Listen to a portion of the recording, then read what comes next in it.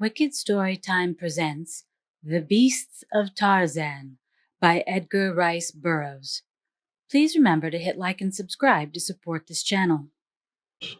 Chapter 1. Kidnapped. The entire affair is shrouded in mystery, said D'Arnot.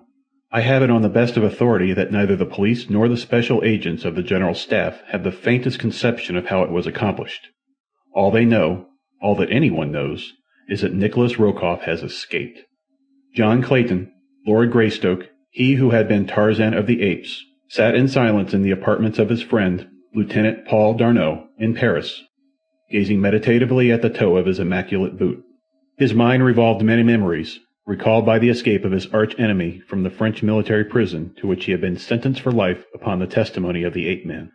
He thought of the lengths to which Rokoff had once gone to compass his death, and he realized that what the man had already done would doubtless be as nothing by comparison with what he would wish and plot to do now that he was again free. Tarzan had recently brought his wife and infant son to London to escape the discomforts and dangers of the rainy season upon their vast estate in Uziri, the land of the savage Waziri warriors whose broad African domains the ape-man once ruled. He had run across the channel for a brief visit with his old friend, but the news of the Russian's escape had already cast a shadow upon his outing, so that though he had but just arrived, he was already contemplating an immediate return to London. "It is not that I fear for myself, Paul," he said at last. "Many times in the past have I thwarted Rokoff's designs upon my life, but now there are others to consider. Unless I misjudge the man, he would more quickly strike at me through my wife or son than directly at me, for he doubtless realizes that in no other way could he inflict greater anguish upon me. I must go back to them at once, and remain with them until Rokoff is recaptured, or dead." As these two talked in Paris, two other men were talking together in a little cottage upon the outskirts of London. Both were dark, sinister-looking men. One was bearded, but the other, whose face bore the pallor of long confinement within doors, had but a few days' growth of black beard upon his face. It was he who was speaking. "You must needs shave off that beard of yours, Alexis," he said to his companion. "With it he would recognize you on the instant. We must separate here in the hour, and when we meet again upon the deck of the Kincaid, let us hope that we shall have with us two honored guests who little anticipate the pleasant voyage we have planned for them. In 2 hours I should be upon my way to Dover with one of them, and by tomorrow night, if you follow my instructions carefully, you should arrive with the other, provided, of course, that he returns to London as quickly as I presume he will. There should be both profit and pleasure as well as other good things to reward our efforts, my dear Alexis. Thanks to the stupidity of the French, they have gone to such lengths to conceal the fact of my escape for these many days that I have had ample opportunity to work out every detail of our little adventure so carefully that there is little chance of the slightest hitch occurring to mar our prospects. And now goodbye and good luck." 3 hours later, a messenger mounted the steps to the apartment of Lieutenant D'Arnot. "A telegram for Lord Greystoke," he said to the servant who answered his summons. "Is he here?" The man answered in the affirmative, and, signing for the message, carried it within to Tarzan, who was already preparing to depart for London.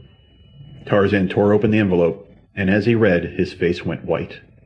"Read it, Paul," he said, handing the slip of paper to D'Arnot. "It has come already." The Frenchman took the telegram and read, "Jack stolen from the garden through complicity of new servant. Come at once. Jane." As Tarzan leaped from the roadster that had met him at the station and ran up the steps to his London townhouse, he was met at the door by a dry-eyed but almost frantic woman. Quickly, Jane Porter Clayton narrated all that she had been able to learn of the theft of the boy. The baby's nurse had been wheeling him in the sunshine on the walk before the house when a closed taxicab drew up at the corner of the street. The woman had paid but passing attention to the vehicle, merely noting that it discharged no passenger, but stood at the curb with the motor running as though waiting for a fare from the residence before which it had stopped. Almost immediately, the new houseman, Carl, had come running from the Greystoke house, saying that the girl's mistress wished to speak with her for a moment, and that she was to leave little Jack in his care until she returned.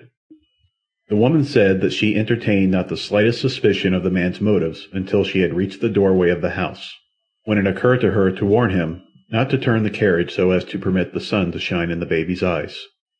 As she turned about to call this to him, she was somewhat surprised to see that he was wheeling the carriage rapidly towards the corner, and at the same time she saw the door of the taxicab open and a swarthy face framed for a moment in the aperture. Intuitively, the danger to the child flashed upon her, and with a shriek she dashed down the steps and up the walk toward the taxicab, into which Carl was now handing the baby to the swarthy one within. Just before she reached the vehicle, Carl leaped in beside his confederate, slamming the door behind him. At the same time, the chauffeur attempted to start his machine, but it was evident that something had gone wrong, as though the gears refused to mesh, and the delay caused by this, while he pushed the lever into reverse and backed the car a few inches before again attempting to go ahead, gave the nurse time to reach the side of the taxicab. Leaping to the running board, she had attempted to snatch the baby from the arms of the stranger, and here, screaming and fighting, she had clung to her position even after the taxicab had got under way. Nor was it until the machine had passed the Greystoke residence at good speed that Carl, with a heavy blow to her face, had succeeded in knocking her to the pavement.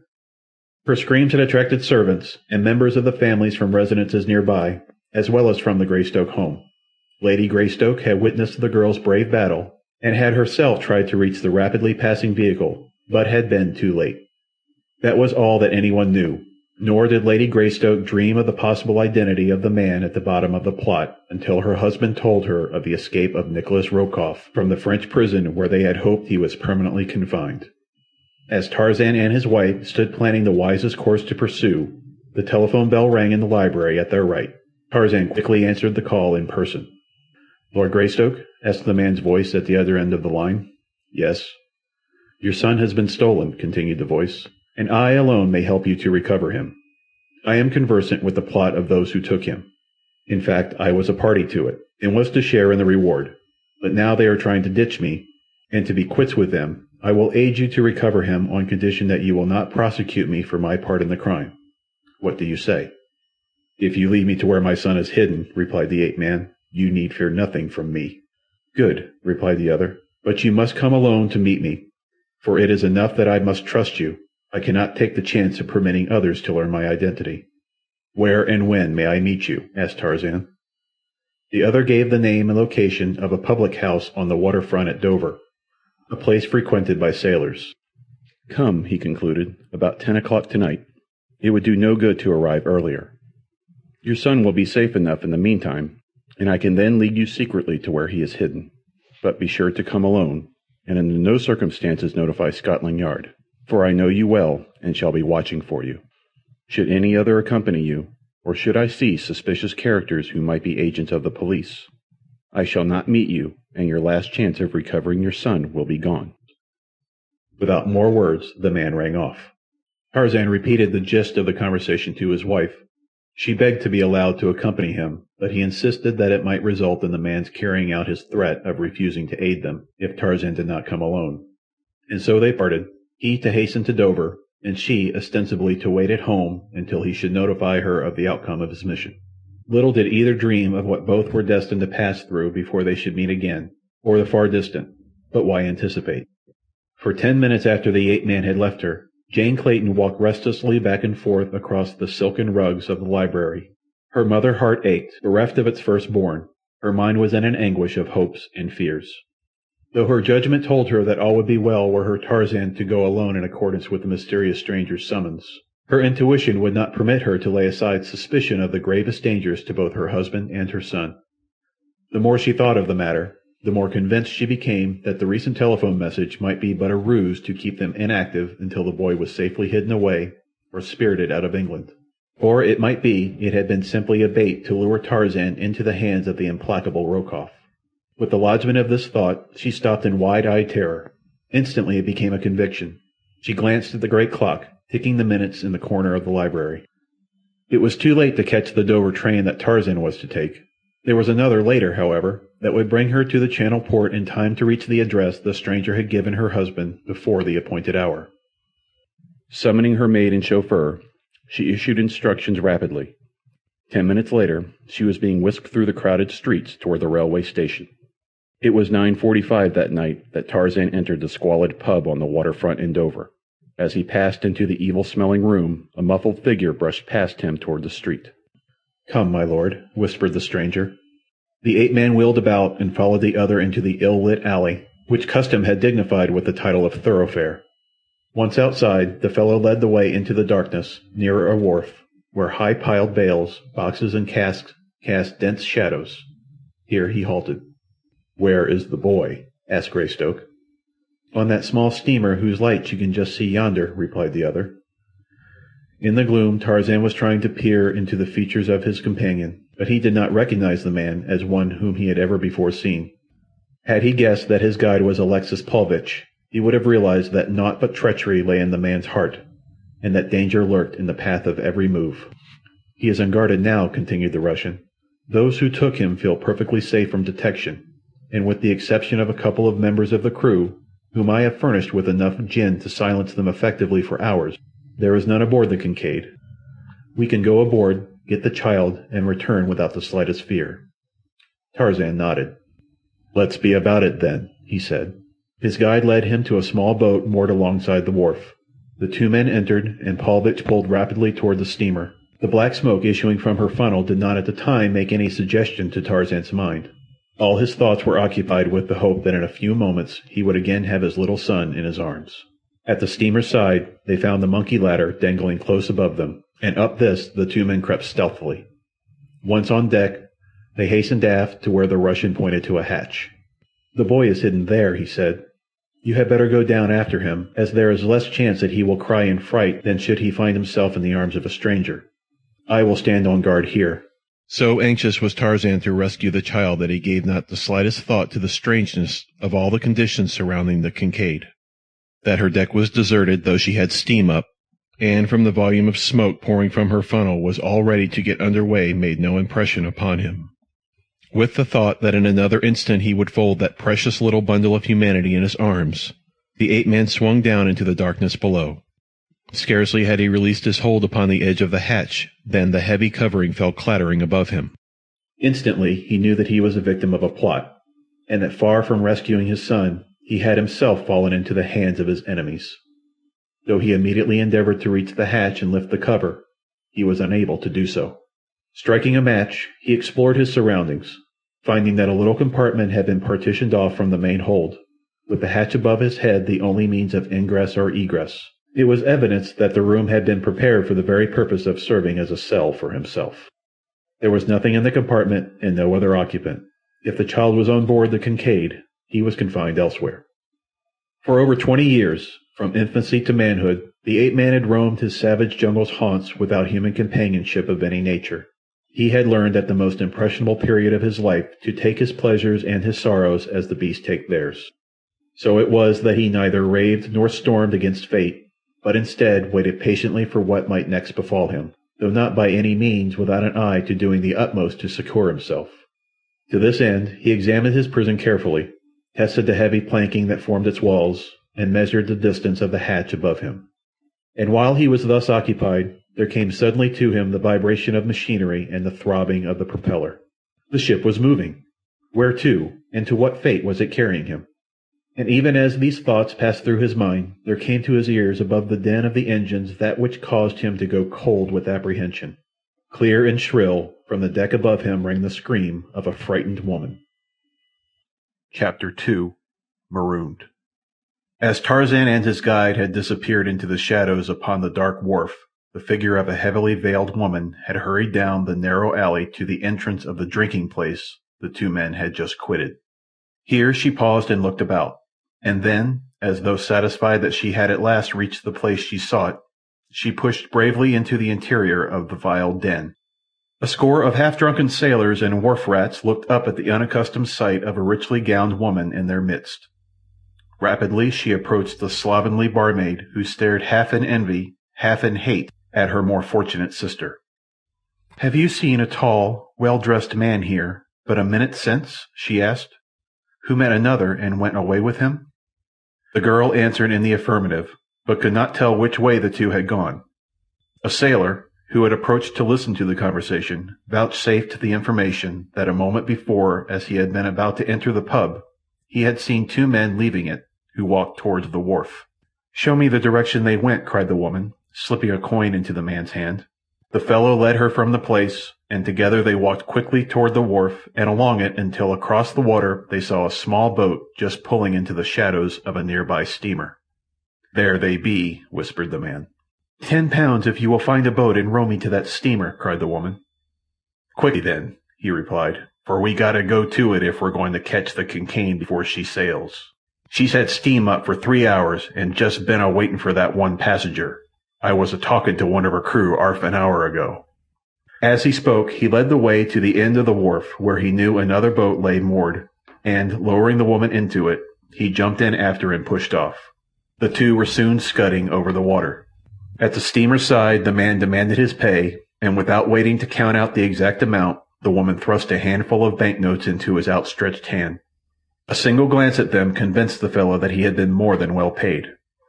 Then he assisted her up the ladder, holding his skiff close to the ship's side against the chance that this profitable passenger might wish to be taken ashore later. But presently the sound of the donkey engine and the rattle of a steel cable on the hoisting drum proclaimed the fact that the Kincaid's anchor was being raised, and a moment later the waiter heard the propellers revolving, and slowly the little steamer moved away from him out into the channel. As he turned to row back to shore, he heard a woman shriek from the ship's deck. "That's what I call rotten luck," he soliloquized. "I might just as well have 'ad the old bloomin' wad." When Jane Clayton climbed to the deck of the Kincaid, she found the ship apparently deserted. There was no sign of those she sought, nor of any other aboard. And so she went about her search for her husband and the child she hoped against hope to find there without interruption. Quickly she hastened to the cabin, which was half above and half below deck. As she hurried down the short companion ladder into the main cabin, on either side of which were the smaller rooms occupied by the officers, she failed to note the quick closing of one of the doors before her. She passed the full length of the main room, and then retracing her steps stopped before each door to listen, furtively trying each latch. All was silence, utter silence there, in which the throbbing of her own frightened heart seemed to her overwrought imagination to fill the ship with its thunderous alarm. One by one the doors opened before her touch, only to reveal empty interiors. In her absorption she did not note the sudden activity upon the vessel, the purring of the engines, the throbbing of the propeller. She had reached the last door upon the right now, and as she pushed it open she was seized from within by a powerful dark-visaged man, and drawn hastily into the stuffy, ill-smelling interior. The sudden shock of fright which the unexpected attack had upon her drew a single piercing scream from her throat. Then the man clapped a hand roughly over the mouth. "Not until we are further from land, my dear," he said. "Then you may yell your pretty head off." Lady Greystoke turned to look into the leering bearded face so close to hers. The man relaxed the pressure of his fingers upon her lips, and with a little moan of terror as she recognized him, the girl shrank away from her captor. "Nikolas Rokoff, M. Tarzan," she exclaimed. "Your devoted admirer," replied the Russian, with a low bow. "My little boy," she said next, ignoring the terms of endearment. "Where is he? Let me have him. How could you be so cruel, even as you, Nikolas Rokoff, cannot be entirely devoid of mercy and compassion? Tell me where he is. Is he aboard this ship? Oh, please, if such a thing as a heart beats within your breast, take me to my baby." "If you do as you are bid, no harm will befall him," replied Rokoff. "But remember that it is your own fault that you are here. You came aboard voluntarily, and you may take the consequences. I little thought," he added to himself, "that any such good luck as this would come to me." He went on deck then, locking the cabin door upon his prisoner, and for several days she did not see him. The truth of the matter being that Nikolas Rokoff was so poor a sailor that the heavy seas the Kincaid encountered from the very beginning of her voyage sent the Russian to his berth with a bad attack of seasickness. During this time her only visitor was an uncouth Swede, the Kincaid's unsavory cook, who brought her meals to her. His name was Sven Anderson, his one pride being that his patronymic was spelt with a double S. The man was tall and raw-boned, with a long yellow mustache, an unwholesome complexion, and filthy nails. The very sight of him, with one grimy thumb buried deep in the lukewarm stew that seemed from the frequency of its repetition to constitute the pride of his culinary art, was sufficient to take away the girl's appetite. His small, blue, close-set eyes never met hers squarely. There was a shiftiness of his whole appearance that even found expression in the cat-like manner of his gait, and to it all a sinister suggestion was added by the long, slim knife that always rested at his waist, slipped through the greasy cord that supported his soiled apron. Ostensibly, it was but an implement of his calling, but the girl could never free herself of the conviction that it would require less provocation to witness it put to other and less harmless uses. His manner toward her was surly, yet she never failed to meet him with a pleasant smile and a word of thanks when he brought her food to her, though more often than not she hurled the bulk of it through the tiny cabin port the moment that the door closed behind him. During the days of anguish that followed Jane Clayton's imprisonment, but two questions were uppermost in her mind: the whereabouts of her husband and her son. She fully believed that the baby was aboard the Kincaid, provided that he still lived, but whether Tarzan had been permitted to live after having been lured aboard the evil craft she could not guess. She knew, of course, the deep hatred that the Russian felt for the Englishman, and she could think of but one reason for having him brought aboard the ship: to dispatch him in comparative safety in revenge for his having thwarted Rokoff's pet schemes, and for having been at last the means of landing him in a French prison. Tarzan, on his part, lay in the darkness of his cell, ignorant of the fact that his wife was a prisoner in the cabin almost above his head. The same Swede that served Jane brought his meals to him, but, though on several occasions Tarzan had tried to draw the man into conversation, he had been unsuccessful. He had hoped to learn through this fellow whether his little son was aboard the Kincaid, but to every question upon this or kindred subjects the fellow returned but one reply: "I think it blow pretty soon pretty hard." So after several attempts Tarzan gave it up. For weeks that seemed months to the two prisoners, the little steamer forged on they knew not where. Once the Kincaid stopped to coal, only immediately to take up the seemingly interminable voyage. Rokoff had visited Jane Clayton but once since he had locked her in the tiny cabin. He had come gaunt and hollow-eyed from a long siege of seasickness. The object of his visit was to obtain from her her personal check for a large sum in return for a guarantee of her personal safety, and return to England. "When you set me down safely in any civilized port, together with my son and my husband," she replied, "I will pay you in gold twice the amount you ask. But until then you shall not have a cent, nor the promise of a cent, under any other conditions." "You will give me the check I ask," he replied with a snarl, "or neither you, nor your child, nor your husband will ever again set foot within any port, civilized or otherwise." "I would not trust you," she replied. "What guarantee have I that you would not take my money and then do as you please with me and mine, regardless of your promise?" "I think you will do as I bid," he said, turning to leave the cabin. "Remember that I have your son. If you chance to hear the agonized wail of a tortured child, it may console you to reflect that it is because of your stubbornness that the baby suffers, and that it is your baby." "You would not do it," cried the girl. "You would not, could not, be so fiendishly cruel." "It is not I that am cruel, but you," he returned, "for you permit a paltry sum of money to stand between your baby and immunity from suffering." The end of it was that Jane Clayton wrote out a check of large denomination and handed it to Nikolas Rokoff, who left her cabin with a grin of satisfaction upon his lips. The following day the hatch was removed from Tarzan's cell, and as he looked up he saw Paulvitch's head framed in the square of light above him. "Come up," commanded the Russian, "but bear in mind that you will be shot if you make a single move to attack me or any other aboard the ship." The ape-man swung himself lightly to the deck. About him, but at a respectful distance, stood a half-dozen sailors armed with rifles and revolvers. Facing him was Paulvitch. Tarzan looked about for Rokoff, who he felt sure must be aboard, but there was no sign of him. "Lord Greystoke," commenced the Russian, "by your continued and wanton interference with M. Rokoff and his plans, you have at last brought yourself and your family to this unfortunate extremity. You have only yourself to thank. As you may imagine, it has cost M. Rokoff a large amount of money to finance this expedition, and, as you are the sole cause of it, he naturally looks to you for reimbursement. Further, I may say that only by meeting M. Rokoff's just demands may you avert the most unpleasant consequences to your wife and child, and at the same time retain your own life and regain your liberty." "What is the amount?" asked Tarzan, "and what assurance have I that you will live up to your end of the agreement? I have little reason to trust two such scoundrels as you and Rokoff, you know." The Russian flushed. "You are in no position to deliver insults," he said. "You have no assurance that we will live up to our agreement other than my word. But you have before you the assurance that we can make short work of you if you do not write out the check we demand. Unless you are a greater fool than I imagine, you should know that there is nothing that would give us greater pleasure than to order these men to fire. That we do not is because we have other plans for punishing you that would be entirely upset by your death." "Answer one question," said Tarzan. Is my son on board this ship?"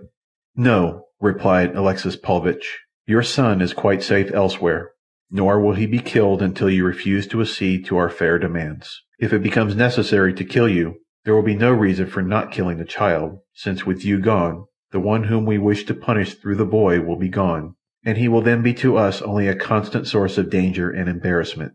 You see, therefore, that you may only save the life of your son by saving your own, and you can only save your own by giving us the check we ask." "Very well," replied Tarzan, for he knew that he could trust them to carry out any sinister threat that Paulvitch had made, and there was a bare chance that by conceding their demands he might save the boy. That they would permit him to live after he had appended his name to the check never occurred to him as being within the realms of probability, but he was determined to give him such a battle as they would never forget, and possibly to take Paulvitch with him into eternity. He was only sorry that it was not Rokoff. He took his pocket checkbook and fountain pen from his pocket. "What is the amount?" he asked. Paulvitch named an enormous sum. Tarzan could scarce restrain a smile. Their very cupidity was to prove the means of their undoing, in the matter of the ransom at least. Purposely he hesitated and haggled over the amount, but Paulvitch was obdurate. Finally the ape-man wrote out his check for a larger sum than stood to his credit at the bank. As he turned to hand the worthless slip of paper to the Russian, his glance chanced to pass across the starboard bow of the Kincaid. To his surprise, he saw that the ship lay within a few hundred yards of land. Almost down to the water's edge ran a dense tropical jungle, and behind was a higher land clothed in forest. Paulvitch noted the direction of his gaze. "You are to be set at liberty here," he said. Tarzan's plan for immediate physical revenge upon the Russian vanished. He thought the land before him the mainland of Africa, and he knew that should they liberate him here, he could doubtless find his way to civilization with comparative ease. Paulvitch took the check. "Remove your clothing," he said to the ape-man. "Here you will not need it." Tarzan demurred.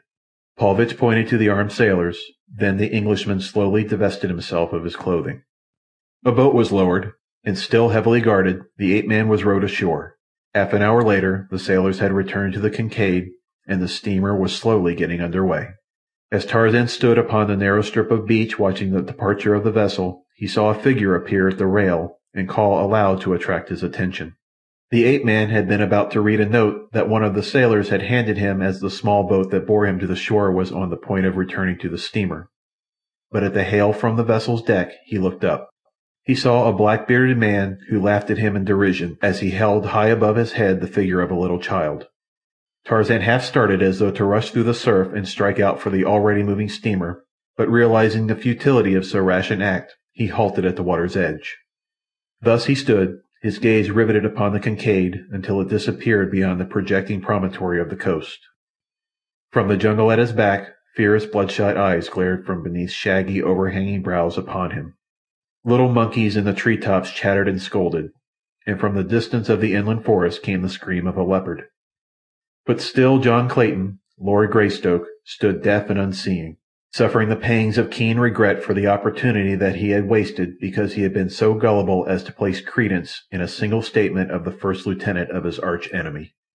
"I have at least," he thought, "one consolation, the knowledge that Jane is safe in London. Thank heaven she, too, did not fall into the clutches of those villains."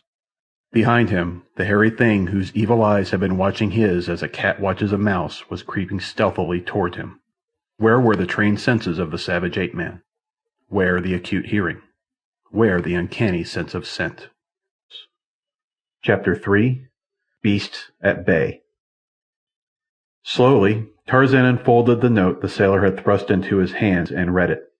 At first it made little impression on his sorrow-numbed senses, but finally the full purport of the hideous plot of revenge unfolded itself before his imagination. "This will explain to you," the note read, "the exact nature of my intentions relative to your offspring and you. You were born an ape. You live naked in the jungle. To your own we have returned you. But your son shall rise a step above his sire. It is the immutable law of evolution. The father was a beast, but the son shall be a man. He shall take the next ascending step in the scale of progress. He shall be no naked beast of the jungle, but shall wear a loincloth and copper anklets, and perchance a ring in his nose, for he is to be reared by men, a tribe of savage cannibals. I might have killed you, but that would have curtailed the full measure of the punishment you have earned at my hands. Dead, you could not have suffered in the knowledge of your son's plight. But living, and in a place from which you may not escape to seek or succour your child, you shall suffer worse than death for all the years of your life in contemplation of the horrors of your son's existence. This, then, is to be a part of your punishment for having dared to pit yourself against N.R. P.S. The balance of your punishment has to do with what shall presently befall your wife. That I shall leave to your imagination. As he finished reading, a slight sound behind him brought him back with a start to the world of present realities. Instantly his senses awoke, and he was again Tarzan of the apes. As he wheeled about, it was a beast at bay, vibrant with the instinct of self-preservation, that faced a huge bull-ape that was already charging down upon him. The 2 years that had elapsed since Tarzan had come out of the savage forest with his rescued mate had witnessed slight diminution of the mighty powers that had made him the invincible lord of the jungle.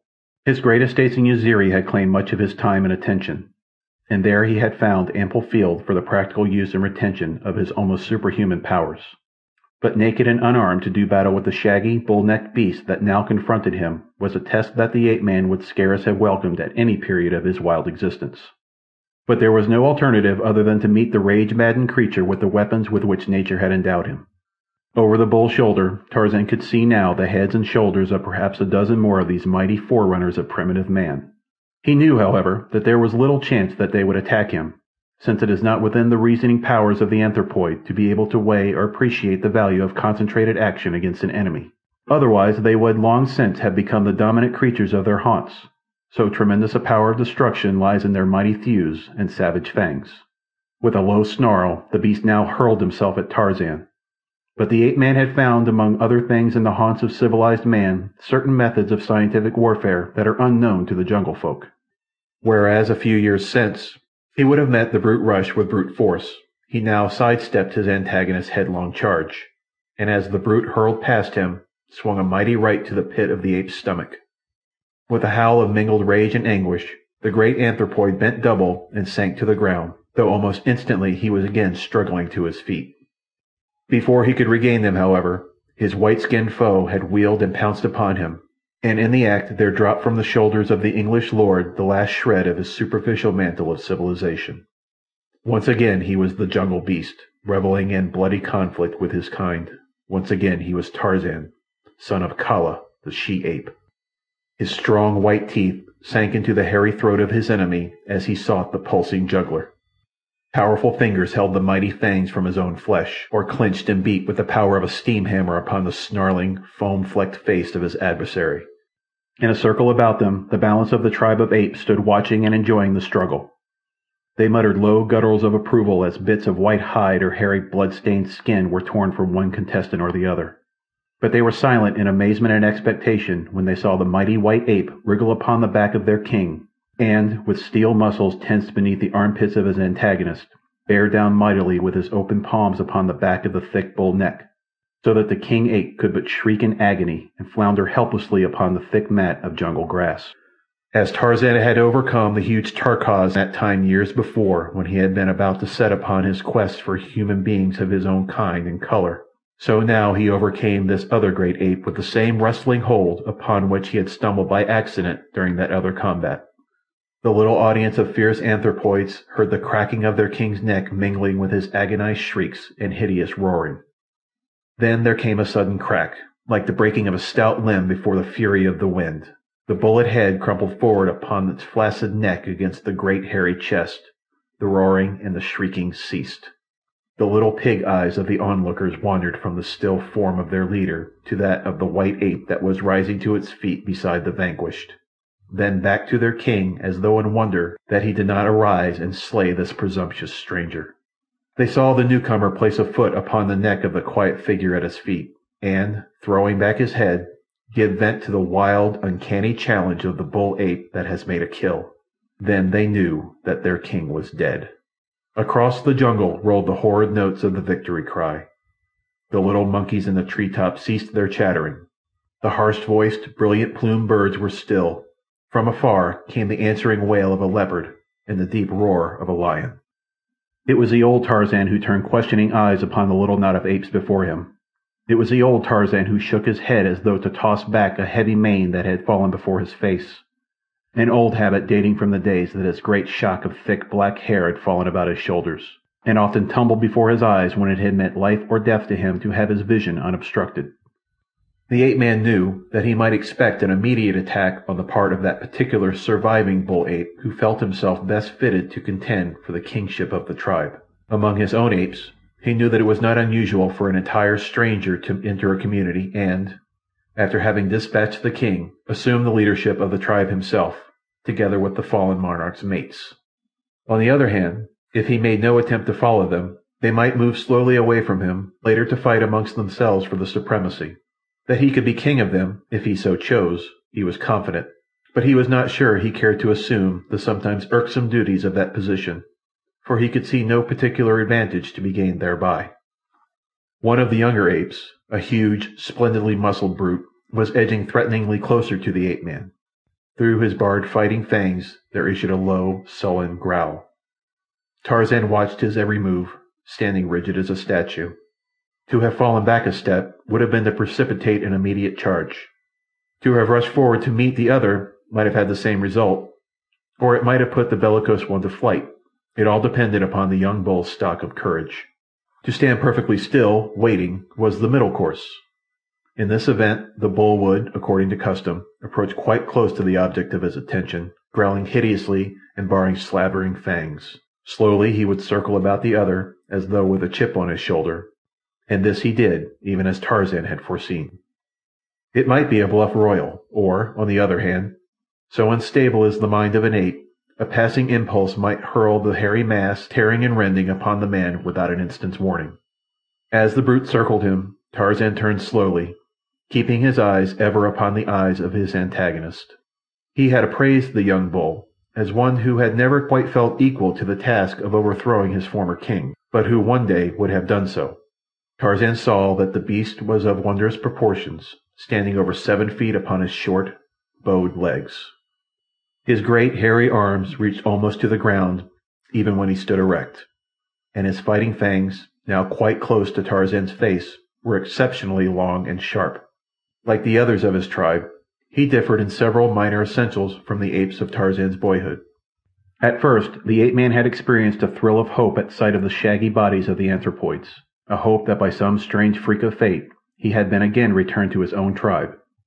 But a closer inspection had convinced him that these were another species, as the threatening bull continued his stiff and jerky circling of the ape-man, much after the manner that you have noted among dogs when a strange canine comes among them.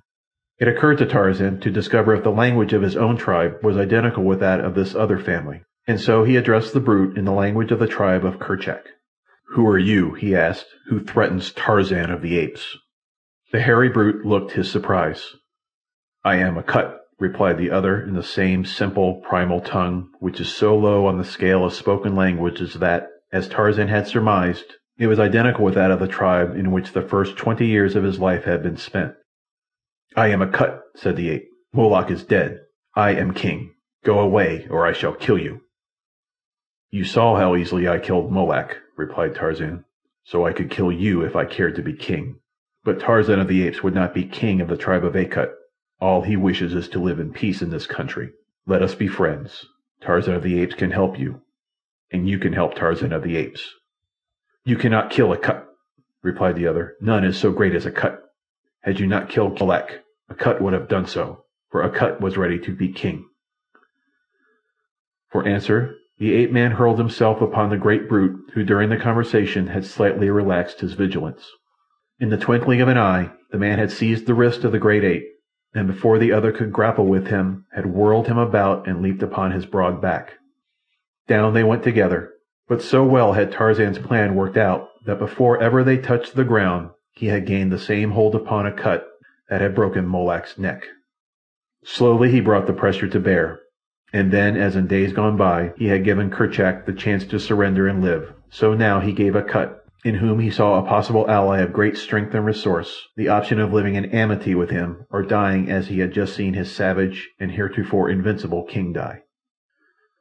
"Kagoda," whispered Tarzan to the ape beneath him. It was the same question that he had whispered to Kerchak, and in the language of the apes it means broadly, "Do you surrender?" Akut thought of the creaking sound he had heard just before Molak's thick neck had snapped, and he shuddered. He hated to give up the kingship, though, so again he struggled to free himself. But a sudden torturing pressure upon his vertebra brought an agonized "Kagoda" from his lips. Tarzan relaxed his grip a trifle. "You may still be king, Akut," he said. "Tarzan told you that he did not wish to be king. If any question your right, Tarzan of the Apes will help you in your battles." The ape-man rose, and Akut came slowly to his feet. Shaking his bullet head and growling angrily, he waddled toward his tribe, looking first at one and then at another of the larger bulls who might be expected to challenge his leadership. But none did so. Instead, they drew away as he approached, and presently the whole pack moved off into the jungle, and Tarzan was left alone once more upon the beach. The ape-man was sore from the wounds that Molak had inflicted upon him, but he was inured to physical suffering, and endured it with the calm and fortitude of the wild beast that had taught him to lead the jungle life after the manner of all those that are born to it. His first need, he realized, was for weapons of offense and defense, for his encounter with the apes, and the distant notes of the savage voices of Numa the lion and Sheeta the panther warned him that this was to be no life of indolent ease and security. It was but a return to the old existence of constant bloodshed and danger, to the hunting and being hunted. Grim beasts would stalk him, as they had stalked him in the past, and never would there be a moment, by savage day or by cruel night, that he might not have an instant need of such crude weapons as he could fashion from the materials at hand. Upon the shore he found an outcropping of brittle igneous rock. By dint of much labor he managed to chip off a narrow sliver some 12 inches long by 1/4 of an inch thick. One edge was quite thin for a few inches near the tip. It was the rudiment of a knife. With it he went into the jungle, searching until he found a fallen tree of a certain species of hardwood with which he was familiar. From this he cut a small straight branch, which he pointed at one end. Then he scooped a small round hole in the surface of the prostrate trunk. Into this he crumbled a few bits of dry bark minutely shredded, after which he inserted the tip of his pointed stick, and sitting astride the bole of the tree, spun the slender rod rapidly between his palms. After a time a thin smoke rose from the little mass of tinder, and a moment later the whole broke into flame. Heaping some larger twigs and sticks upon the tiny fire, Tarzan soon had quite a respectable blaze roaring in the enlarging cavity of the dead tree. Into this he thrust the blade of his stone knife, and as it became superheated, he would withdraw it, touching a spot near the thin edge with a drop of moisture. Beneath the wetted area, a little flake of the glassy material would crack and scale away. Thus, very slowly, the ape-man commenced the tedious operation of putting a thin edge upon his primitive hunting knife. He did not attempt to accomplish the feat all in one sitting. At first he was content to achieve a cutting edge of a couple of inches, with which he cut a long, pliable bow, a handle for his knife, a stout cudgel, and a goodly supply of arrows. These he cached in a tall tree beside a little stream, and here also he constructed a platform with a roof of palm leaves above it. When all these things had been finished, it was growing dusk, and Tarzan felt a strong desire to eat. He had noted during the brief incursion he had made into the forest that a short distance upstream from his tree there was a much-used watering place where, from the trampled mud of either bank, it was evident beasts of all sorts and in great numbers came to drink. To this spot the hungry ape-man made his silent way. Through the upper terrace of the tree-tops he swung with the grace and ease of a monkey. But for the heavy burden upon his heart he would have been happy in this return to the old free life of his boyhood.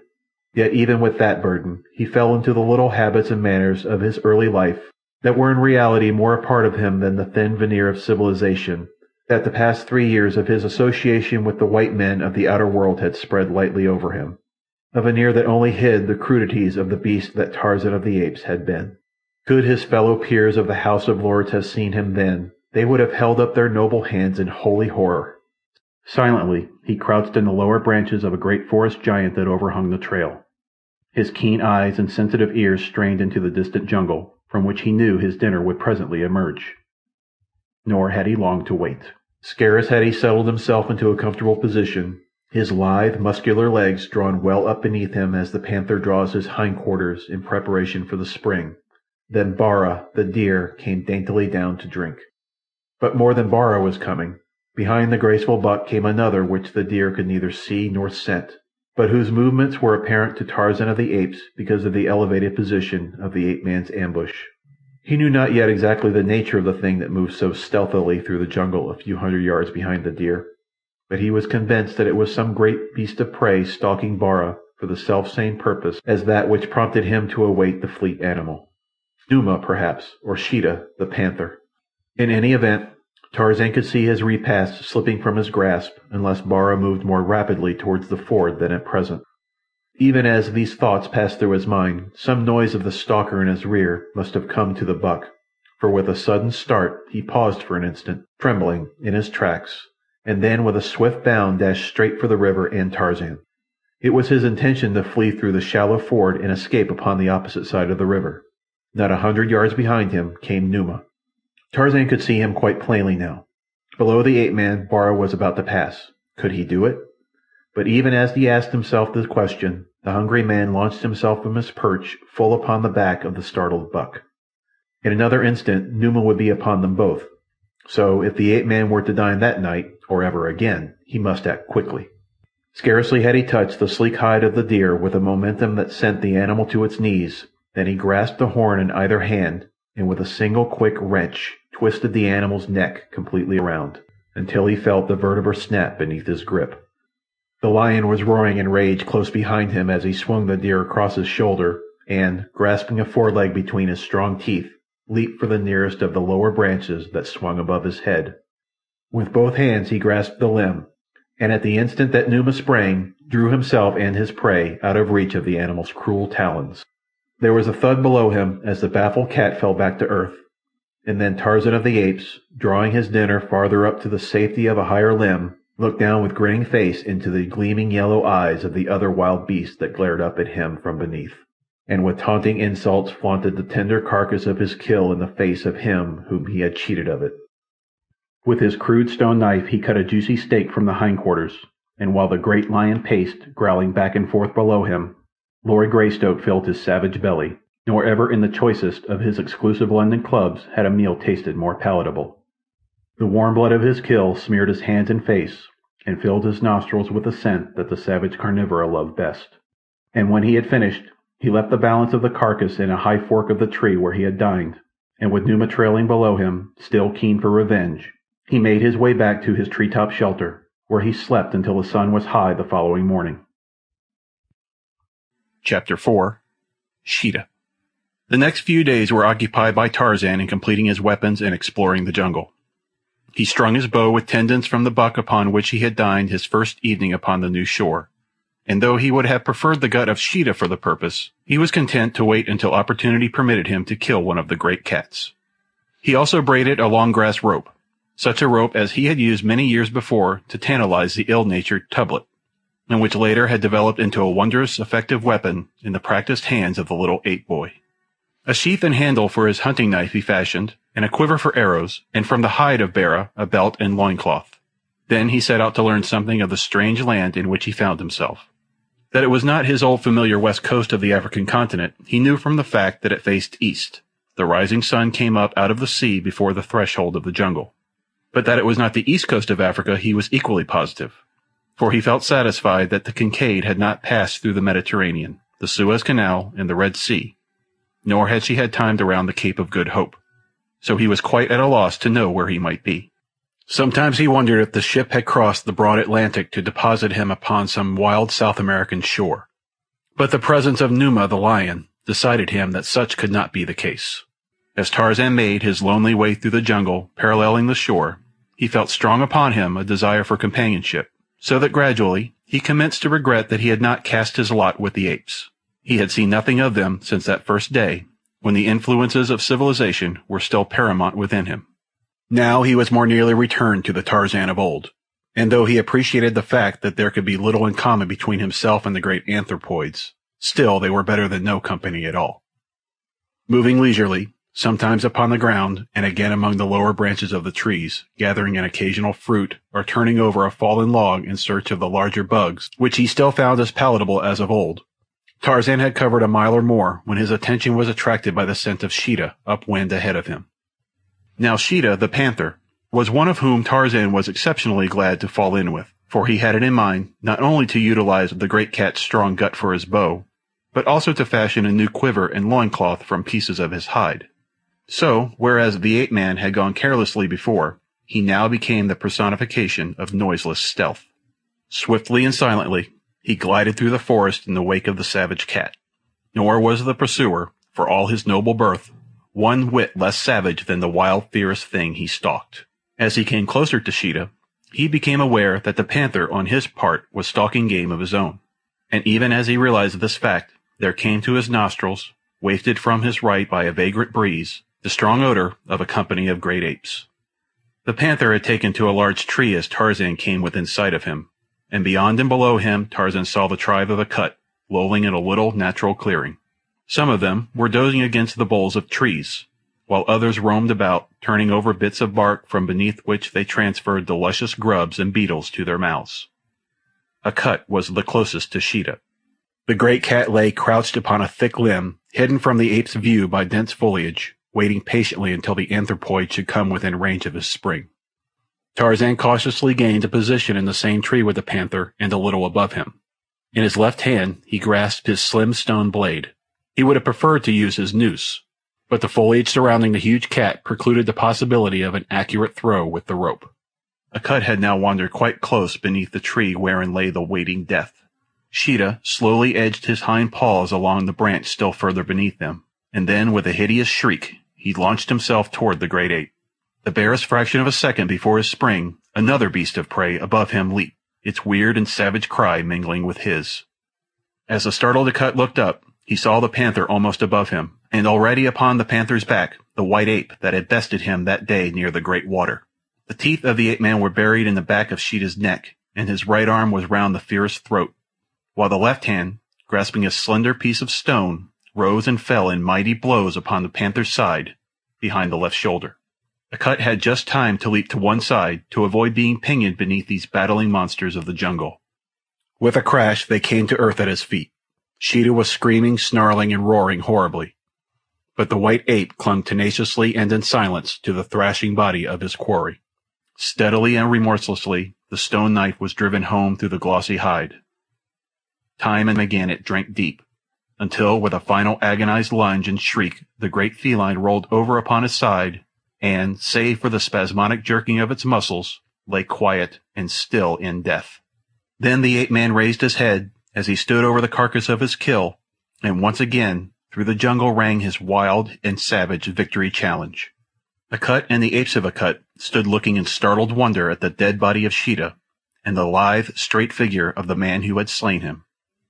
Tarzan was the first to speak. He had saved Akut's life for a purpose, and, knowing the limitations of the ape intellect, he also knew that he must make this purpose plain to the anthropod if it were to serve him in the way he hoped. "I am Tarzan of the Apes," he said. "Mighty hunter, mighty fighter. By the great water I spared Akut's life when I might have taken it and become king of the tribe of Akut. Now I have saved Akut from death beneath the rending fangs of Sheeta. When Akut or the tribe of Akut is in danger, let them call to Tarzan thus," and the ape-man raised the hideous cry with which the tribe of Kerchak had been wont to summon its absent members in times of peril. "And," he continued, "when they hear Tarzan call to them, let them remember what he has done for Akut and come to him with great speed. Shall it be as Tarzan says?" "Huh!" ascended Akut, and from the members of his tribe there rose a unanimous "huh." Then presently they went to feeding again as though nothing had happened, and with them fed John Clayton, Lord Greystoke. He noticed, however, that Akut kept always close to him, and was often looking at him with a strange wonder in his little bloodshot eyes. And once he did a thing that Tarzan during all his long years among the apes had never before seen an ape do. He found a particularly tender morsel and handed it to Tarzan. As the tribe hunted, the glistening body of the ape-man mingled with the brown, shaggy hides of his companions. Oftentimes they brushed together in passing, but the apes had already taken his presence for granted, so that he was as much one of them as Akut himself. If he came too close to a she with a young baby, the former would bare her great fighting fangs and growl ominously, and occasionally a truculent young bull would snarl a warning if Tarzan approached while the former was eating. But in those things the treatment was no different from that which they accorded any other member of the tribe. Tarzan, on his part, felt very much at home with these fierce, hairy progenitors of primitive man.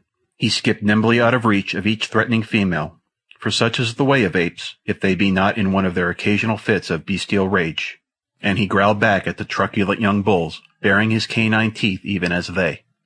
Thus easily he fell back into the way of his early life, nor did it seem that he had ever tasted association with creatures of his own kind.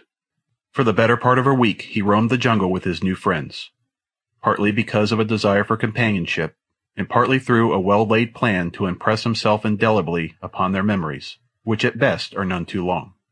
For Tarzan from past experience knew that it might serve him in good stead to have a tribe of these powerful and terrible beasts at his call. When he was convinced that he had succeeded to some extent in fixing his identity upon them, he decided to again take up his exploration. To this end, he set out toward the north early one day, and keeping parallel with the shore, traveled rapidly until almost nightfall. When the sun rose the next morning, he saw that it lay almost directly to his right as he stood upon the beach, instead of straight out across the water as heretofore, and so he reasoned that the shoreline had trended toward the west. All the second day he continued his rapid course, and when Tarzan of the Apes sought speed, he passed through the middle terrace of the forest with the rapidity of a squirrel. That night the sun set straight out across the water opposite the land, and then the ape-man guessed at last the truth that he had been suspecting. Rokoff had set him ashore upon an island. He might have known it. If there was any plan that would render his position more harrowing, he should have known that such would be the one adopted by the Russian, and what could be more terrible than to leave him to a lifetime of suspense upon an uninhabited island? Rokoff doubtless had sailed directly to the mainland, where it would be a comparatively easy thing for him to find the means of delivering the infant Jack into the hands of the cruel and savage foster parents, who, as his note had threatened, would have the upbringing of the child. Tarzan shuddered as he thought of the cruel suffering the little one must endure in such a life, even though he might fall into the hands of individuals whose intention towards him were of the kindest. The ape-man had had sufficient experience with the lower savages of Africa to know that even there may be found the cruder virtues of charity and humanity, but their lives were at best but a series of terrible privations, dangers, and sufferings. Then there was the horrid after-fate that awaited the child as he grew to manhood. The horrible practices that would form a part of his life training would alone be sufficient to bar him forever from association with those of his own race and station in life.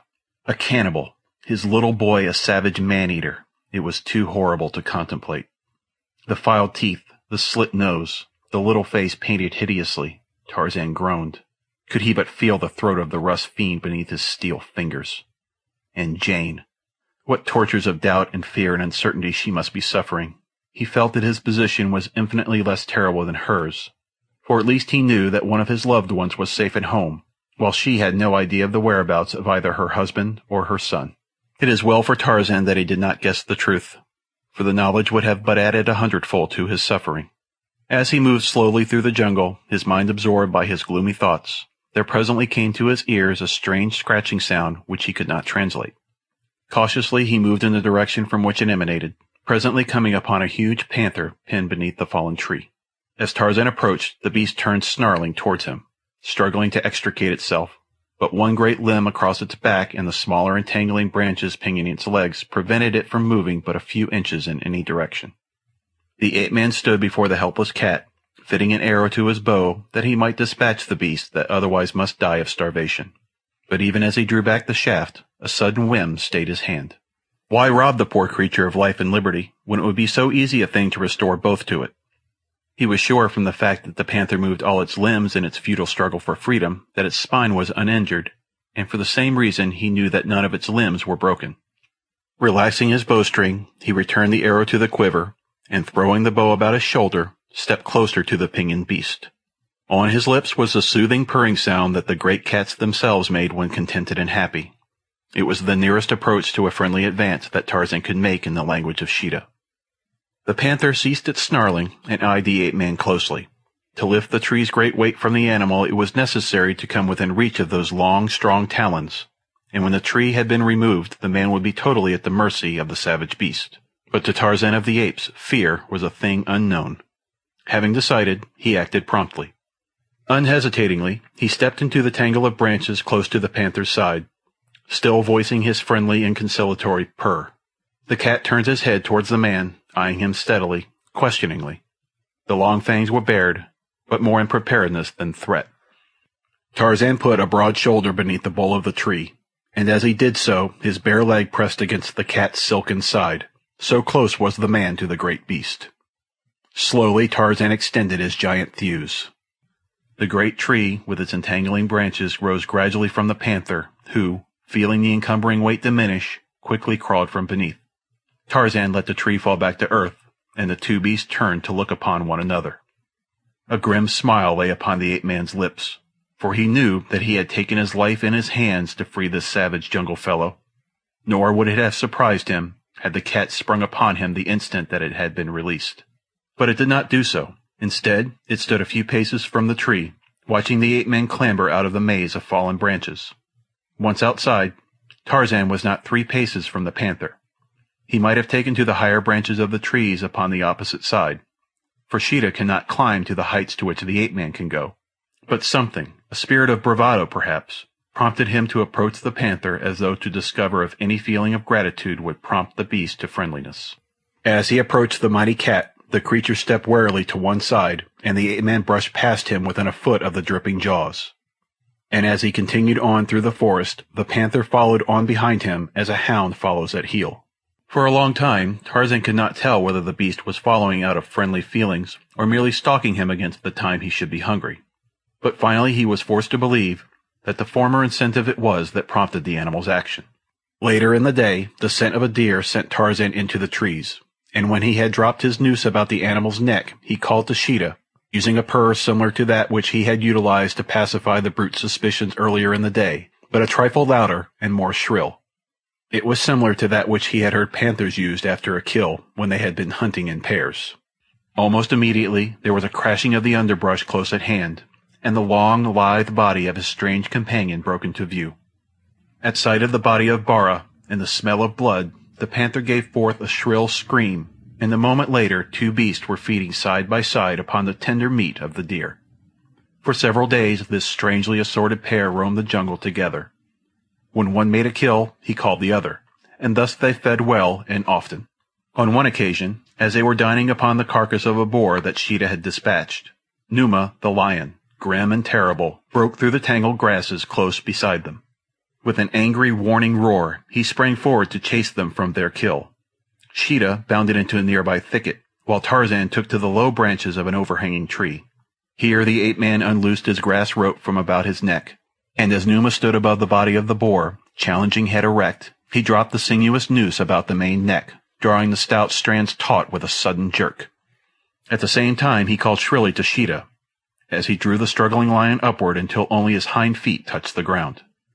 Quickly he made the rope fast to a stout branch, and as the panther, in answer to his summons, leaped into sight, Tarzan dropped to the earth beside the struggling and infuriated Numa, and with a long sharp knife sprang upon him at one side even as Sheeta did upon the other. The panther tore and rent Numa upon the right, while the ape-man struck home with his stone knife upon the other, so that before the mighty clawing king of beasts had succeeded in parting the rope, he hung quite dead and harmless in the noose. And then upon the jungle air there rose in unison from 2 savage throats the victory cry of the bull-ape and the panther, blended into one frightful and uncanny scream. As the last notes died away in a long-drawn, fearsome wail, a score of painted warriors, drawing their long war-canoe upon the beach, halted to stare in the direction of the jungle and to listen. Chapter 5. Mugambi. By the time that Tarzan had traveled entirely about the coast of the island, and made several trips inland from various points, he was sure that he was the only human being upon it. Nowhere had he found any sign that men had stopped even temporarily upon this shore, though of course he knew that so quickly does the rank vegetation of the tropics erase all but the most permanent of human monuments, that he might be in error in his deductions. The day following the killing of Numa, Tarzan and Sheeta came upon the tribe of Akut. At sight of the panther, the great apes took to flight, but after a time Tarzan succeeded in recalling them. It had occurred to him that it would be at least an interesting experiment to attempt to reconcile these hereditary enemies. He welcomed anything that would occupy his time and his mind beyond the filling of his belly and the gloomy thoughts to which he fell prey the moment that he became idle. To communicate his plan to the apes was not a particularly difficult matter, though their narrow and limited vocabulary was strained in the effort. But to impress upon the little, wicked brain of Sheeta that he was to hunt with and not for his legitimate prey proved a task almost beyond the powers of the ape-man.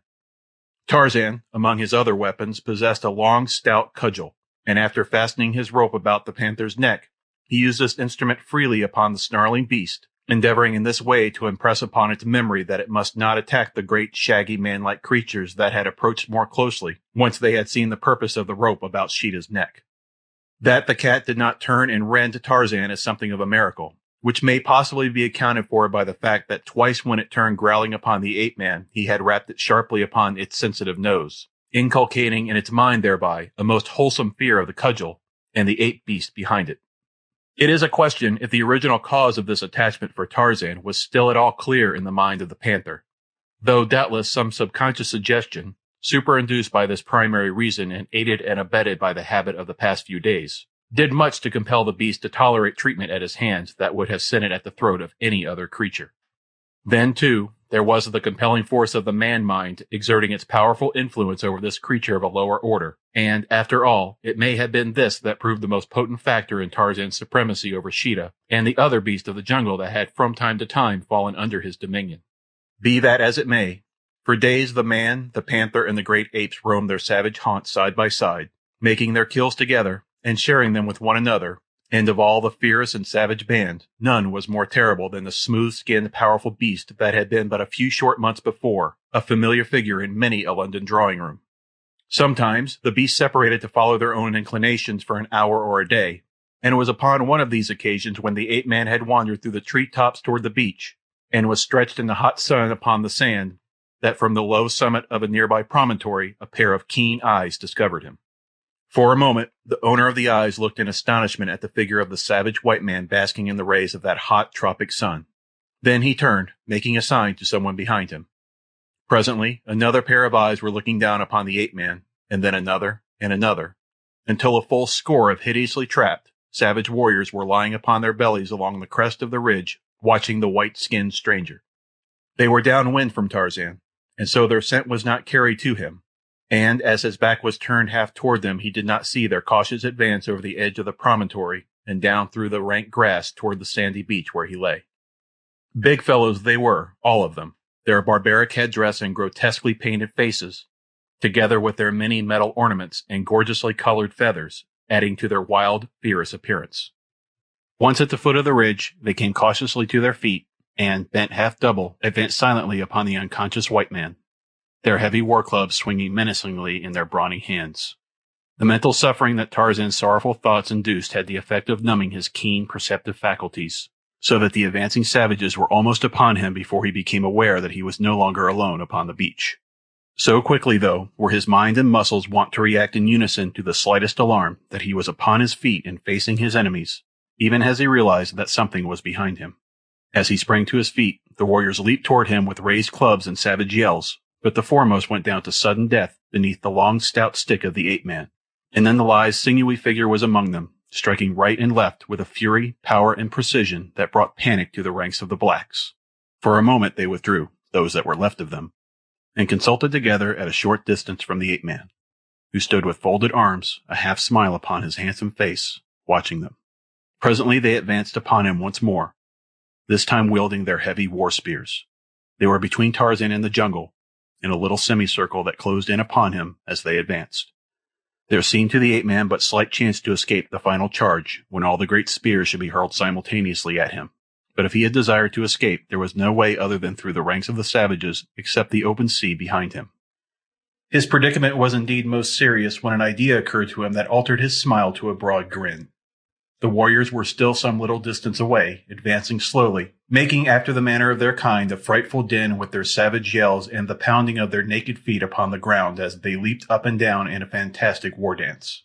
Then it was that the ape-man lifted his voice in a series of wild, weird screams that brought the blacks to a sudden, perplexed halt. They looked at one another questioningly, for here was a sound so hideous that their own frightful din faded into insignificance beside it. No human throat could have formed those bestial notes, they were sure. And yet with their own eyes they had seen this white man open his mouth to pour forth his awful cry.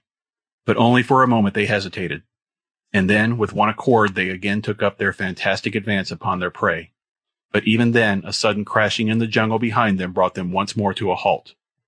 And as they turned to look in the direction of this new noise, there broke upon their startled visions a sight that may well have frozen the blood of braver men than the Wagambi. Leaping from the tangled vegetation of the jungle's rim came a huge panther, with blazing eyes and bared fangs. And in his wake, a score of mighty, shaggy apes, lumbering rapidly toward them, half erect upon their short, bowed legs, and with their long arms reaching to the ground, where their horny knuckles bore the weight of their ponderous bodies as they lurched from side to side in their grotesque advance. The beast of Tarzan had come in answer to his call. Before the Wagambi could recover from their astonishment, the frightful horde was upon them from one side and Tarzan of the Apes from the other. Heavy spears were hurled and mighty war clubs wielded, and though apes went down never to rise, so too went down the men of Ugambi. Sheeta's cruel fangs and tearing talons ripped and tore at the black hides. Akut's mighty yellow tusks found the jugular of more than one sleek-skinned savage, and Tarzan of the Apes was here and there and everywhere, urging on his fierce allies and taking a heavy toll with his long, slim knife. In a moment, the blacks had scattered for their lives, but of the score that had crept down the grassy sides of the promontory, only a single warrior managed to escape the horde that had overwhelmed his people. This one was Mugambi, chief of the Wagambi of Ugambi, and as he disappeared in the tangled luxuriousness of the rank growth upon the ridge's summit, only the keen eyes of the ape-man saw the direction of his flight. Leaving his pack to eat their fill upon the flesh of their victims, flesh that he could not touch, Tarzan of the Apes pursued the single survivor of the bloody fray. Just beyond the ridge, he came within sight of the fleeing black, making with headlong leaps for a long war canoe that was drawn up well upon the beach above the high-tide surf. Noiseless as the fellow's shadow, the ape-man raced after the terror-stricken black. In the white man's mind was a new plan, awakened by sight of the war canoe. If these men had come to his island from another, or from the mainland, why not utilize their craft to make his way to the country from which they had come? Evidently it was an inhabited country, and no doubt had occasional intercourse with the mainland, if it were not itself upon the continent of Africa. A heavy hand fell upon the shoulder of the escaping Mugambi before he was aware that he was being pursued, and as he turned to do battle with his assailant, giant fingers closed about his wrist, and he was hurled to earth with a giant astride him before he could strike a blow in his own defense. In the language of the West Coast, Tarzan spoke to the prostrate man beneath him. "Who are you?" he asked. "Wagambi, chief of the Wagambi," replied the black. "I will spare your life," said Tarzan, "if you will promise to help me leave this island. What do you answer?" "I will help you," replied Mugambi. "But now that you have killed all my warriors, I do not know that even I can leave your country, for there will be none to wield the paddles, and without paddlers we cannot cross the water." Tarzan rose and allowed his prisoner to come to his feet. The fellow was a magnificent specimen of manhood, a black counterpart in physique of the splendid white man whom he faced. "Come," said the ape-man, and started back in the direction from which they could hear the snarling and growling of the feasting pack. Mugambi drew back. "They will kill us," he said. "I think not," replied Tarzan. "They are mine." Still the black hesitated, fearful of the consequences of approaching the terrible creatures that were dining upon the bodies of his warriors. But Tarzan forced him to accompany him, and presently the two emerged from the jungle in full view of the grisly spectacle upon the beach. At sight of the men, the beast looked up with menacing growls, but Tarzan strode in among them, dragging the trembling Wagambi with him. As he had taught the apes to accept Sheeta, so he taught them to adopt Mugambi as well, and much more easily. But Sheeta seemed quite unable to understand that though he had been called upon to devour Mugambi's warriors, he was not allowed to proceed after the same fashion with Mugambi. However, being well filled, he contented himself with walking round the terror-stricken savage, emitting low, menacing growls the while he kept his flaming, baleful eyes riveted upon the black. Mugambi, on his part, clung closely to Tarzan, so that the ape-man could scarce control his laughter at the pitiable condition to which the chief's fear had reduced him. But at length the white took the great cat by the scruff of the neck, and, dragging it quite close to the Wagambi, slapped it sharply upon the nose each time that it growled at the stranger. At the sight of the thing, a man mauling with his bare hands, one of the most relentless and fierce of the jungle carnivora, Mugambi's eyes bulged from their sockets, and from entertaining a sullen respect for the giant white man who had made him prisoner, the black felt an almost worshipping awe of Tarzan.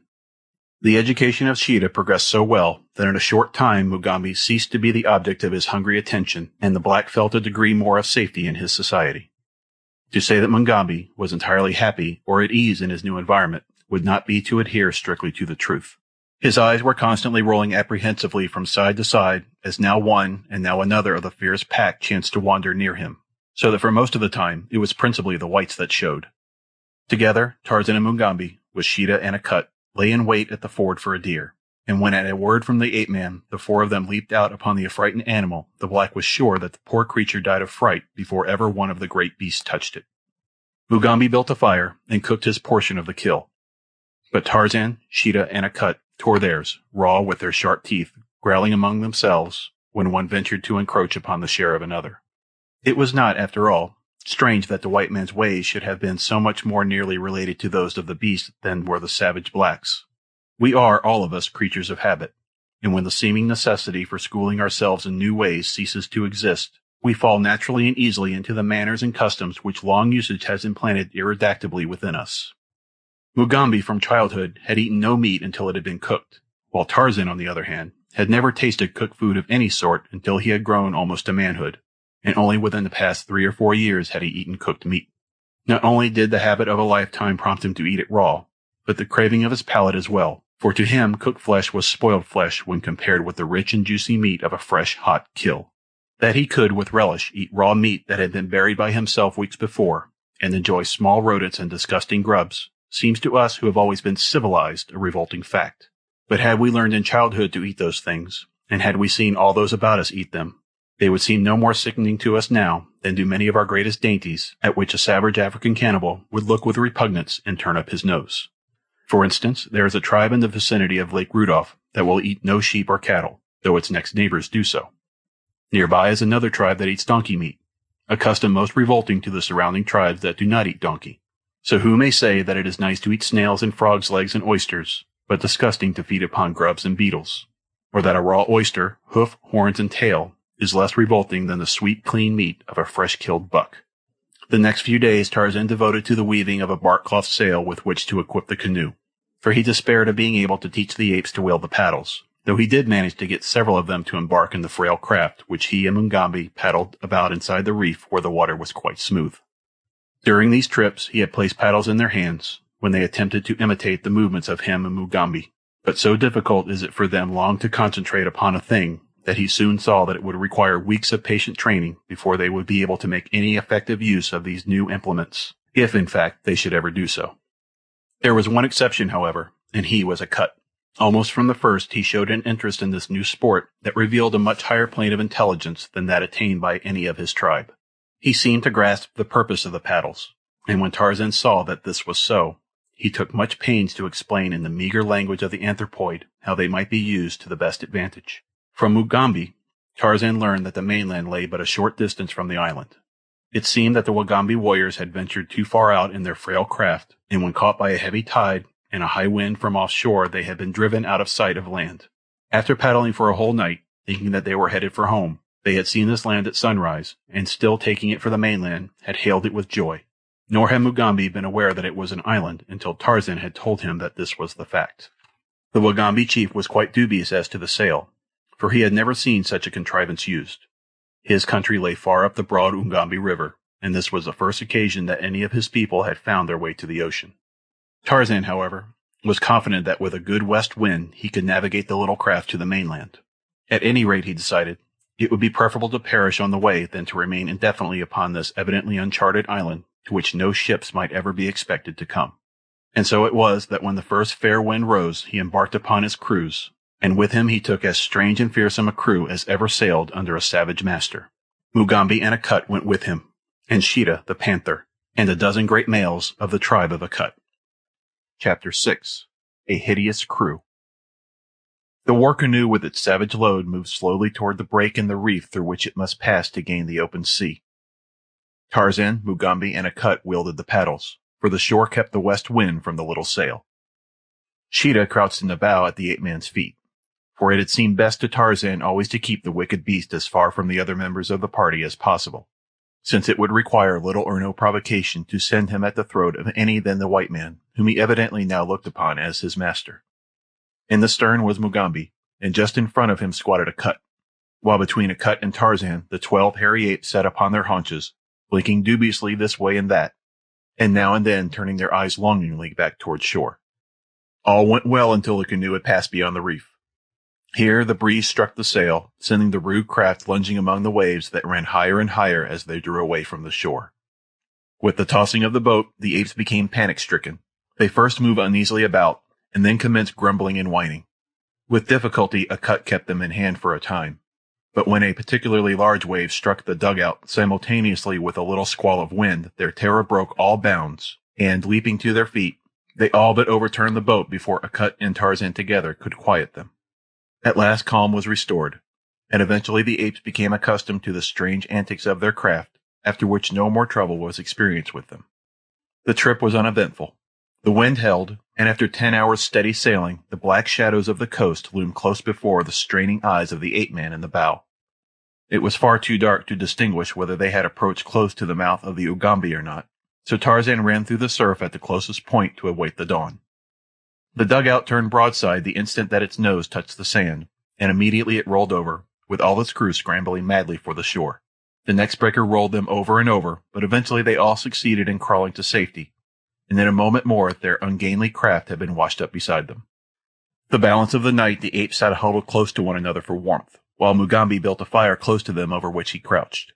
Tarzan and Sheeta, however, were of a different mind, for neither of them feared the jungle night, and the insistent craving of their hunger sent them off into the Stygian blackness of the forest in search of prey. Side by side they walked when there was room for two abreast, at other times in single file, first one and then the other in advance. It was Tarzan who first caught the scent of meat, a bull buffalo, and presently the two came stealthily upon the sleeping beast in the midst of a dense jungle of reeds close to a river. Closer and closer they crept toward the unsuspecting beast, Sheeta upon his right side, and Tarzan upon his left nearest the great heart. They had hunted together now for some time, so that they worked in unison, with only low purring sounds as signals. For a moment they lay quite silent near their prey, and then, at a sign from the ape-man, Sheeta sprang upon the great back, burying his strong teeth in the bull's neck. Instantly the brute sprang to his feet with a bellow of pain and rage, and at the same instant Tarzan rushed in upon his left side with the stone knife, striking repeatedly behind the shoulder. One of the ape-man's hands clutched the thick mane, and as the bull raced madly through the reeds, the thing striking at his life was dragged beside him. Sheeta but clung tenuously to his hold upon the neck and back, biting deep in an effort to reach the spine. For several hundred yards the bellowing bull carried his two savage antagonists, until at last the blade found his heart, when with a final bellow that was half scream, he plunged headlong to the earth. Then Tarzan and Sheeta feasted to repletion.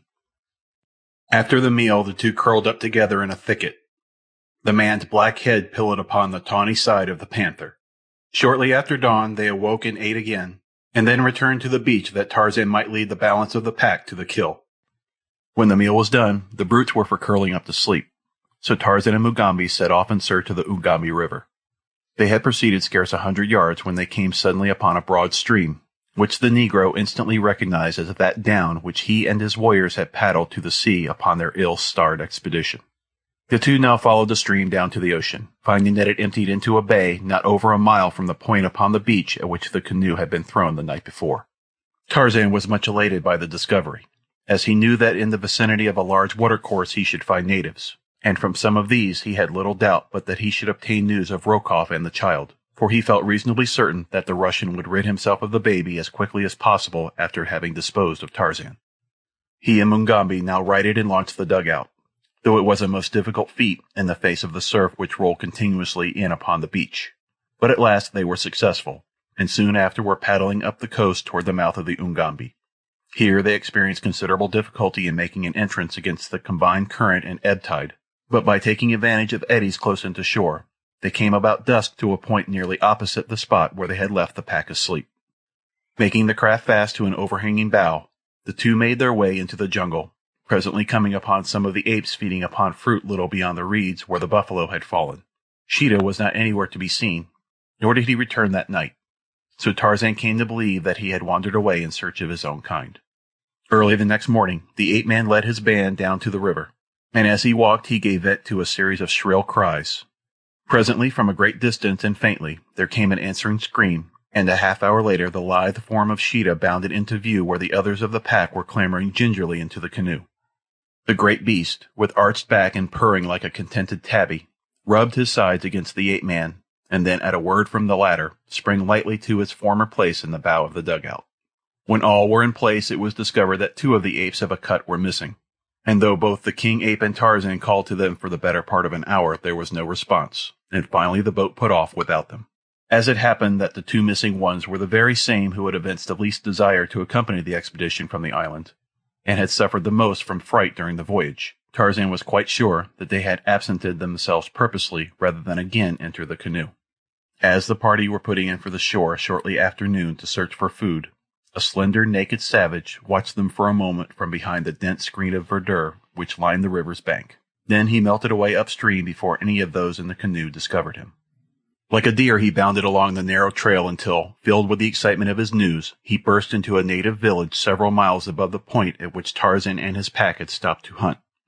"Another white man is coming," he cried to the chief who squatted before the entrance to a circular hut. "Another white man, and with him are many warriors. They come in a great war canoe to kill and rob, as did the black-bearded one who has just left us." Kaviri leaped to his feet. He had but recently had a taste of the white man's medicine, and his savage heart was filled with bitterness and hate. In another moment the rumble of the war drums rose from the village, calling in the hunters from the forest and the tillers from the fields. 7 war canoes were launched and manned by paint-daubed, befeathered warriors. Long spears bristled from the rude battleships as they slid noiselessly over the bosom of the water, propelled by giant muscles rolling beneath glistening ebony hides. There was no beating of tom-toms now, nor blare of native horn, for Kaviri was a crafty warrior, and it was in his mind to take no chances if they could be avoided. He would swoop noiselessly down with his 7 canoes upon the single one of the white man, and before the guns of the latter could inflict much damage upon his people, he would have overwhelmed the enemy by force of numbers. Kaviri's own canoe went in advance of the others a short distance, and as it rounded a sharp bend in the river where the swift current bore it rapidly on its way, it came suddenly upon the thing that Kaviri sought. So close were the 2 canoes to one another that the black had only an opportunity to note the white face in the bow of the oncoming craft before the 2 touched, and his own men were upon their feet, yelling like mad devils and thrusting their long spears at the occupants of the other canoe. But a moment later, when Kaviri was able to realize the nature of the crew that manned the white man's dugout, he would have given all the beads and iron wire that he possessed to have been safely within his distant village. Scarcely had the 2 craft come together than the frightful apes of a cut rose, growling and barking, from the bottom of the canoe, and with long hairy arms far outstretched, grasped the menacing spears from the hands of Kaviri's warriors. The blacks were overcome with terror, but there was nothing to do other than fight. Now came the other war canoes rapidly down upon the 2 craft. Their occupants were eager to join the battle, for they thought that their foes were white men and their native porters. They swarmed about Tarzan's craft, but when they saw the nature of the enemy, all but one turned and paddled swiftly upriver. That one came too close to the ape-man's craft before its occupants realized that their fellows were pitted against demons instead of men. As it touched, Tarzan spoke a few low words to Sheeta and a cut, so that before the attacking warriors could draw away, there sprang upon them with a blood-freezing scream a huge panther, and into the other end of their canoe clambered a great ape. At one end the panther wrought fearful havoc with his mighty talons and long sharp fangs, while a cut at the other buried his yellow canines in the necks of those that came within his reach, hurling the terror-stricken blacks overboard as he made his way toward the center of the canoe. Kaviri was so busily engaged with the demons that had entered his own craft that he could offer no assistance to his warriors in the other. A giant of a white devil had wrested a spear from him as though he, the mighty Kaviri, had been but a newborn babe. Hairy monsters were overcoming his fighting men, and a black chieftain like himself was fighting shoulder to shoulder with the hideous pack that opposed him. Kaviri battled bravely against his antagonist, for he felt that death had already claimed him, and so the least that he could do would be to sell his life as dearly as possible. But it was soon evident that his best was quite futile when pitted against the superhuman brawn and agility of the creature that at last found his throat and bent him back into the bottom of the canoe. Presently Kaviri's head began to whirl. Objects became confused and dim before his eyes. There was a great pain in his chest as he struggled for the breath of life that the thing upon him was shutting off forever. Then he lost consciousness. When he opened his eyes once more, he found, much to his surprise, that he was not dead. He lay, securely bound, in the bottom of his own canoe. A great panther sat upon its haunches, looking down upon him. Kaviri shuddered and closed his eyes again, waiting for the ferocious creature to spring upon him and put him out of his misery of terror. After a moment, no rending fangs having buried themselves in his trembling body, he again ventured to open his eyes. Beyond the panther kneeled the white giant who had overcome him. The man was wielding a paddle, while directly behind him, Kaviri saw some of his own warriors similarly engaged. Back of them again squatted several of the hairy apes. Tarzan, seeing that the chief had regained consciousness, addressed him. "Your warriors tell me that you are chief of a numerous people, and that your name is Kaviri," he said. "Yes," replied the black. "Why did you attack me? I came in peace." "Another white man came in peace 3 moons ago," replied Kaviri. "And after we had brought him presents of a goat and cassava and milk, he set upon us with his guns and killed many of my people, and then went on his way, taking all of our goats and many of our young men and women."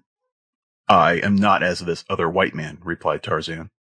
"I should not have harmed you had you not set upon me. Tell me, what was the face of this bad white man like? I am searching for one who has wronged me. Possibly this may be the very one." "He was a man with a bad face covered with a great black beard, and he was very, very wicked. Yes, very wicked indeed." "Was there a little white child with him?" asked Tarzan. His heart almost stopped as he awaited the black's answer. "No, Bwana," replied Kaviri. "The white child was not with this man's party. It was with the other party." "Other party?" exclaimed Tarzan. "What other party?" "With the party that the very bad white man was pursuing. There was a white man, woman, and the child, with 6 Mosula porters. They passed up the river 3 days ahead of the very bad white man. I think that they were running away from him." A white man, woman, and child. Tarzan was puzzled. The child must be his little Jack, but who could the woman be? And the man? Was it possible that one of Rokoff's confederates had conspired with some woman, who had accompanied the Russian, to steal the baby from him? If this was the case, they had doubtless purposed returning the child to civilization, and there either claiming a reward or holding the little prisoner for ransom. But now that Rokoff had succeeded in chasing them far inland, up the savage river, there could be little doubt but that he would eventually overhaul them, unless, as was still more probable, they should be captured and killed by the very cannibals farther up the Ugambi, to whom Tarzan was now convinced it had been Rokoff's intention to deliver the baby. As he talked to Kaviri, the canoes had been moving steadily upriver toward the chief's village. Kaviri's warriors plied the paddles in the 3 canoes, casting sidelong terrified glances at their hideous passengers. 3 of the apes of Akut had been killed in the encounter, but there were, with Akut, 8 of the frightful beast remaining, and there was Sheeta, the panther, and Tarzan and Mugambi. Kaviri's warriors thought that they had never seen so terrible a crew in all their lives. Momentarily they expected to be pounced upon and torn asunder by some of their captors, and in fact it was all that Tarzan and Mugambi and Akut could do to keep the snarling, ill-natured brutes from snapping at the glistening, naked bodies that brushed against them now and then with the movements of the paddlers, whose very fear added incitement to the beast. At Kaviri's camp, Tarzan paused only long enough to eat the food that the blacks furnished, and to arrange with the chief for a dozen men to man the paddles of his canoe. Kaviri was only too glad to comply with any demands that the ape-man might make if only such compliance would hasten the departure of the horrid pack. But it was easier, he discovered, to promise men than to furnish them. For when his people learned his intentions, those that had not already fled into the jungle proceeded to do so without loss of time. So that when Kaviri turned to point out those who were to accompany Tarzan, he discovered that he was the only member of his tribe left in the village. Tarzan could not repress a smile. "They do not seem anxious to accompany us," he said. "But just remain quietly here, Kaviri, and presently you shall see your people flocking to your side." Then the ape-man rose, and, calling his pack about him, commanded that Mugambi remain with Kaviri, and disappeared in the jungle with Sheeta and the apes at his heels. For half an hour, the silence of the grim forest was broken only by the ordinary sounds of the teeming life that but adds to its lowering loneliness. Kaviri and Mugambi sat alone in the palisaded village, waiting. Presently from a great distance came a hideous sound. Mugambi recognized the weird challenge of the ape-man. Immediately from different points of the compass rose a horrid semicircle of similar shrieks and screams, punctuated now and again by the blood-curdling cry of a hungry panther. Chapter 7. Betrayed. The 2 savages, Kaviri and Mugambi, squatting before the entrance to Kaviri's hut, looked at one another, Kaviri with ill-concealed alarm. "What is it?" he whispered. "It is Bwana Tarzan and his people," replied Mugambi. "But what they are doing I know not, unless it be that they are devouring your people who ran away." Kaviri shuddered and rolled his eyes fearfully toward the jungle. In all his long life in the savage forest he had never heard such an awful, fearsome din. Closer and closer came the sounds, and now with them were mingled the terrified shrieks of women and children and of men.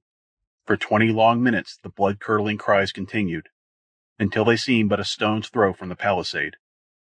Kaviri rose to flee, but Mugambi seized and held him, for such had been the command of Tarzan. A moment later, a horde of terrified natives burst from the jungle, racing toward the shelter of their huts. Like frightened sheep they ran, and behind them, driving them as sheep might be driven, came Tarzan and Sheeta and the hideous apes of Akut. Presently Tarzan stood before Kaviri, the old quiet smile upon his lips. "Your people have returned, my brother," he said, "and now you may select those who are to accompany me and paddle my canoe." Tremblingly, Kaviri tottered to his feet, calling to his people to come from their huts, but none responded to his summons. "Tell them," suggested Tarzan, "that if they do not come, I shall send my people in after them." Kaviri did as he was bid, and in an instant the entire population of the village came forth, their wide and frightened eyes rolling from one to another of the savage creatures that wandered about the village street. Quickly Kaviri designated a dozen warriors to accompany Tarzan. The poor fellows went almost white with terror at the prospect of close contact with the panther and the apes in the narrow confines of the canoes. But when Kaviri explained to them that there was no escape, that Bwana Tarzan would pursue them with his grim horde should they attempt to run away from the duty, they finally went gloomily down to the river and took their places in the canoe. It was with a sigh of relief that their chieftain saw the party disappear about a headland a short distance upriver. For 3 days the strange company continued farther and farther into the heart of the savage country that lies on either side of the almost unexplored Ugambi. 3 of the 12 warriors deserted during that time, but as several of the apes had finally learned the secret of the paddles, Tarzan felt no dismay because of the loss. As a matter of fact, he could have traveled much more rapidly on shore, but he believed that he could hold his own wild crew together to better advantage by keeping them to the boat as much as possible. Twice a day they landed to hunt and feed, and at night they slept upon the bank of the mainland or on one of the numerous little islands that dotted the river. Before them the natives fled in alarm, so that they found only deserted villages in their path as they proceeded. Tarzan was anxious to get in touch with some of the savages who dwelt upon the river's banks, but so far he had been unable to do so. Finally he decided to take to the land himself, leaving his company to follow after him by boat. He explained to Mugambi the thing that he had in mind, and told Akut to follow the directions of the black. "I will join you again in a few days," he said. "Now I go ahead to learn what has become of the very bad white man whom I seek." At the next halt Tarzan took to the shore, and was soon lost to the view of his people. The first few villages he came to were deserted, showing that news of the coming of his pack had traveled rapidly. But toward evening he came upon a distant clutter of thatched huts surrounded by a rude palisade, within which were a couple of hundred natives. The women were preparing the evening meal as Tarzan of the Apes poised above them in the branches of a giant tree which overhung the palisade at one point. The ape-man was at a loss as to how he might enter into communication with these people without either frightening them or arousing their savage love of battle. He had no desire to fight now, for he was upon a much more important mission than that of battling with every chance tribe that he should happen to meet with. At last he hit upon a plan, and after seeing that he was concealed from the view of those below, he gave a few hoarse grunts in imitation of a panther. All eyes immediately turned upward toward the foliage above. It was growing dark, and they could not penetrate the leafy screen which shielded the ape-man from their view. The moment that he had won their attention, he raised his voice to the shriller and more hideous scream of the beast he personated, and then, scarce stirring a leaf in his descent, dropped to the ground once again outside the palisade, and, with the speed of a deer, ran quickly round to the village gate. Here he beat upon the fiber-bound saplings of which the barrier was constructed, shouting to the natives in their own tongue that he was a friend who wished food and shelter for the night. Tarzan knew well the nature of the black man. He was aware that the grunting and screaming of Sheeta in the tree above them would set their nerves on edge, and that his pounding upon their gate after dark would still further add to their terror. That they did not reply to his hail was no surprise, for natives are fearful of any voice that comes out of the night from beyond their palisades, attributing it always to some demon or other ghostly visitor. But still he continued to call. "Let me in, my friends," he cried. "I am a white man, pursuing the very bad white man who passed this way a few days ago. I follow to punish him for the sins he has committed against you and me. If you doubt my friendship, I will prove it to you by going into the tree above your village and driving Sheeta back into the jungle before he leaps among you.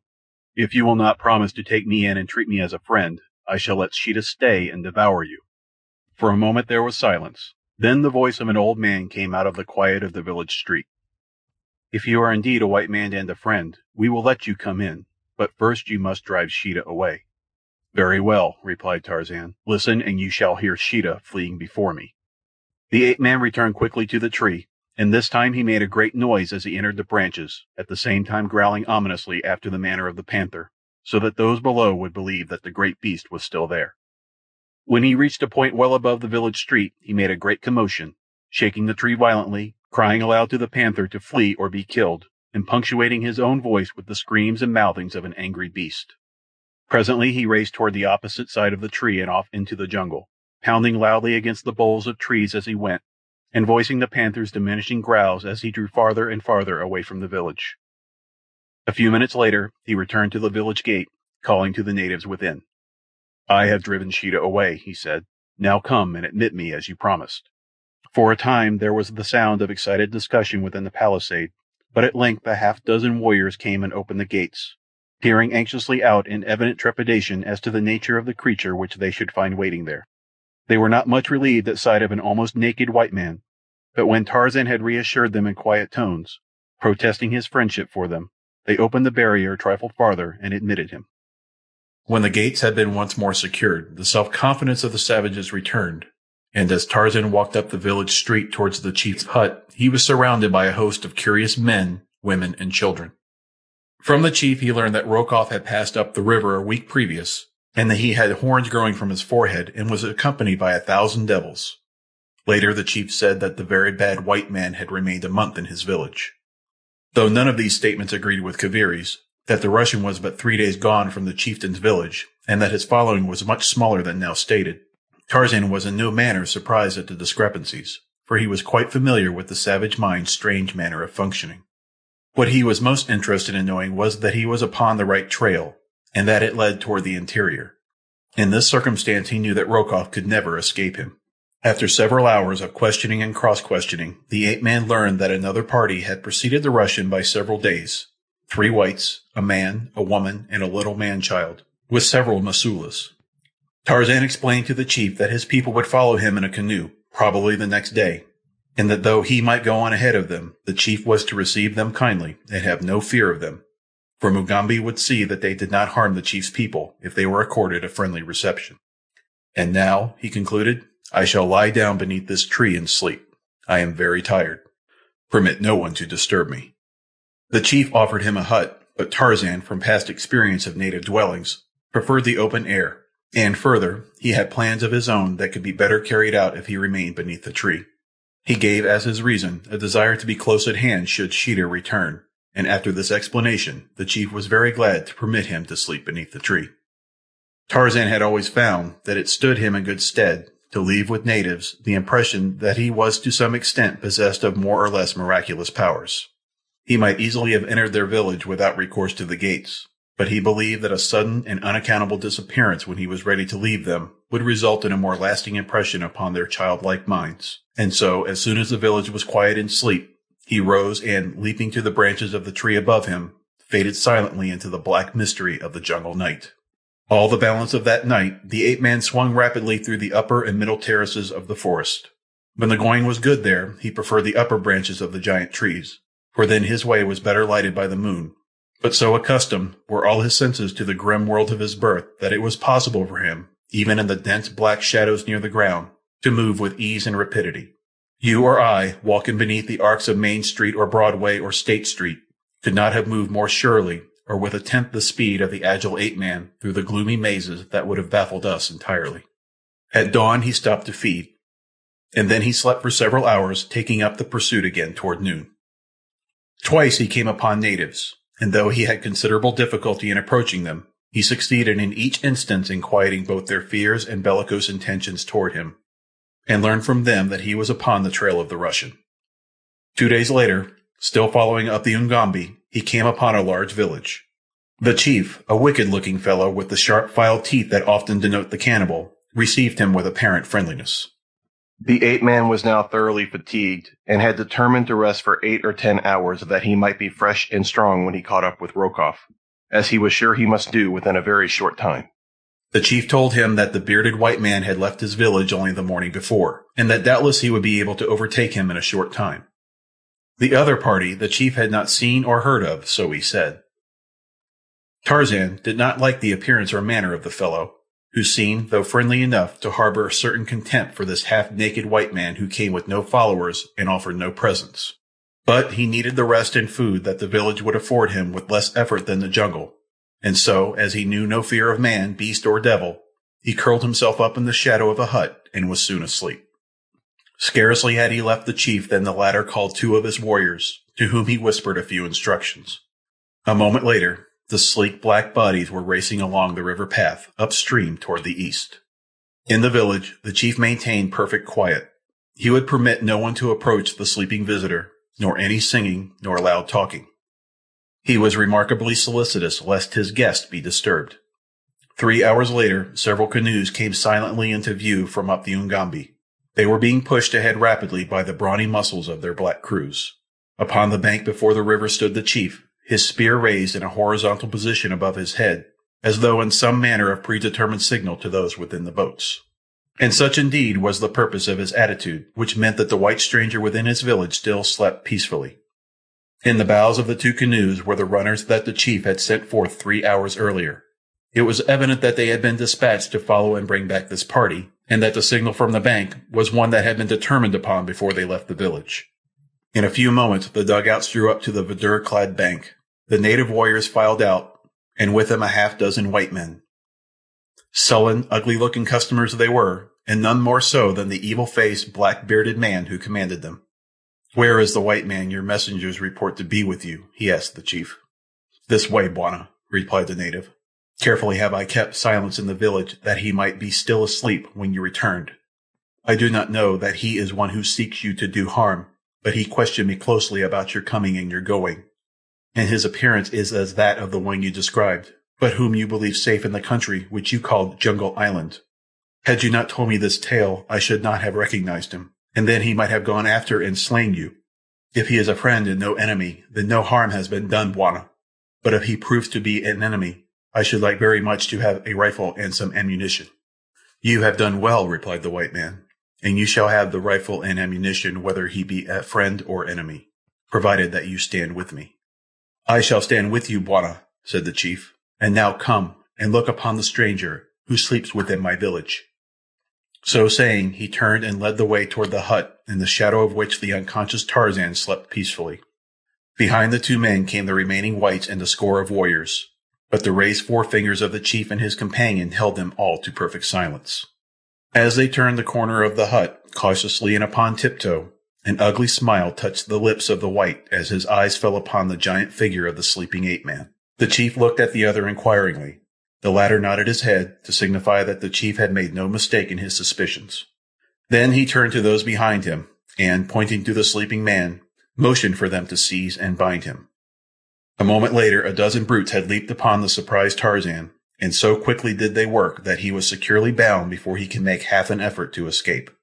Then they threw him down upon his back, and as his eyes turned toward the crowd that stood near, they fell upon the malign face of Nikolas Rokoff. A sneer curled the Russian's lips. He stepped quite close to Tarzan. "Pig," he cried, "have you not learned sufficient wisdom to keep away from Nikolas Rokoff?" Then he kicked the prostrate man full in the face. "That for your welcome," he said.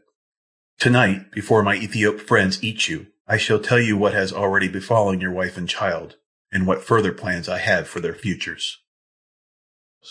Chapter 8. The Dance of Death. Through the luxuriant tangled vegetation of the Stygian jungle night, a great lithe body made its way sinuously and in utter silence upon its soft padded feet. Only 2 blazing points of yellow-green flame shone occasionally with the reflected light of the equatorial moon, that now and again pierced the softly sighing roof rustling in the night wind. Occasionally, the beast would stop with high-held nose, sniffing searchingly. At other times, a quick, brief incursion into the branches above delayed it momentarily in its steady journey toward the east. To its sensitive nostrils came the subtle, unseen spoor of many a tender 4-footed creature, bringing the slaver of hunger to the cruel, drooping jowl. But steadfastly it kept on its way, strangely ignoring the cravings of appetite that at another time would have sent the rolling, fur-clad muscles flying at some soft throat. All that night the creature pursued its lonely way, and the next day it halted only to make a single kill, which it tore to fragments and devoured with sullen, grumbling rumbles as though half famished for lack of food. It was dusk when it approached the palisade that surrounded a large native village. Like the shadow of a swift and silent death, it circled the village, nose to ground, halting at last close to the palisade, where it almost touched the backs of several huts. Here the beast sniffed for a moment, and then, turning its head upon one side, listened with up-pricked ears. What it heard was no sound by the standards of human ears, yet to the highly attuned and delicate organs of the beast a message seemed to be borne to the savage brain. A wondrous transformation was wrought in the motionless mass of statuesque bone and muscle that had an instant before stood as though carved out of the living bronze. As if it had been poised upon steel springs, suddenly released, it rose quickly and silently to the top of the palisade, disappearing stealthily and cat-like into the dark space between the wall and the back of an adjacent hut. In the village street beyond, women were preparing many little fires and fetching cooking pots filled with water, for a great feast was to be celebrated ere the night was many hours older.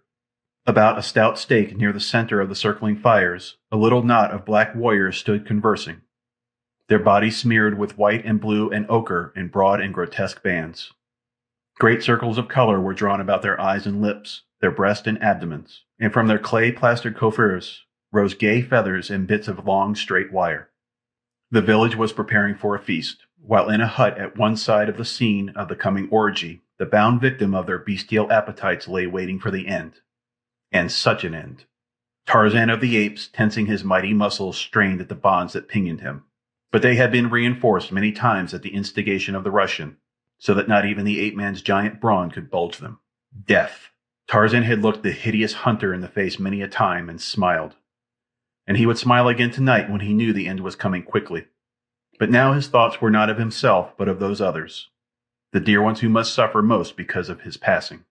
Jane would never know the manner of it. For that he thanked heaven, and he was thankful also that she at least was safe in the heart of the world's greatest city, safe among kind and loving friends who would do their best to lighten her misery. But the boy! Tarzan writhed at the thought of him, his son, and now he, the mighty lord of the jungle, he, Tarzan, king of the apes, the only one in all the world fitted to find and save the child from the horrors that Rokoff's evil mind had planned, had been trapped like a silly, dumb creature. He was to die in a few hours, and with him would go the child's last chance of succor. Rokoff had been in to see and revile and abuse him several times during the afternoon, but he had been able to wring no word of remonstrance or murmur of pain from the lips of the giant captive. So at last he had given up, reserving his particular bit of exquisite mental torture for the last moment, when, just before the savage spears of the cannibals should forever make the object of his hated immune to further suffering, the Russian planned to reveal to his enemy the true whereabouts of his wife whom he thought safe in England. Dusk had fallen upon the village, and the ape-man could hear the preparations going forward for the torture and the feast. The dance of death he could picture in his mind's eye, for he had seen the thing many times in the past. Now he was to be the central figure, bound to the stake. The torture of the slow death as the circling warriors cut him to bits with the fiendish skill that mutilated without bringing unconsciousness had no terrors for him.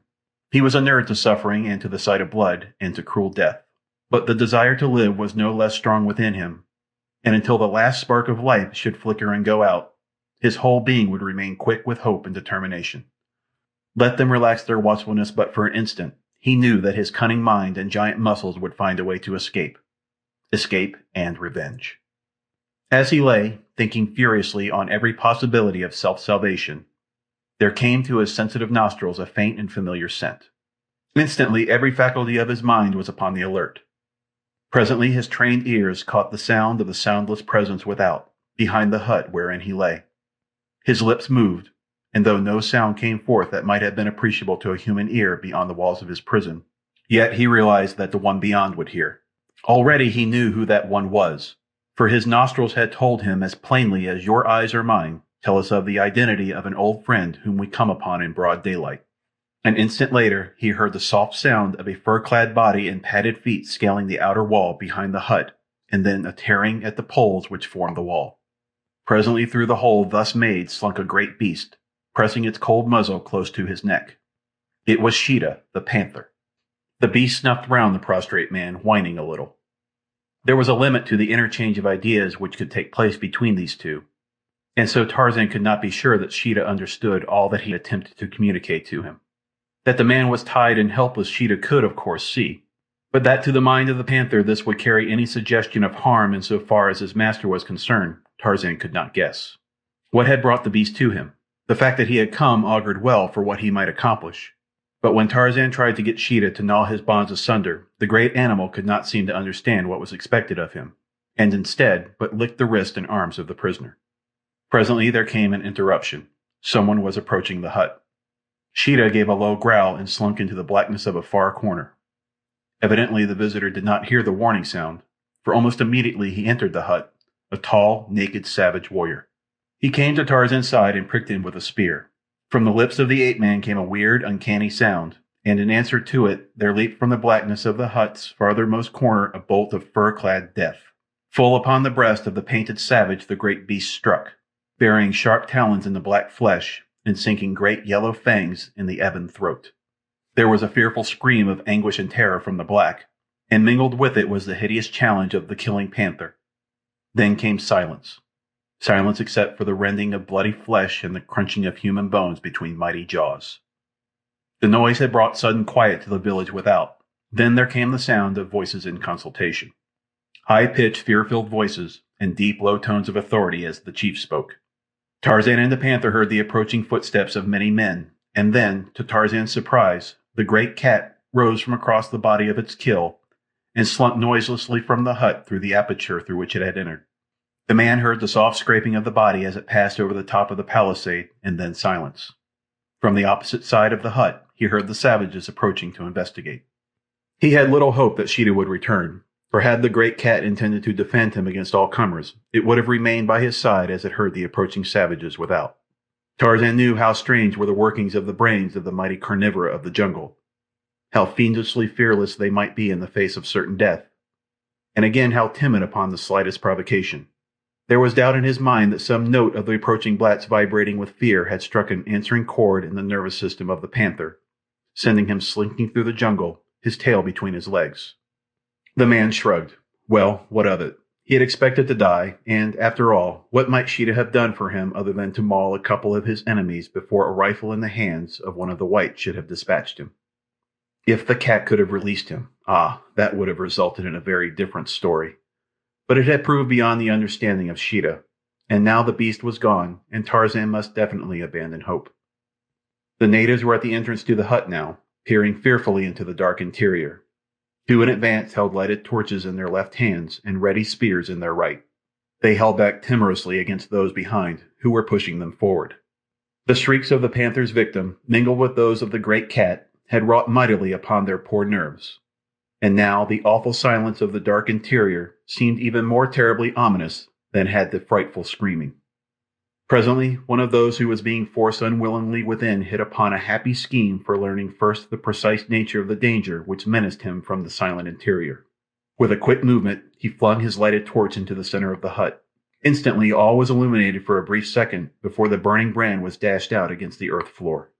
There was the figure of the white prisoner, still securely bound as they had last seen him, and in the center of the hut another figure equally as motionless, its throat and breast horribly torn and mangled. The sight that met the eyes of the foremost savages inspired more terror within their superstitious breasts than would the presence of Sheeta, for they saw only the result of a ferocious attack upon one of their fellows. Not seeing the cause, their fear-ridden minds were free to attribute the ghastly work to supernatural causes, and with the thought they turned, screaming from the hut, bowling over those who stood directly behind them in the exuberance of their terror. For an hour, Tarzan heard only the murmur of excited voices from the far end of the village. Evidently, the savages were once more attempting to work up their flickering courage to a point that would permit them to make another invasion of the hut. For now and then came a savage yell, such as the warriors give to bolster up their bravery upon the field of battle. But in the end, it was two of the whites who first entered, carrying torches and guns. Tarzan was not surprised to discover that neither of them was Rokoff. He would have wagered his soul that no power on earth could have tempted that great coward to face the unknown menace of the hut. When the natives saw that the white men were not attacked, they too crowded into the interior. Their voices hushed with terror as they looked upon the mutilated corpse of their comrade. The whites tried in vain to elicit an explanation from Tarzan, but to all their queries he but shook his head, a grim and knowing smile curving his lips. At last Rokoff came. His face grew very white as his eyes rested upon the bloody thing grinning up at him from the floor, the face set in a death mask of excruciating horror. "Come," he said to the chief. "Let us get to work and finish this demon before he has an opportunity to repeat this thing upon more of your people." The chief gave orders that Tarzan should be lifted and carried to the stake, but it was several minutes before he could prevail upon any of his men to touch the prisoner.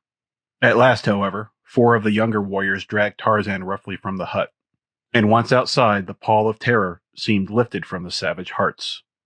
A score of howling blacks pushed and buffeted the prisoner down the village street and bound him to the post in the center of the circle of little fires and boiling cooking pots. When at last he was made fast and seemed quite helpless and beyond the faintest hope of succor, Rokoff's shriveled wart of courage swelled to its usual proportions when danger was not present.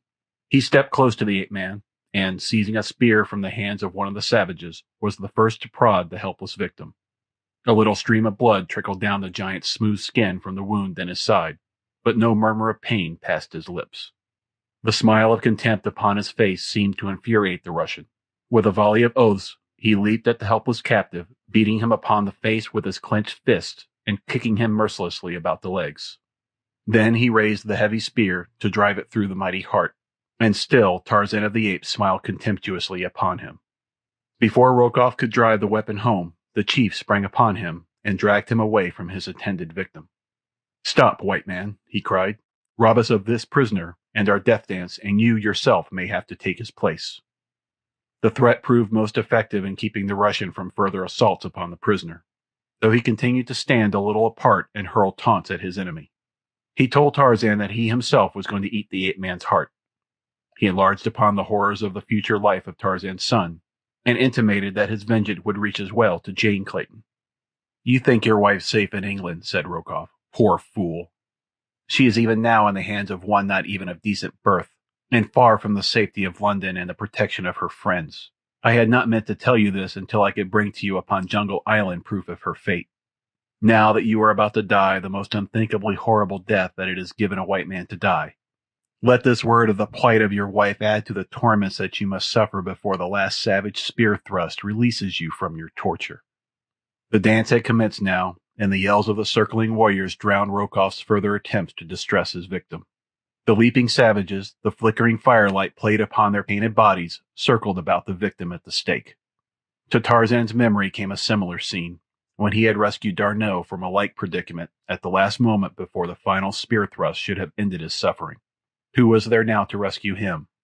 In all the world there was none able to save him from the torture and the death. The thought that these human fiends would devour him when the dance was done caused him not a single qualm of horror or disgust.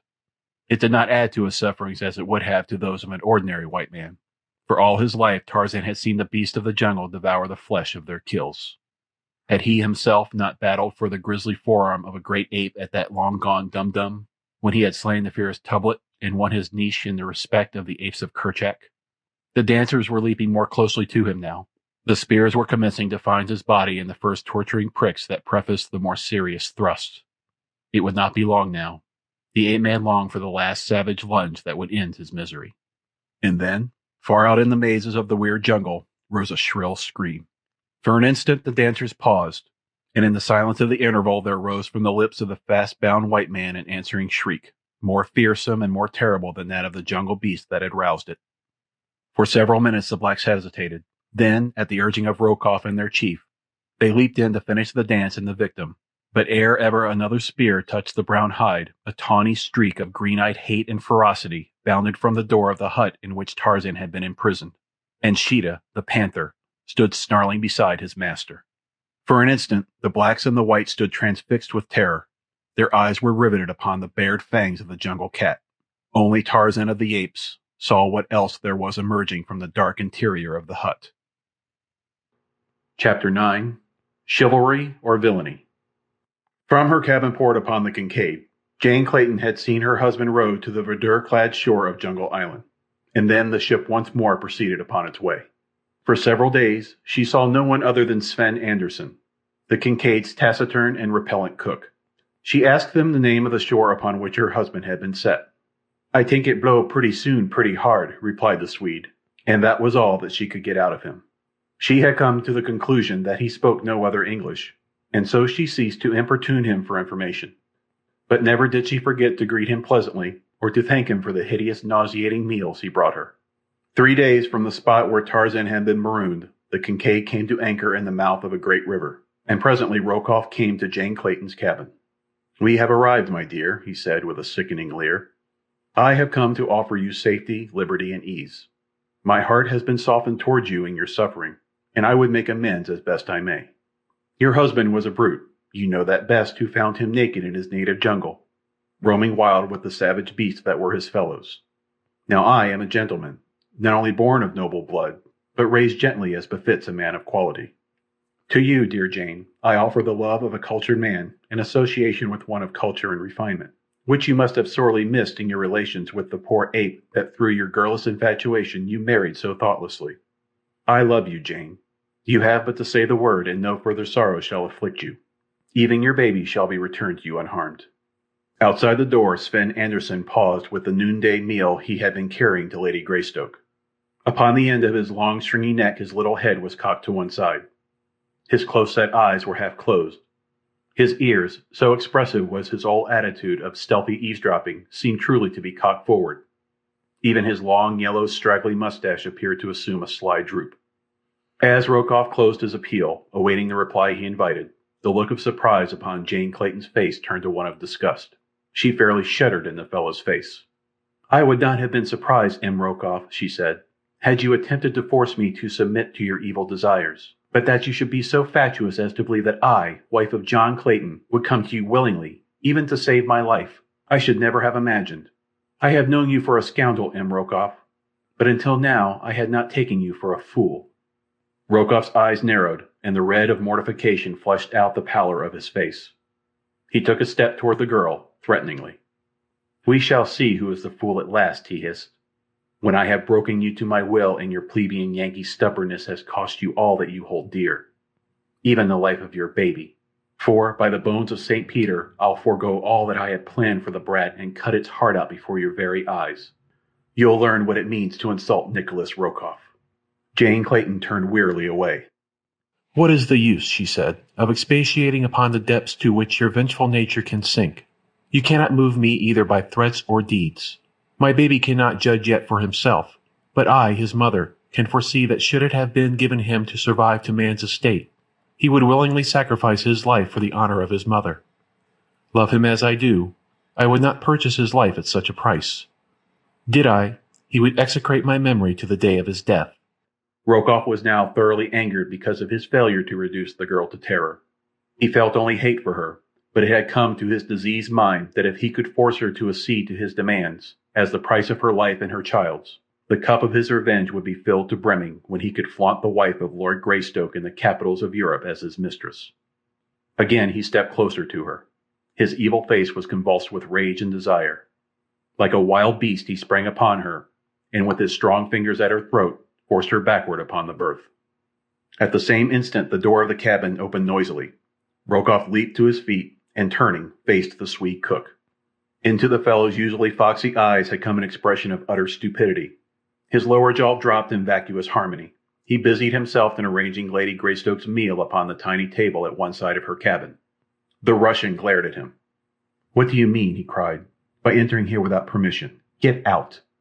The cook turned his watery blue eyes upon Rokoff and smiled vacuously. "I think it blow pretty soon pretty hard," he said, and then he began rearranging the few dishes upon the little table. "Get out of here or I'll throw you out, you miserable blockhead," roared Rokoff, taking a threatening step toward the Swede. Anderson continued to smile foolishly in his direction, but one ham-like paw slid stealthily to the handle of the long, slim knife that protruded from the greasy cord supporting his soiled apron. Rokoff saw the move and stopped short in his advance. Then he turned towards Jane Clayton. "I will give you until tomorrow," he said, "to reconsider your answer to my offer. All will be sent ashore upon one pretext or another except you and the child, Paulvitch and myself.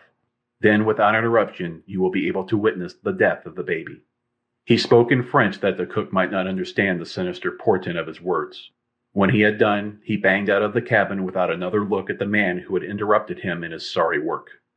When he had gone, Sven Anderson turned toward Lady Greystoke. The idiotic expression that had masked his thoughts had fallen away, and in its place was one of craft and cunning. "Hey tank I been a fool," he said. "Hey been the fool. I savvy French." Jane Clayton looked at him in surprise. "You understand all that he said, then?" Anderson grinned. "You bet," he said. "And you heard what was going on in here and came to protect me?" "You bang good to me," explained the Swede. "Hey treat me like dirty dog. I help you, lady. You just wait. I help you. I been vas coast lots times." "But how can you help me, Sven," she asked, "when all these men will be against us?" "I think," said Sven Anderson, "it blow pretty soon pretty hard." And then he turned and left the cabin. Though Jane Clayton doubted the cook's ability to be of any material service to her, she was nevertheless deeply grateful to him for what he had already done.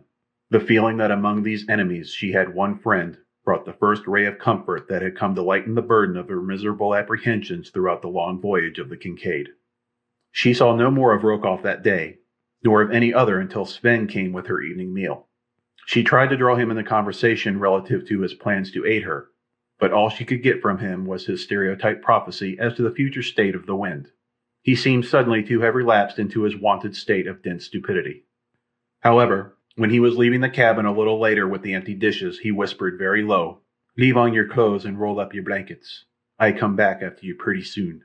He would have slipped from the room at once, but Jane laid her hand upon his sleeve. "My baby," she asked. "I cannot go without him." "You do what I tell you," said Anderson, scowling. "I been helping you, so don't you get too funny." When he had gone, Jane Clayton sank down upon her berth in utter bewilderment. What was she to do? Suspicions as to the intentions of the Swede swarmed her brain. Might she not be infinitely worse off if she gave herself into his power than she already was?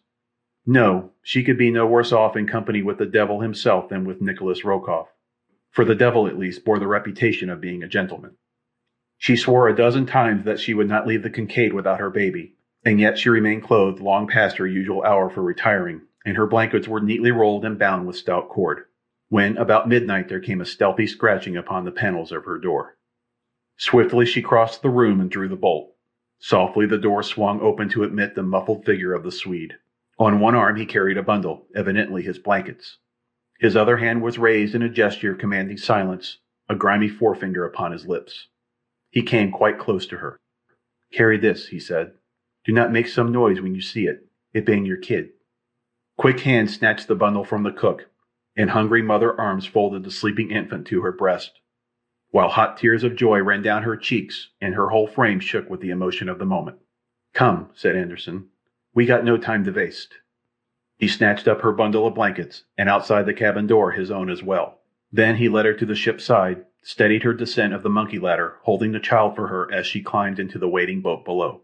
A moment later he had cut the rope that held the small boat to the steamer's side, and, bending silently to the muffled oars, was pulling toward the black shadows up the Ugambi River.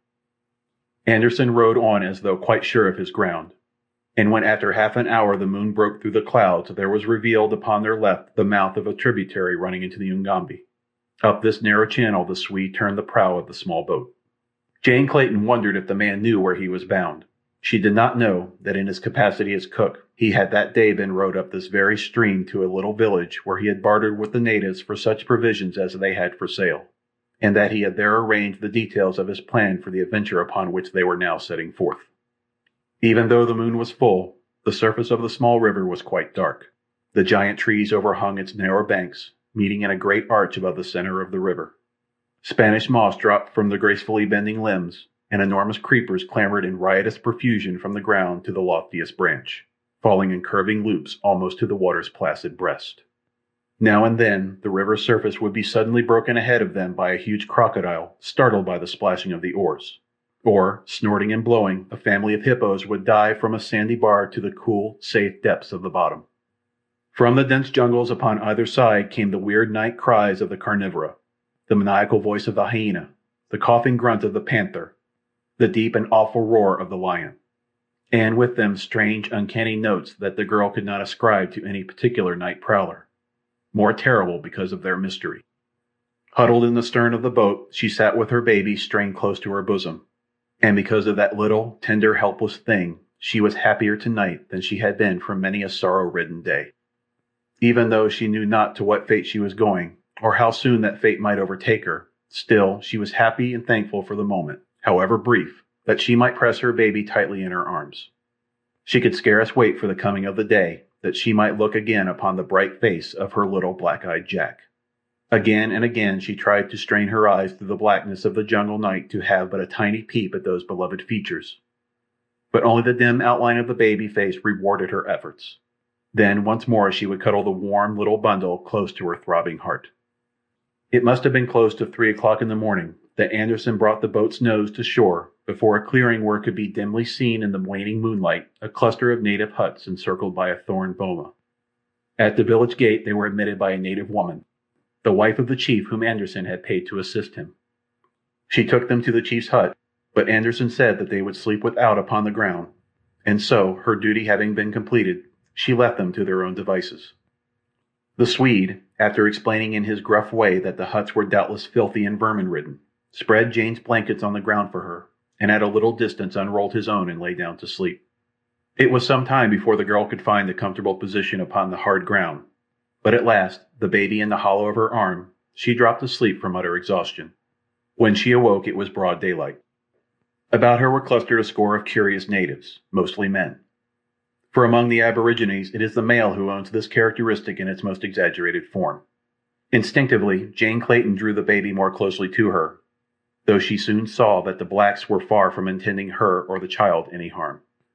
In fact, one of them offered her a gourd of milk, a filthy, smoke-begrimed gourd with the ancient rind of long curdled milk caked in layers within its neck. But the spirit of the giver touched her deeply, and her face lighted for a moment with one of those almost forgotten smiles of radiance that had helped to make her beauty famous both in Baltimore and London. She took the gourd in one hand, and rather than cause the giver pain, raised it to her lips, though for the life of her she could scarce restrain the qualm of nausea that surged through her as the malodorous thing approached her nostrils. It was Anderson who came to her rescue, and, taking the gourd from her, drank a portion himself, and then returned it to the native with a gift of blue beads. The sun was shining brightly now, and though the baby still slept, Jane could scarce restrain her impatient desire to have at least a brief glance at the beloved face. The natives had withdrawn at a command from their chief, who now stood talking with Anderson, a little apart from her. As she debated the wisdom of risking disturbing the child's slumber by lifting the blanket that now protected its face from the sun, she noted that the cook conversed with the chief in the language of the Negro. What a remarkable man the fellow was indeed! She had thought him ignorant and stupid but a short day before, and now, within the past 24 hours, she had learned that he spoke not only English but French as well, and the primitive dialect of the West Coast. She had thought him shifty, cruel, and untrustworthy, yet insofar as she had reason to believe, he had proved himself in every way the contrary since the day before. It scarce seemed credible that he could be serving her from motives purely chivalrous. There must be something deeper in his intentions and plans than he had yet disclosed. She wondered, and when she looked at him, at his close-set, shifty eyes and repulsive features, she shuddered, for she was convinced that no lofty characteristics could be hid behind so foul an exterior. As she was thinking of these things, the while she debated the wisdom of uncovering the baby's face, there came a little grunt from the wee bundle in her lap, and then a gurgling coo that set her heart in raptures. The baby was awake. Now she might feast her eyes upon him. Quickly she snatched the blanket from before the infant's face. Anderson was looking at her as she did so. He saw her stagger to her feet, holding the baby at arm's length from her, her eyes glued in horror upon the little chubby face and twinkling eyes. Then he heard her piteous cry as her knees gave beneath her, and she sank to the ground in a swoon. Chapter 10. The Swede. As the warriors, clustered thick about Tarzan and Sheeta, realized that it was a flesh-and-blood panther that had interrupted their dance of death, they took heart a trifle, for in the face of all those circling spears even the mighty Sheeta would be doomed. Rokoff was urging the chief to have his spearmen launch their missiles, and the black was upon the instant of issuing the command when his eyes strayed beyond Tarzan, following the gaze of the ape-man. With a yell of terror the chief turned and fled towards the village gate, and as his people looked to see the cause of his fright, they too took to their heels, for there, lumbering down upon them, their huge forms exaggerated by the play of moonlight and campfire, came the hideous apes of a cut. The instant the natives turned to flee, the ape-man's savage cry rang out above the shrieks of the blacks, and in answer to it, Sheeta and the apes leaped growling after the fugitives. Some of the warriors turned to battle with their enraged antagonist, but before the fiendish ferocity of the fierce beast, they went down to bloody death. Others were dragged down in their flight, and it was not until the village was empty and the last of the blacks had disappeared into the bush that Tarzan was able to recall his savage pack to his side. Then it was that he discovered to his chagrin that he could not make one of them, not even the comparatively intelligent Akut, understand that he wished to be freed from the bonds that held him to the stake. In time, of course, the idea would filter through their thick skulls, but in the meanwhile many things might happen. The blacks might return in force to regain their village. The whites might readily pick them all off with their rifles from the surrounding trees. He might even starve to death before the dull-witted apes realized that he wished them to gnaw through his bonds. As for Sheeta, the great cat understood even less than the apes, but yet Tarzan could not but marvel at the remarkable characteristics this beast had evidenced. That it felt real affection for him there seemed little doubt, for now that the blacks were disposed of, it walked slowly back and forth about the stake, rubbing its sides against the ape-man's legs, and purring like a contented tabby. That it had gone of its own volition to bring the balance of the pack to his rescue, Tarzan could not doubt. His Sheeta was indeed a jewel among beasts. Mugambi's absence worried the ape-man not a little. He attempted to learn from Akut what had become of the black, fearing that the beast, freed from the restraint of Tarzan's presence, might have fallen upon the man and devoured him. But to all his questions, the great ape but pointed back in the direction from which they had come out of the jungle. The night passed with Tarzan still fast bound to the stake, and shortly after dawn his fears were realized in the discovery of naked black figures moving stealthily just within the edge of the jungle about the village. The blacks were returning. With daylight, their courage would be equal to the demands of a charge upon the handful of beasts that had routed them from their rightful abodes. The result of the encounter seemed foregone if the savages could curb their superstitious terror, for against their overwhelming numbers, their long spears and poisoned arrows, the panther and the apes could not be expected to survive a really determined attack. That the blacks were preparing for a charge became apparent a few moments later, when they commenced to show themselves in force upon the edge of the clearing, dancing and jumping about as they waved their spears and shouted taunts and fierce war cries toward the village. These maneuvers, Tarzan knew, would continue until the blacks had worked themselves into a state of hysterical courage sufficient to sustain them for a short charge toward the village. And even though he doubted that they would reach it at first attempt, he believed that at the second or the third they would swarm through the gateway, when the outcome could not be aught than the extermination of Tarzan's bold but unarmed and undisciplined defenders. Even as he had guessed, the first charge carried the howling warriors but a short distance into the open, a shrill, weird challenge from the ape-man being all that was necessary to send them scurrying back to the bush. For half an hour they pranced and yelled their courage to the sticking point, and again essayed a charge. This time they came quite to the village gate, but when Sheeta and the hideous apes leaped among them, they turned screaming in terror and again fled into the jungle. Again was the dancing and shouting repeated. This time Tarzan felt no doubt that they would enter the village and complete the work that a handful of determined white men would have carried to a successful conclusion at the first attempt. To have rescue come so close, only to be thwarted because he could not make his poor, savage friends understand precisely what he wanted of them was most irritating. But he could not find it in his heart to place blame upon them. They had done their best, and now he was sure they would doubtless remain to die with him in a fruitless effort to defend him. The blacks were already preparing for the charge. A few individuals had advanced a short distance toward the village, and were exhorting the others to follow them. In a moment the whole savage horde would be racing across the clearing. Tarzan thought only of the little child somewhere in this cruel, relentless wilderness. His heart ached for the son that he might no longer seek to save, and that the realization of Jane's suffering were all that weighed upon his brave spirit in these that he thought his last moments of life. Succor, all that he could hope for, had come to him in the instant of his extremity, and failed. There was nothing further for which to hope.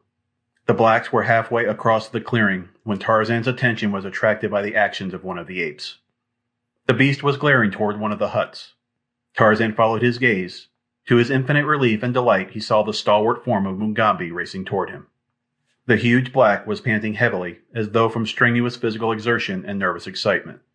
He rushed to Tarzan's side, and as the first of the savages reached the village gate, the native's knife severed the last of the cords that bound Tarzan to the stake.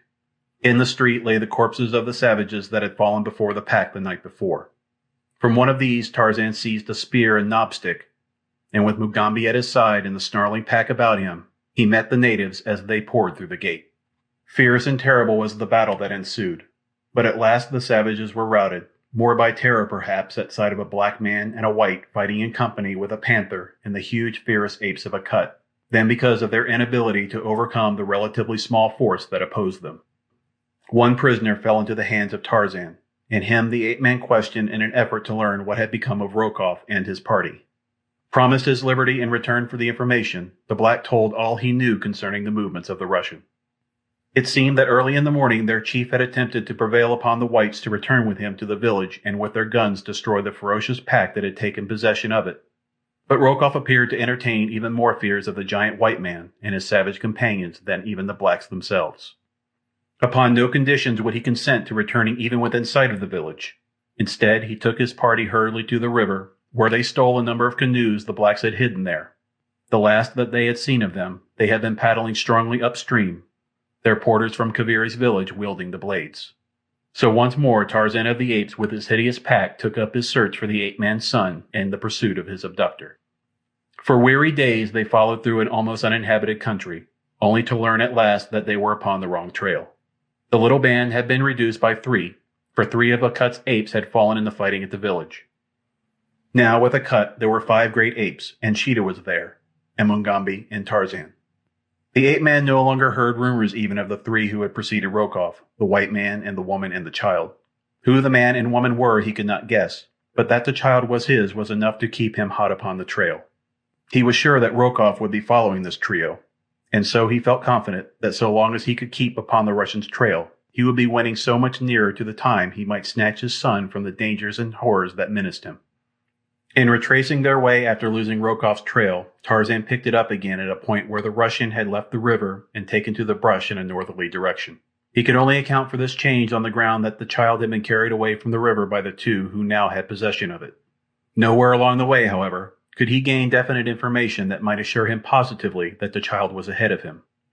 Not a single native they questioned had seen or heard of this other party, though nearly all had direct experience with the Russian or had talked with others who had. It was with difficulty that Tarzan could find means to communicate with the natives, as the moment their eyes fell upon his companions they fled precipitously into the bush. His only alternative was to go ahead of his pack and waylay an occasional warrior whom he found alone in the jungle. One day as he was thus engaged, tracking an unsuspecting savage, he came upon the fellow in the act of hurling a spear at a wounded white man who crouched in a clump of bush at the trail's side. The white was one whom Tarzan had often seen, and whom he recognized at once. Deep in his memory was implanted those repulsive features, the close-set eyes, the shifty expression, the drooping, yellow mustache. Instantly it occurred to the ape-man that this fellow had not been among those who had accompanied Rokoff at the village where Tarzan had been a prisoner.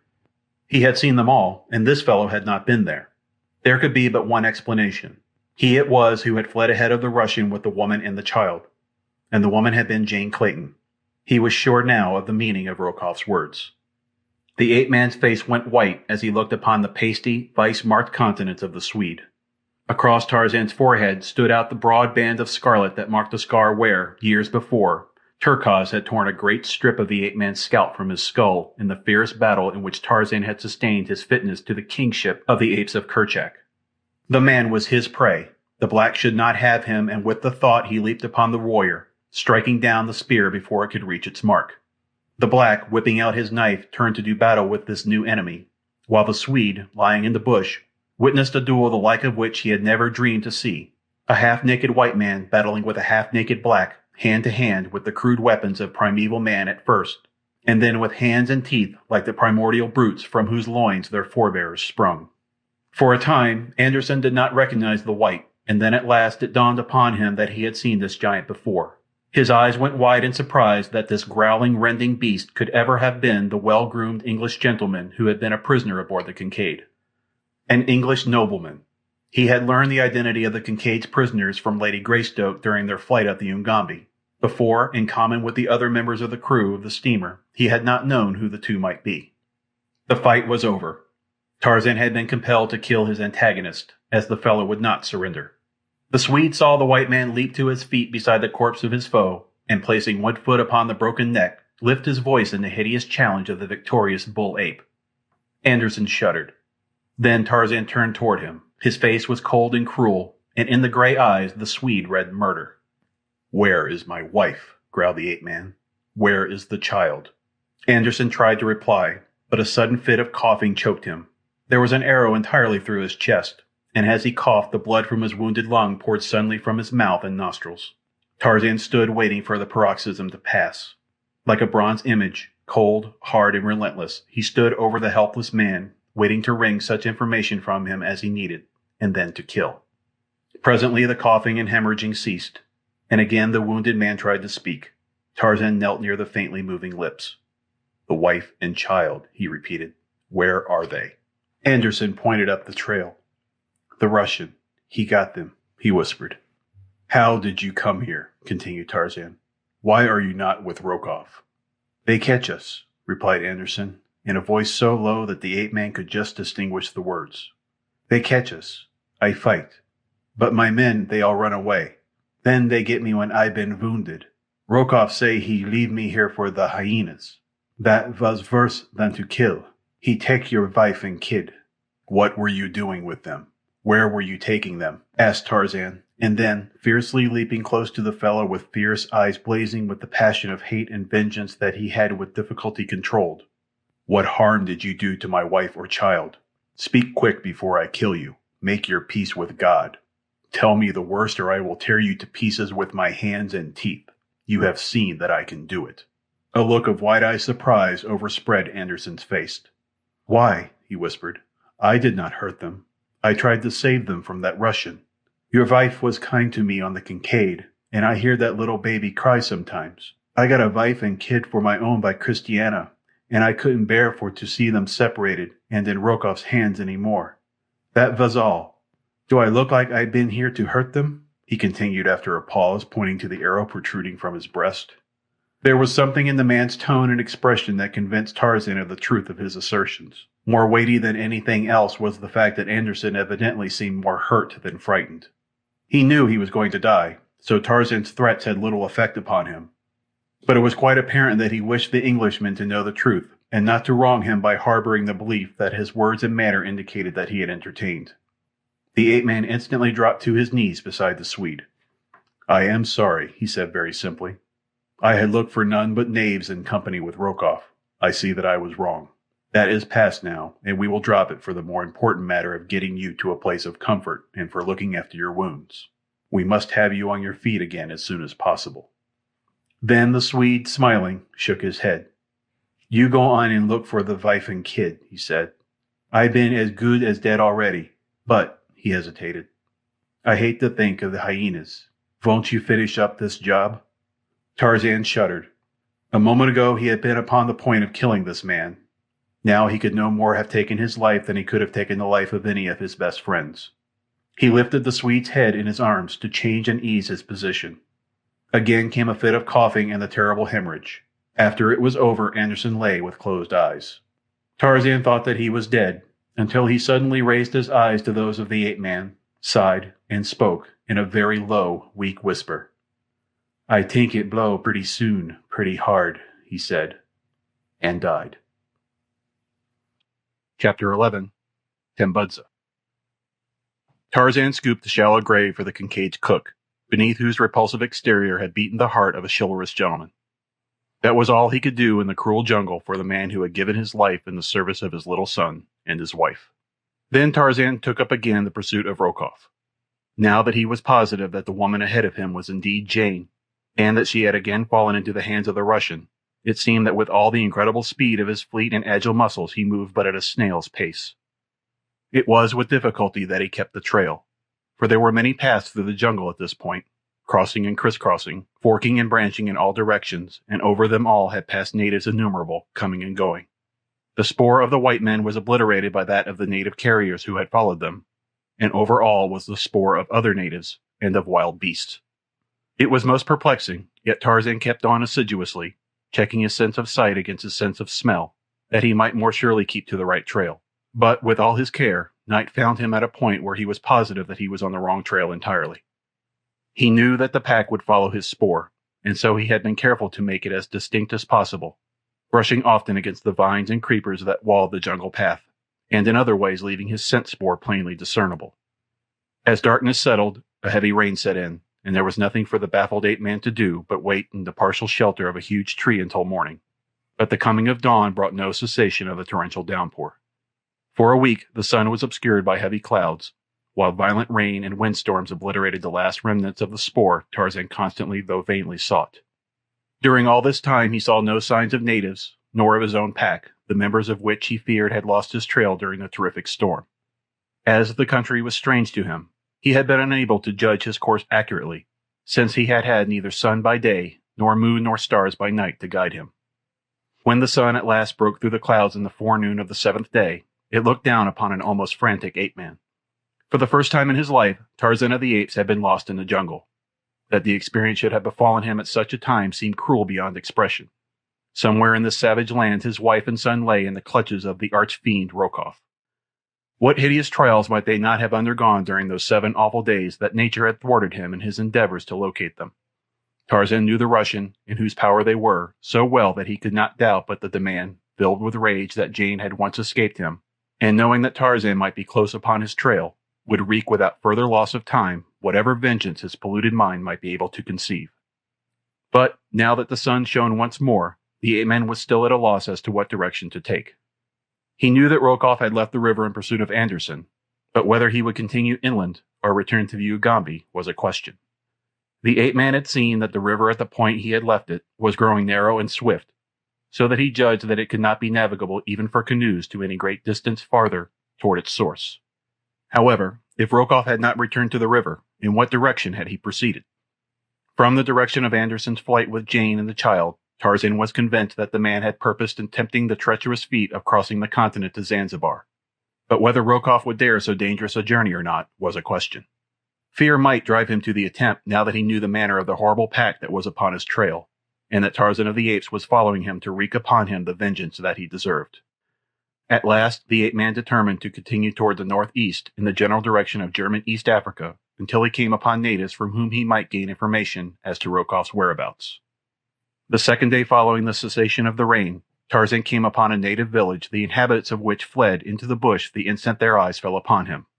Tarzan, not to be thwarted in any such manner as this, pursued them, and after a brief chase caught up with a young warrior. The fellow was so badly frightened that he was unable to defend himself, dropping his weapons and falling upon the ground, wide-eyed and screaming as he gazed on his captor.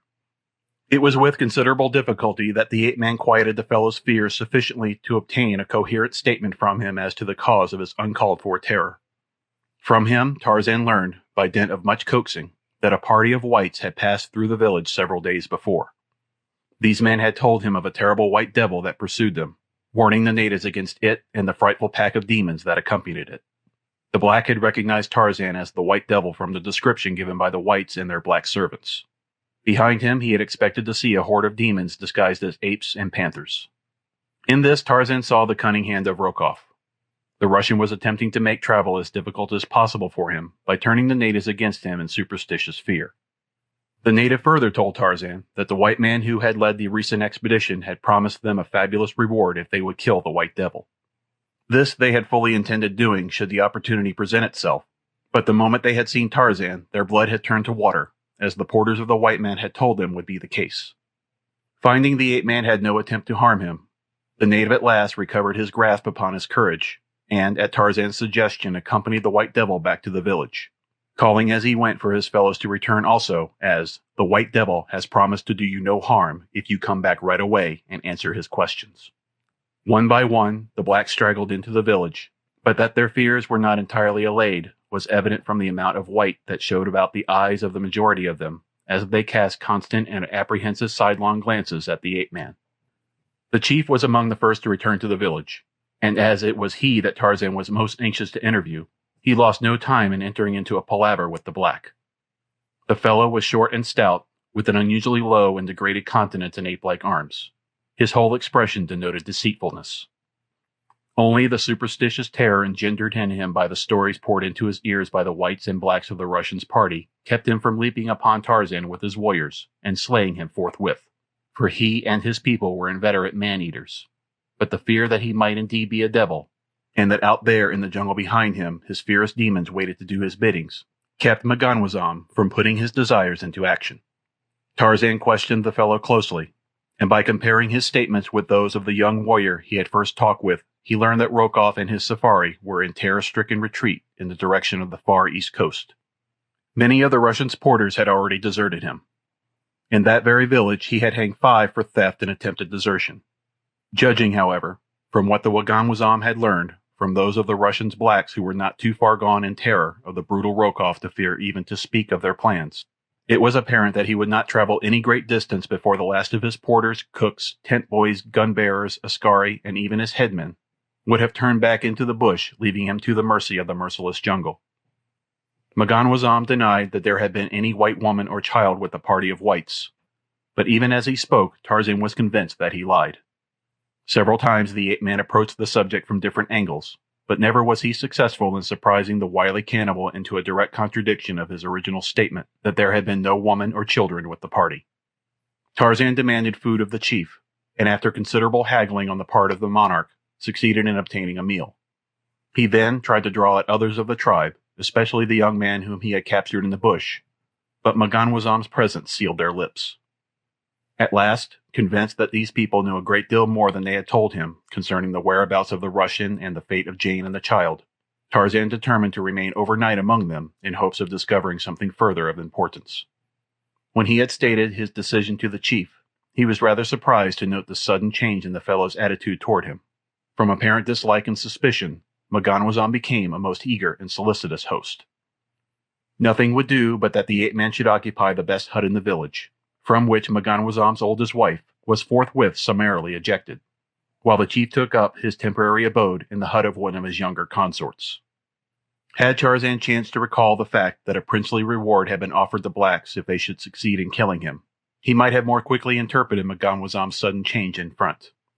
To have the white giant sleeping peacefully in one of his own huts would greatly facilitate the matter of earning the reward, and so the chief was urgent in his suggestions that Tarzan, doubtless being very much fatigued after his travels, should retire early to the comforts of anything but inviting palace. As much as the ape-man detested the thought of sleeping within a native hut, he had determined to do so this night, on the chance that he might be able to induce one of the younger men to sit and chat with him before the fire that burned in the center of the smoke-filled dwelling, and from him draw the truths he sought. So Tarzan accepted the invitation of old Waganwazam, insisting, however, that he much preferred sharing a hut with some of the younger men rather than driving the chief's old wife out in the cold. The toothless old hag grinned her appreciation of this suggestion, and as the plan still better suited the chief's scheme, in that it would permit him to surround Tarzan with a gang of picked assassins, he readily assented, so that presently Tarzan had been installed in a hut close to the village gate. As there was to be a dance that night in honor of a band of recently returned hunters, Tarzan was left alone in the hut, the young men, as Waganwazam explained, having to take part in the festivities. As soon as the ape-man was safely installed in the trap, Waganwazam called about him the young warriors whom he had selected to spend the night with the White Devil. None of them was overly enthusiastic about the plan, since deep in their superstitious hearts lay an exaggerated fear of the strange white giant. But the word of Waganwazam was law among his people, so not one dared to refuse the duty he was called upon to perform. As Waganwazam unfolded his plan in whispers to the savages squatting about him, the old toothless hag to whom Tarzan had saved her hut for the night hovered about the conspirators, ostensibly to replenish the supply of firewood for the blaze about which the men sat, but really to drink in as much of their conversation as possible. Tarzan had slept for perhaps an hour or two despite the savage din of the revelers when his keen senses came suddenly alert to a suspicious stealthy movement in the hut in which he lay. The fire had died down to a heap of glowing embers, which accentuated rather than relieved the darkness that shrouded the interior of the evil-smelling dwelling. Yet the trained senses of the ape-man warned him of another presence creeping almost silently toward him through the gloom. He doubted that it was one of his hut-mates returning from the festivities, for he still heard the wild cries of the dancers and the din of the tom-toms in the village street without. Who could it be that took such pains to conceal his approach? As the presence came within reach of him, the ape-man bounded lightly to the opposite side of the hut, his spear poised ready at his side. "Who is it," he asked, "that creeps upon Tarzan of the Apes like a hungry lion out of the darkness?" "Silence, Bwana," replied an old cracked voice. "It is Tambudza, she whose hut you would not take, and thus drive an old woman out into the cold night." "What does Tambudza want of Tarzan of the Apes?" asked the ape-man. "You were kind to me, to whom none is now kind, "And I have come to warn you in payment of your kindness," answered the old hag. "Warn me of what?" "M'ganwazam has chosen the young men who are to sleep in the hut with you," replied Tambudza. "I was near as he talked with them, and heard him issuing his instructions to them. When the dances run well into the morning, they are to come to the hut. If you are awake, they are to pretend that they have come to sleep. But if you sleep, it is M'ganwazam's command that you be killed. If you are not then asleep, they will wait quietly beside you until you do sleep, and then they will fall upon you together and slay you. M'ganwazam is determined to win the reward the white man has offered." "I had forgotten the reward," said Tarzan half to himself, and then he added, "How may M'ganwazam hope to collect the reward now that the white men who are my enemies have left his country, and gone he knows not where?" "Oh, they have not gone far," replied Tambudza. "M'ganwazam knows where they camp. His runners could quickly overtake them. They move slowly." "Where are they?" asked Tarzan. "Do you wish to come to them?" asked Tambudza in way of reply. Tarzan nodded. "I cannot tell you where they lie so that you could come to the place yourself, but I could lead you to them, Bwana." In their interest in the conversation, neither of the speakers had noticed a little figure which crept into the darkness of the hut behind them, nor did they see it when it slunk noiselessly out again.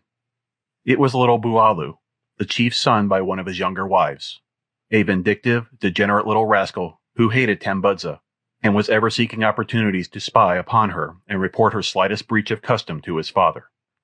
"Come then," said Tarzan quickly, "let us be on our way."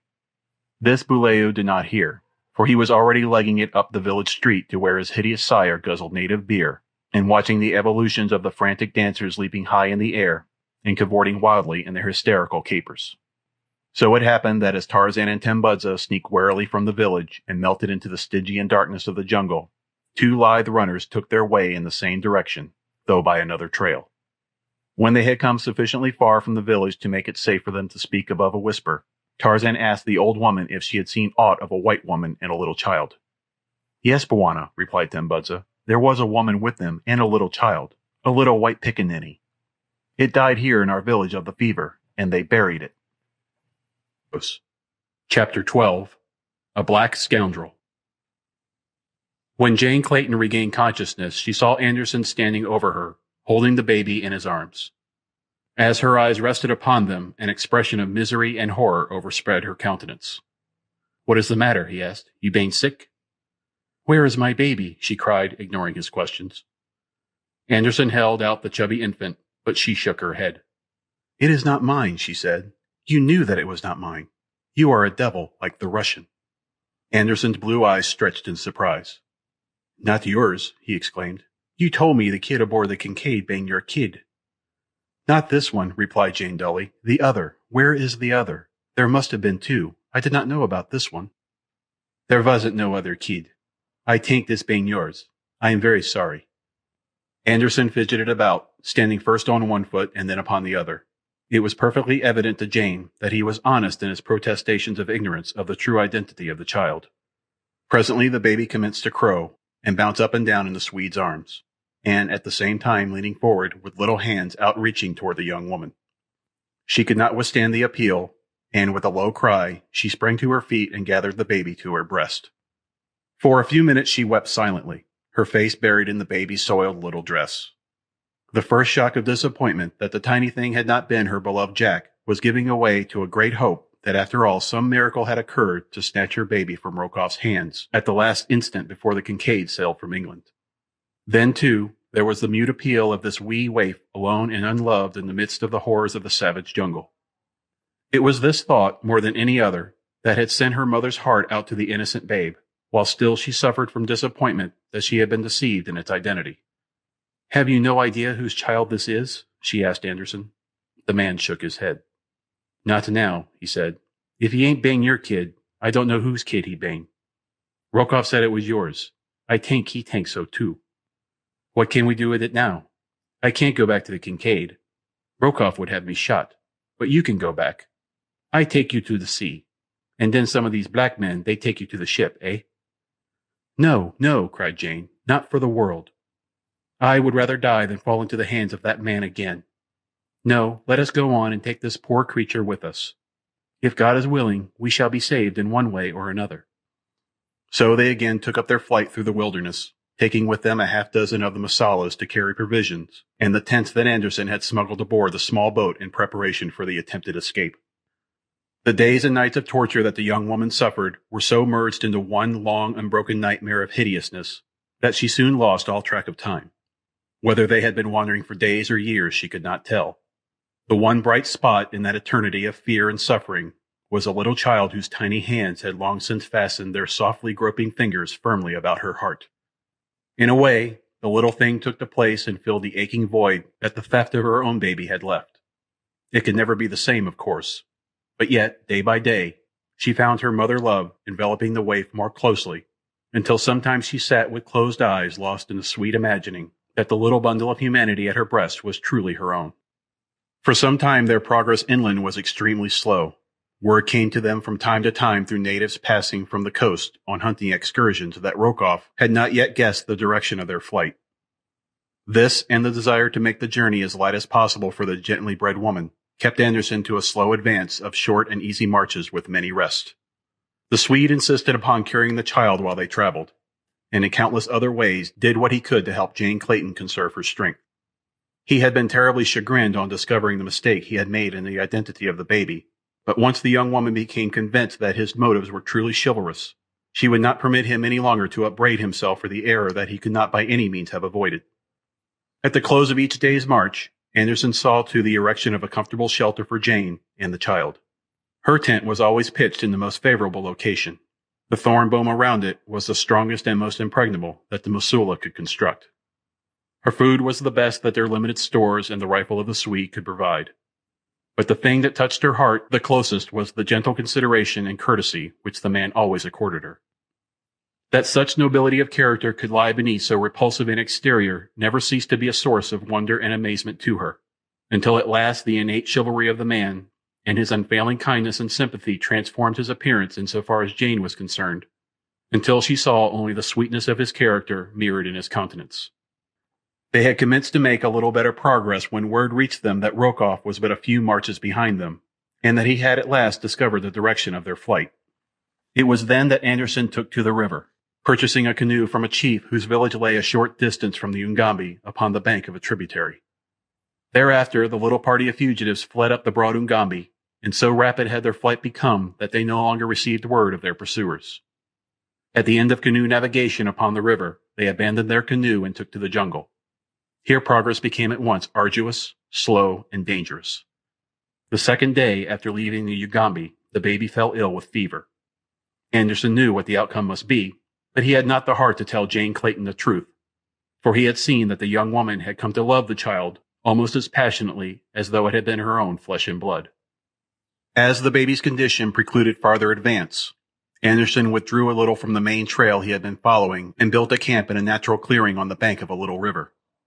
Here Jane devoted her every moment to caring for the tiny sufferer. As though her sorrow and anxiety were not all that she could bear, a further blow came with the sudden announcement of one of the Mosula porters, who had been foraging in the jungle adjacent, that Rokoff and his party were camped quite close to them, and were evidently upon their trail to this little nook, which all had thought so excellent a hiding place. This information could mean but one thing, and that they must break camp and fly onward regardless of the baby's condition. Jane Clayton knew the traits of the Russian well enough to be positive that he would separate her from the child the moment that he recaptured them, and she knew that separation would mean the immediate death of the baby. As they stumbled forward through the tangled vegetation along an old and almost overgrown game trail, the Mosula porters deserted them one by one. The men had been staunch enough in their devotion and loyalty as long as they were in no danger of being overtaken by the Russian and his party.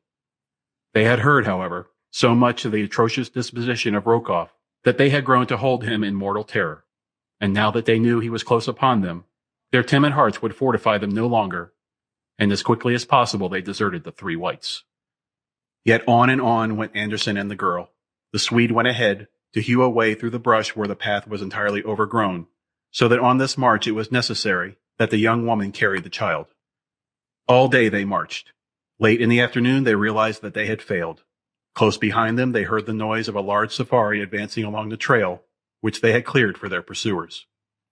When it became quite evident that they must be overtaken in a short time, Anderson hid Jane behind a large tree, covering her and the child with brush. "There is a village about a mile further on," he said to her.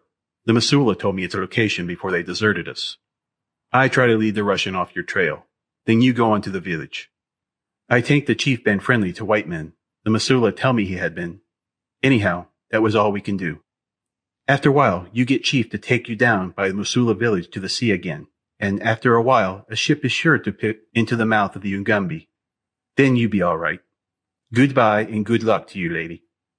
"But where are you going, Sven?" asked Jane. "Why can't you hide here and go back to the sea with me?" "I gotta tell the Russian you bane dead, so that he don't look for you no more," and Anderson grinned. "Why can't you join me then after you have told him that?" insisted the girl. Anderson shook his head.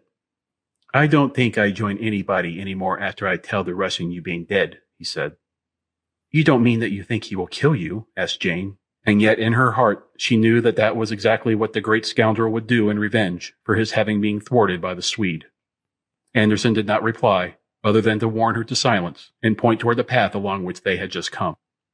"I don't care," whispered Jane Clayton. "I shall not let you die to save me if I can prevent it in any way. Give me your revolver. I can use that, and together we may be able to hold them off until we can find some means of escape." "It won't work, lady," replied Anderson.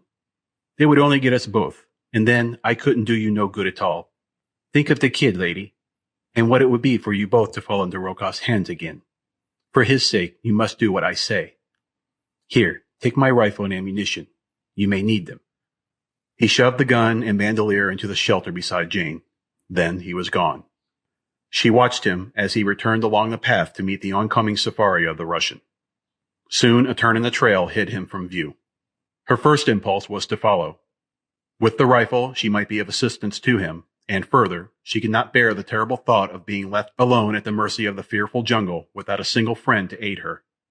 She started to crawl from her shelter with the intention of running after Anderson as fast as she could. As she drew the baby close to her, she glanced down into its little face. How red it was! How unnatural the little thing looked! She raised the cheek to hers. It was fiery hot with fever. With a little gasp of terror, Jane Clayton rose to her feet in the jungle path. The rifle and bandolier lay forgotten in the shelter beside her. Anderson was forgotten, and Rokoff, and her great peril. All that rioted through her fear-mad brain was the fearful fact that this little helpless child was stricken with a terrible jungle fever, and that she was helpless to do aught to allay its sufferings that were sure to come during ensuing intervals of partial consciousness. Her one thought was to find someone who could help her, some woman who had had children of her own, and with the thought came recollection of the friendly village of which Anderson had spoken. If she could but reach it, in time. There was no time to be lost. Like a startled antelope, she turned and fled up the trail in the direction Anderson had indicated.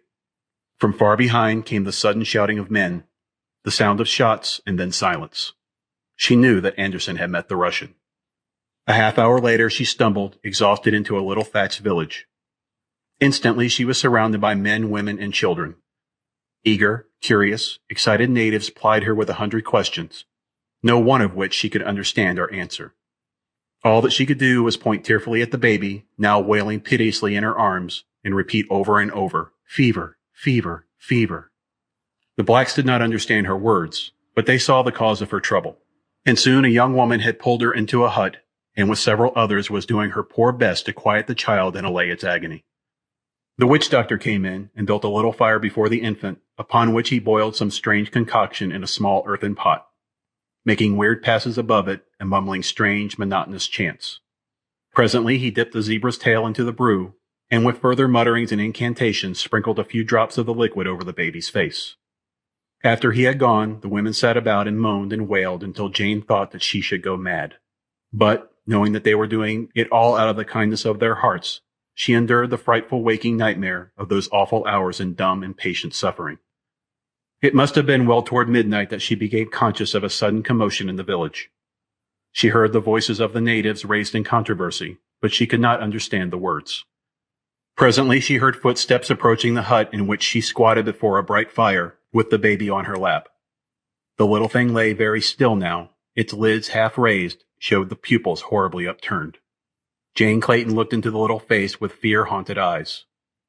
It was not her baby, not her flesh and blood, but how close, how dear the tiny, helpless thing had become to her.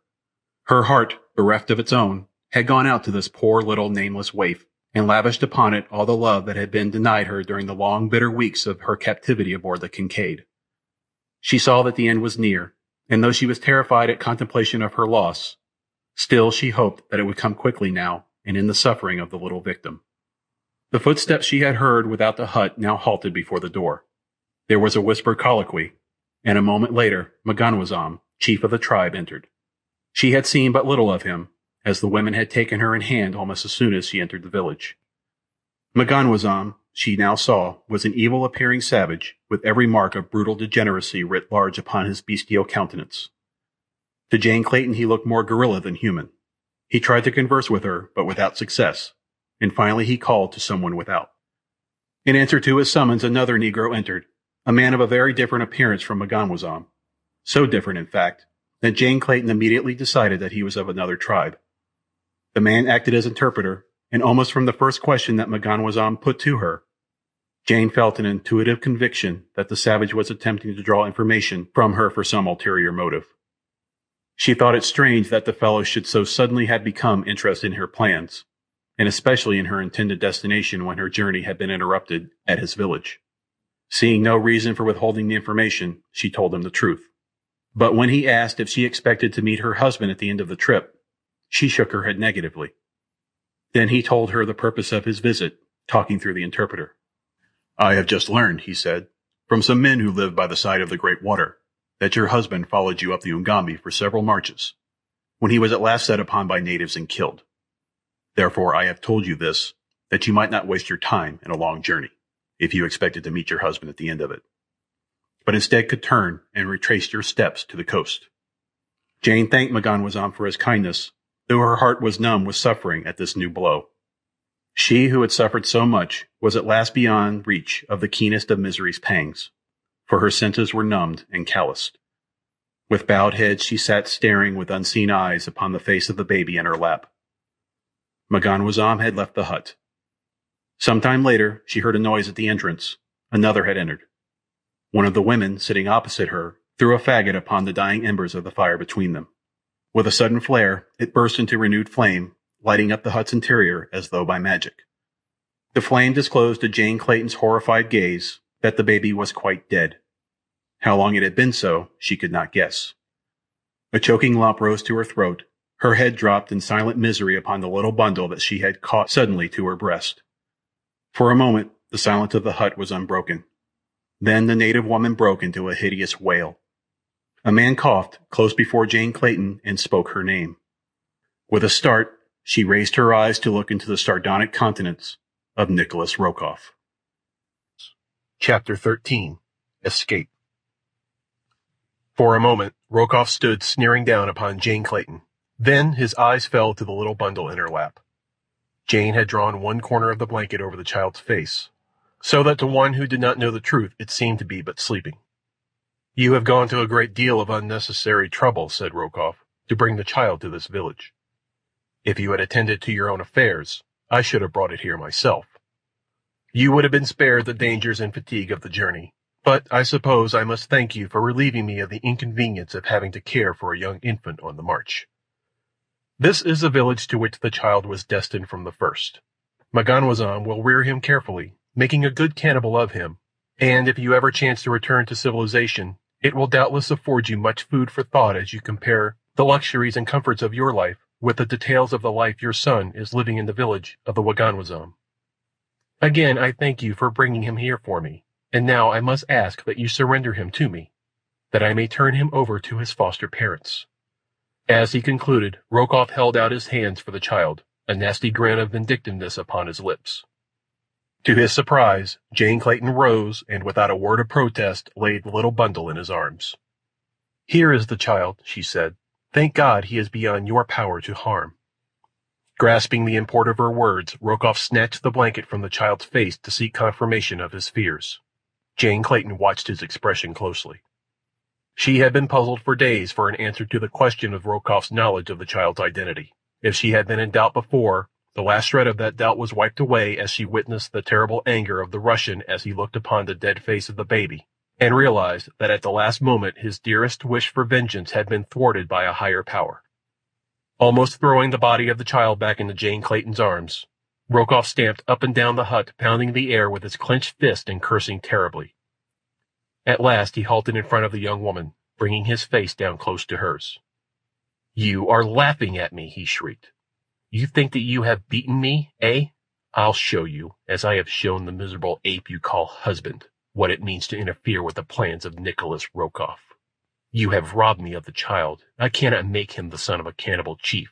But," and he paused as though to let the full meaning of his threat sink deep, "I can make the mother the wife of a cannibal, and that I shall do after I have finished with her myself." If he had thought to wring from Jane Clayton any sign of terror, he failed miserably. She was beyond that. Her brain and nerves were numb to suffering and shock. To his surprise, a faint, almost happy smile touched her lips. She was thinking with thankful heart that this poor little corpse was not that of her own wee Jack, and that best of all, Rokoff evidently did not know the truth. She would have liked to have flaunted the fact in his face, but she dared not. If he continued to believe that the child had been hers, so much safer would be the real Jack wherever he might be. She had, of course, no knowledge of the whereabouts of her little son. She did not know even that he still lived, and yet there was the chance that he might. It was more than possible that without Rokoff's knowledge this child had been substituted for hers by one of the Russians' confederates, and that even now her son might be safe with friends in London, where there were many, both able and willing, to have paid any ransom which the traitorous conspirator might have asked for the safe release of Lord Greystoke's son. She had thought it all out 100 times since she had discovered that the baby which Anderson had placed in her arms that night upon the Kincaid was not her own, and it had been a constant and gnawing source of happiness to her to dream the whole fantasy through in its every detail. No, the Russian must never know that this was not her baby. She realized that her position was hopeless. With Anderson and her husband dead, there was no one in all the world with a desire to succor her, who knew where she might be found. Rokoff's threat, she realized, was no idle one. That he would do, or attempt to do, all that he had promised she was perfectly sure, but at the worst it meant but a little earlier release from the hideous anguish that she had been enduring. She must find some way to take her own life before the Russian could harm her further. Just now she wanted time to think and prepare herself for the end. She felt that she could not take the last awful step until she had exhausted every possibility of escape. She did not care to live unless she might find her way back to her own child, but, slight as such hope appeared, she would not admit its impossibility until the last moment had come, and she faced the fearful reality of choosing between the final alternatives, Nikolas Rokoff on one hand, and self-destruction upon the other. "Go away," she said to the Russian. "Go away and leave me in peace with my dead. Have you not brought sufficient misery and anguish upon me without attempting to harm me further? What wrong have I ever done to you, that you should persist in persecuting me? You are suffering for the sins of the monkey you chose when you might have had the love of a gentleman, of Nikolas Rokoff," he replied. "But where is the use in discussing the matter? We shall bury the child here, and you will return with me at once to my own camp. Tomorrow I shall bring you back and turn you over to your new husband, the lovely Maganwazam. Come." He reached out for the child. Jane, who was on her feet now, turned away from him. "I shall bury the body," she said. "Send some men to dig a grave outside the village." Rokoff was anxious to have the thing over and get back to his camp with his victim. He thought he saw in her apathy a resignation to her fate.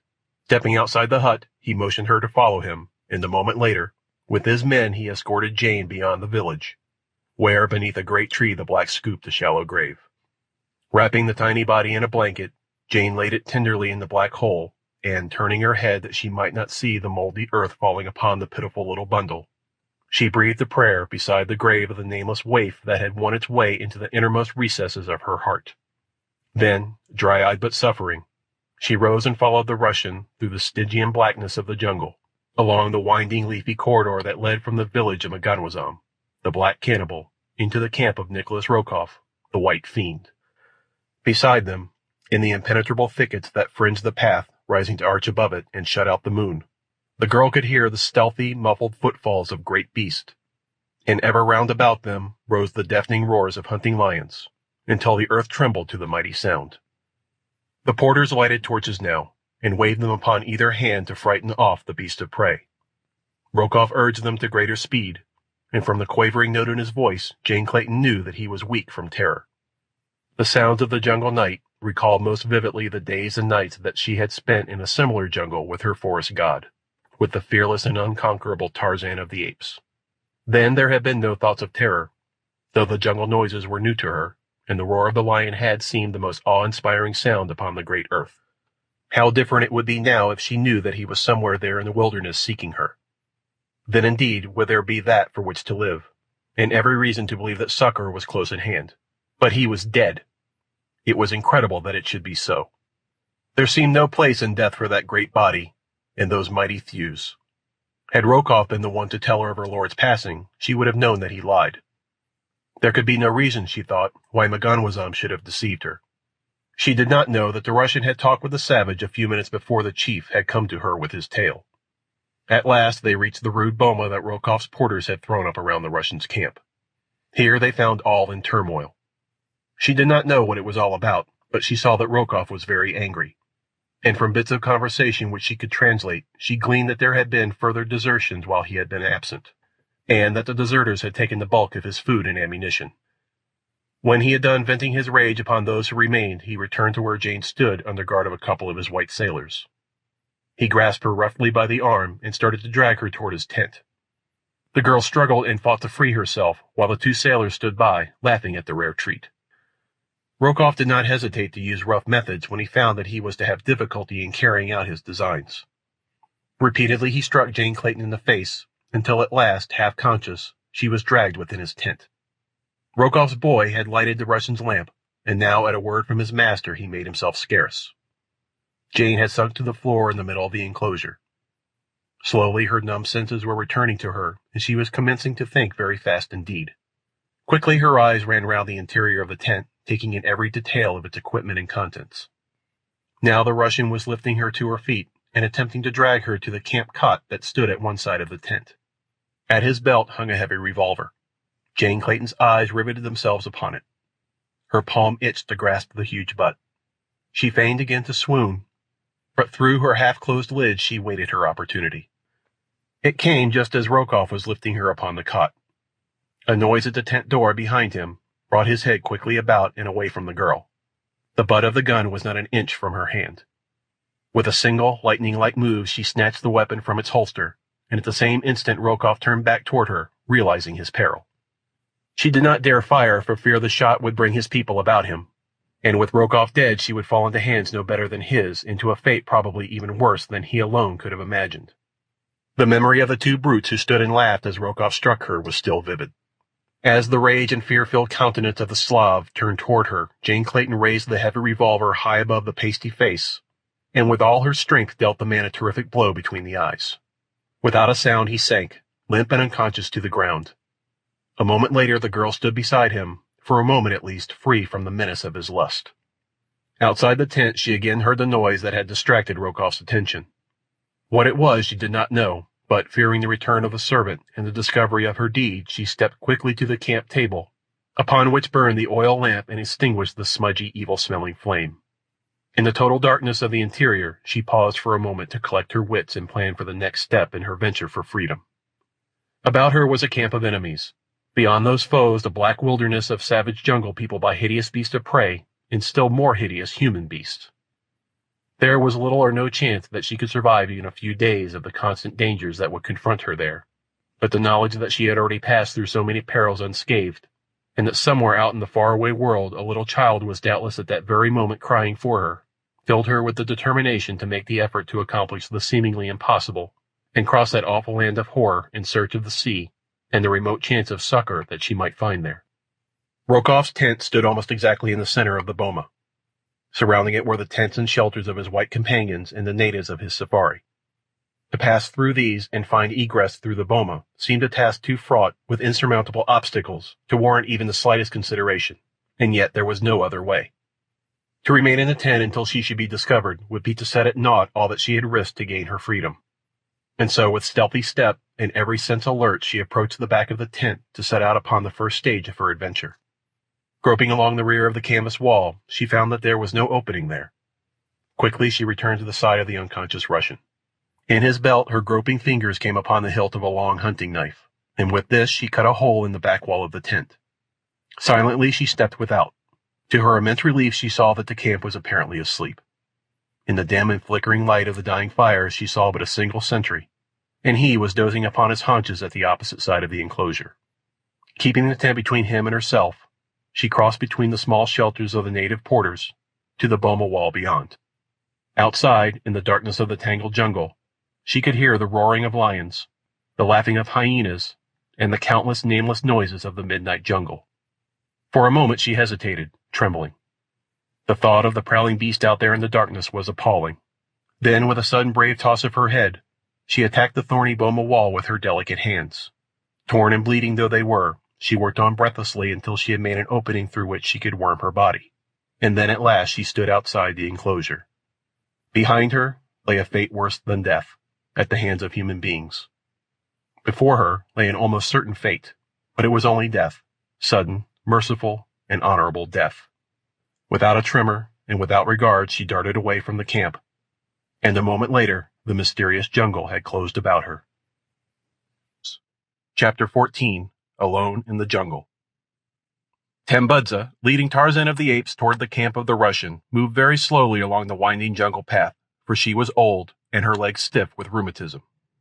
So it was that the runners dispatched by M'ganwazam to warn Rokoff that the white giant was in his village, and that he would be slain that night reached the Russians' camp before Tarzan and his ancient guide had covered half the distance. The guides found the white man's camp in a turmoil. Rokoff had that morning been discovered stunned and bleeding within his tent.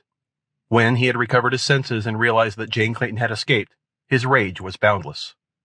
Rushing about the camp with his rifle, he had sought to shoot down the native sentries who had allowed the young woman to elude their vigilance. But several of the other whites, realizing that they were already in a precarious position, owing to the numerous desertions that Rokoff's cruelty had brought about, seized and disarmed him.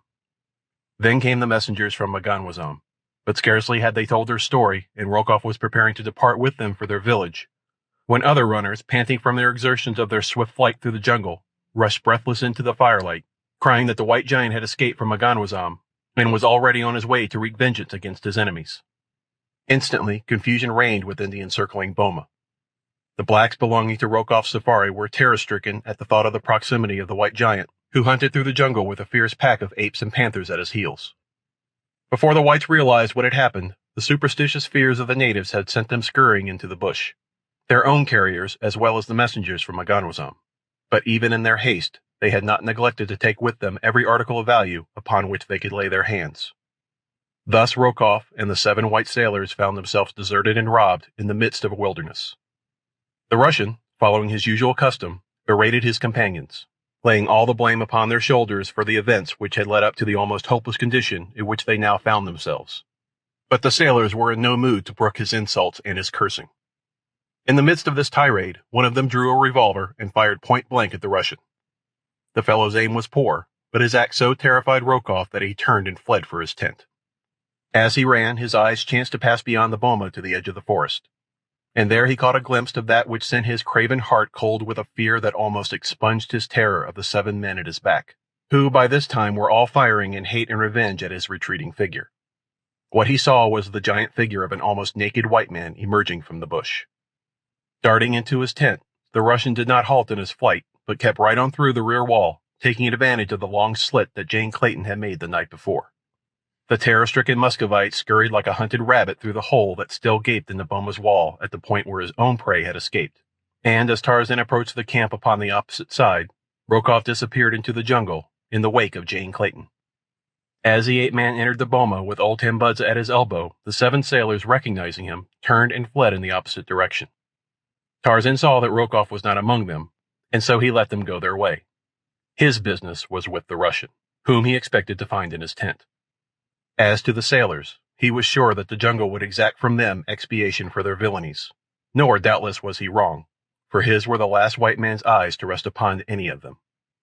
Finding Rokoff's tent empty, Tarzan was about to set out in search of the Russian, when Tambudza suggested to him that the departure of the white man could only have resulted from word reaching him from M'ganwazam that Tarzan was in his village. "He has doubtless hasted there," argued the old woman. "If you would find him, let us return at once." Tarzan himself thought that this would probably prove to be the fact, and so he did not waste time in an endeavor to locate the Russian's trail, but instead set out briskly for the village of Maganwazam, leaving Tambudza to plod slowly in his wake. His one hope was that Jane was still safe and with Rokoff. If this was the case, it would be but a matter of an hour or more before he should be able to wrest her from the Russian. He knew now that Maganwazam was treacherous, and that he might have to fight to regain possession of his wife. He wished that Mugambi, Sheeta, Akut, and the balance of the pack were with him, for he realized that single-handed it would be no child's play to bring Jane safely from the clutches of two such scoundrels as Rokoff and the wily Maganwazam. To his surprise, he found no sign of either Rokoff or Jane in the village, and as he could not trust the word of the chief, he wasted no time in futile inquiry. So sudden and unexpected had been his return, and so quickly had he vanished into the jungle after learning that those he sought were not among the Maganwazam, that old Maganwazam had no time to prevent his going. Swinging through the trees, he hastened back to the deserted camp he had so recently left, for here he knew was the logical place to take up the trail of Rokoff and Jane. Arrived at the boma, he circled carefully about the outside of the enclosure until, opposite a break in the thorny wall, he came to indications that something had recently passed into the jungle. His acute sense of smell told him that both of those he sought had fled from the camp in this direction, and a moment later he had taken up the trail and was following the faint spoor. Far ahead of him, a terror-stricken young woman was slinking along a narrow game trail, fearful that the next moment would bring her face to face with some savage beast or equally savage man. As she ran on, hoping against hope that she had hit upon the direction that would lead her eventually to the great river, she came suddenly upon a familiar spot. At one side of the trail, beneath a giant tree, lay a little heap of loosely piled brush. To her dying day, that little spot of jungle would be indelibly impressed upon her memory. It was where Anderson had hidden her, where he had given up his life in the vain effort to save her from Rokoff. At sight of it, she recalled the rifle and ammunition that the man had thrust upon her at the last moment. Until now, she had forgotten them entirely. Still clutched in her hand was the revolver she had snatched from Rokoff's belt, but that could contain at most not over 6 cartridges, not enough to furnish her with food and protection both on the long journey to the sea. With bated breath, she groped beneath the little mound, scarce daring to hope that the treasure remained where she had left it. But to her infinite relief and joy, her hand came at once upon the barrel of the heavy weapon, and then upon the bandolier of cartridges. As she threw the latter about her shoulder and felt the weight of the big game gun in her hand, a sudden sense of security suffused her. It was with new hope and a feeling of almost assured success that she again set forward upon her journey. That night she slept in the crotch of a tree, as Tarzan had so often told her he was accustomed to doing, and early the next morning was upon her way again. Late in the afternoon, as she was about to cross a little clearing, she was startled at the sight of a huge ape coming from the jungle upon the opposite side. The wind was blowing directly across the clearing between them, and Jane lost no time in putting herself downwind from the huge creature. Then she hid in a clump of heavy bush, and watched, holding the rifle ready for instant use. To her consternation, she saw that the apes were pausing in the center of the clearing. They came together in a little knot, where they stood looking backward, as though in expectation of the coming of others of their tribe. Jane wished they would go on, for she knew that at any moment some little eddying gust of wind might carry her scent down to their nostrils. And then what would the protection of her rifle amount to in the face of those gigantic muscles and mighty fangs? Her eyes moved back and forth between the apes and the edge of the jungle toward which they were gazing, until at last she perceived the object of their halt and the thing that they awaited. They were being stalked. Of this she was positive, as she saw the lithe, sinewy form of a panther glide noiselessly from the jungle at the point at which the apes had emerged but a moment before. Quickly the beast trotted across the clearing toward the anthropoids. Jane wondered at their apparent apathy, and a moment later her wonder turned to amazement as she saw the great cat come quite close to the apes, who, apparently entirely unconcerned by its presence, and squatting down in their midst, fell assiduously to the business of preening, which occupies most of the waking hours of the cat family. If the young woman was surprised by the sight of these natural enemies fraternizing, it was with emotions little short of fear for her own sanity that she presently saw a tall, muscular warrior enter the clearing and join the group of savage beasts assembled there. At first sight of the man, she had been positive that he would be torn to pieces, and she had half risen from her shelter, raising her rifle to her shoulder to do what she could to avert the man's terrible fate. Now she saw that he seemed actually conversing with the beast, issuing orders to them. Presently the entire company filed on across the clearing and disappeared into the jungle upon the opposite side. With a gasp of mingled incredulity and relief, Jane Clayton staggered to her feet and fled on away from the terrible horde that had just passed her. While half a mile behind her, another individual, following the same trail as she, lay frozen with terror behind an anthill as the hideous band passed quite close to him. This one was Rokoff, but he had recognized the members of the awful aggregation as allies of Tarzan of the Apes. No sooner, therefore, had the beast passed him, than he rose and raced through the jungle as fast as he could go, in order that he might put as much distance as possible between himself and these frightful beasts. So it happened that as Jane Clayton came to the bank of the river, down which she hoped to float to the ocean and eventual rescue, Nikolas Rokoff was but a short distance in her rear. Upon the bank the girl saw a great dugout drawn halfway from the water and tied securely to a nearby tree. This, she felt, would solve the question of transportation to the sea, could she but launch the huge unwieldy craft. Unfastening the rope that had moored it to the tree, Jane pushed frantically upon the bow of the heavy canoe, but for all the results that were apparent, she might as well have been attempting to shove the earth out of its orbit. She was about winded when it occurred to her to try working the dugout into the stream by loading the stern with ballast and then rocking the bow back and forth along the bank until the craft eventually worked itself into the river. There were no stones or rocks available, but along the shore she found quantities of driftwood deposited by the river at a slightly higher stage. These she gathered and piled far into the stern of the boat, until at last, to her immense relief, she saw the bow rise gently from the mud of the bank, and the stern drift slowly with the current until it again lodged a few feet farther downstream. Jane found that by running back and forth between the bow and the stern, she could alternately raise and lower each end of the boat as she shifted her weight from one end to the other, with the result that each time she leaped to the stern, the canoe moved a few inches farther into the river. As the success of her plan approached more closely to fruition, she became so wrapped in her efforts that she failed to note the figure of a man standing beneath a huge tree at the edge of the jungle from which he had just emerged. He watched her and her labors with a cruel and malicious grin upon his swarthy countenance. The boat at last became so nearly free of the retarding mud and of the bank that Jane felt positive that she could pull it off into deeper water with one of the paddles which lay in the bottom of the rude craft. With this end in view, she seized upon one of these implements, and had just plunged it into the river bottom close to the shore when her eyes happened to rise to the edge of the jungle.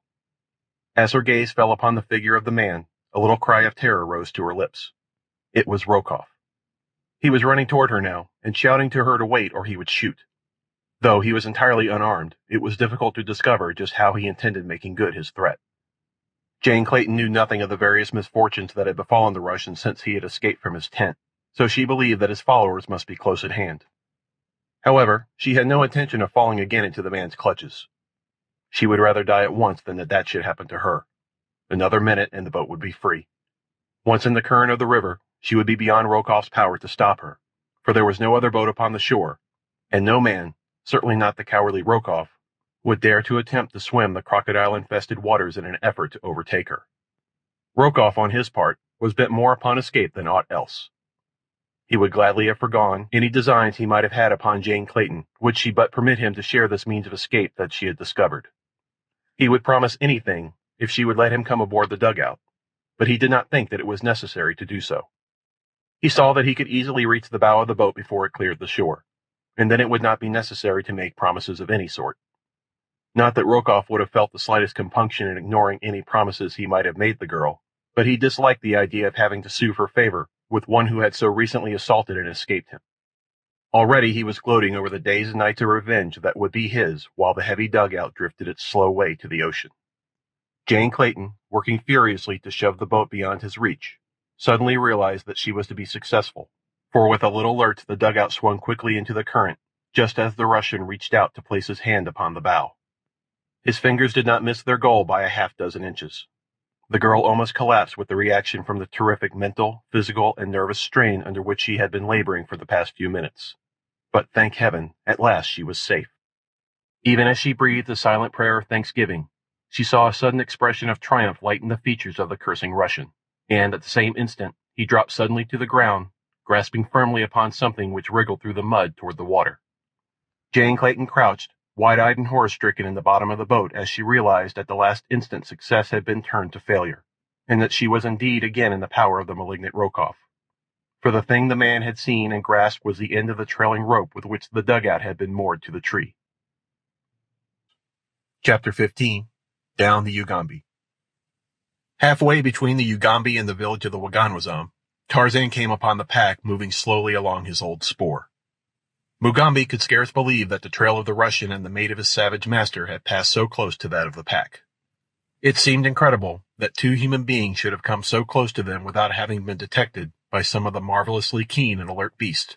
But Tarzan pointed out the spoor of the two he trailed, and at certain points the black could see that the man and the woman must have been hiding as the pack passed them, watching every move of the ferocious creatures. It had been apparent to Tarzan from the first that Jane and Rokoff were not traveling together. The spoor showed distinctly that the young woman had been a considerable distance ahead of the Russian at first, though the farther the ape-man continued along the trail, the more obvious it became that the man was rapidly overhauling his quarry. At first, there had been the spoor of wild beast over the footprints of Jane Clayton, while upon the top of all Rokoff's spoor showed that he had passed over the trail after the animals had left their records upon the ground. But later, there were fewer and fewer animal imprints occurring between those of Jane's and the Russian's feet, until, as he approached the river, the ape-man became aware that Rokoff could not have been more than a few hundred yards behind the girl. He felt they must be close ahead of him now, and with a little thrill of expectation, he leaped rapidly forward ahead of the pack. Swinging swiftly through the trees, he came out upon the river bank at the very point at which Rokoff had overhauled Jane as she endeavored to launch the cumbersome dugout. In the mud along the bank, the ape-man saw footprints of the two he sought, but there was neither boat nor people there when he arrived, nor, at first glance, any sign of their whereabouts. It was plain that they had shoved off a native canoe and embarked upon the bosom of the stream, and as the ape-man's eye ran swiftly down the course of the river beneath the shadows of the overarching trees, he saw in the distance, just as it rounded a bend that shut it off from his view, a drifting dugout in the stern of which was the figure of a man. Just as the pack came in sight of the river, they saw their agile leader racing down the river's bank, leaping from hummock to hummock of the swampy ground that spread between them and a little promontory which rose just where the river curved inward from their sight. To follow him, it was necessary for the heavy, cumbersome apes to make a wild detour, and Sheeta, too, who hated water. Mugambi followed after them as rapidly as he could in the wake of the great white master. A half hour of rapid traveling across the swampy neck of land and over the rising promontory brought Tarzan, by a shortcut, to the inward bend of the winding river, and there before him upon the bosom of the stream he saw the dugout, and at its stern Nikolas Rokoff. Jane was not with the Russian. At sight of his enemy, the broad scar upon the ape-man's brow burned scarlet, and there rose to his lips the hideous bestial challenge of the bull ape. Rokoff shuddered as the weird and terrible alarm fell upon his ears. Cowering in the bottom of the boat, his teeth chattering in terror, he watched the man he feared above all other creatures upon the face of the earth as he ran quickly to the edge of the water. Even though the Russian knew that he was safe from his enemy, the very sight of him threw him into a frenzy of trembling cowardice, which became frantic hysteria as he saw the white giant dive fiercely into the forbidding waters of the tropical river. With steady, powerful strokes, the ape-man forged out into the stream toward the drifting dugout. Now Rokoff seized one of the paddles lying in the bottom of the craft, and, with terror-wide eyes still glued upon the living death that pursued him, struck out madly in an effort to augment the speed of the unwieldy canoe. And from the opposite bank, a sinister ripple, unseen by either man, moved steadily toward the half-naked swimmer. Tarzan had reached the stern of the craft at last. One hand upstretched grasped the gunwale. Rokoff sat frozen with fear, unable to move a hand or foot, his eyes riveted upon the face of his nemesis. Then, a sudden commotion in the water behind the swimmer caught his attention. He saw the ripple, and he knew what caused it. At the same instant, Tarzan felt mighty jaws close upon his right leg. He tried to struggle free and raise himself over the side of the boat. His efforts would have succeeded had not this unexpected interruption galvanized the malign brain of the Russian into instant action with its sudden promise of deliverance and revenge. Like a venomous snake, the man leaped toward the stern of the boat, and with a single swift blow struck Tarzan across the head with the heavy paddle. The ape-man's fingers slipped from their hold upon the gunwale. There was a short struggle at the surface, and then a swirl of waters, a little eddy, and then a burst of bubbles soon smoothed out by the flowing current, marked for the instant the spot where Tarzan of the Apes, lord of the jungle, disappeared from the sight of men beneath the gloomy waters of the dark and forbidding Ugambi. Weak from terror, Rokoff sank shuddering into the bottom of the dugout. For a moment he could not realize the good fortune that had befallen him. All that he could see was the figure of a silent, struggling white man disappearing beneath the surface of the river to unthinkable death in the slimy mud of the bottom. Slowly, all that it meant to him filtered into the mind of the Russian, and then a cruel smile of relief and triumph touched his lips. But it was short-lived, for just as he was congratulating himself that he was now completely safe to proceed upon his way to the coast unmolested, a mighty pandemonium rose from the river bank close by. As his eyes sought the authors of the frightful sound, he saw standing upon the shore, glaring at him with hate-filled eyes, a devil-faced panther, surrounded by the hideous apes of a cut, and in the forefront of them, a giant black warrior who shook his fist at him, threatening him with terrible death. The nightmare of that flight down the Ugambi, with the hideous horde racing after him by day and by night, now abreast of him, now lost in the mazes of the jungle far behind for hours and once for a whole day, only to reappear again upon his trail, grim, relentless, and terrible, reduced the Russian from a strong and robust man to an emaciated, white-haired, fear-gibbering thing, before ever the bay and the ocean broke upon his hopeless vision. Past populous villages he had fled. Time and again warriors had put out their canoes to intercept him, but each time the hideous horde had swept into view to send the terrified natives shrieking back to the shore to lose themselves in the jungle. Nowhere in his flight had he seen aught of Jane Clayton. Not once had his eyes rested upon her since that moment at the river's brim his hand had closed upon the rope attached to the bow of her dugout, and he had believed her safely in his power again, only to be thwarted an instant later as the girl snatched up a heavy express rifle from the bottom of the craft and leveled it full at his breast.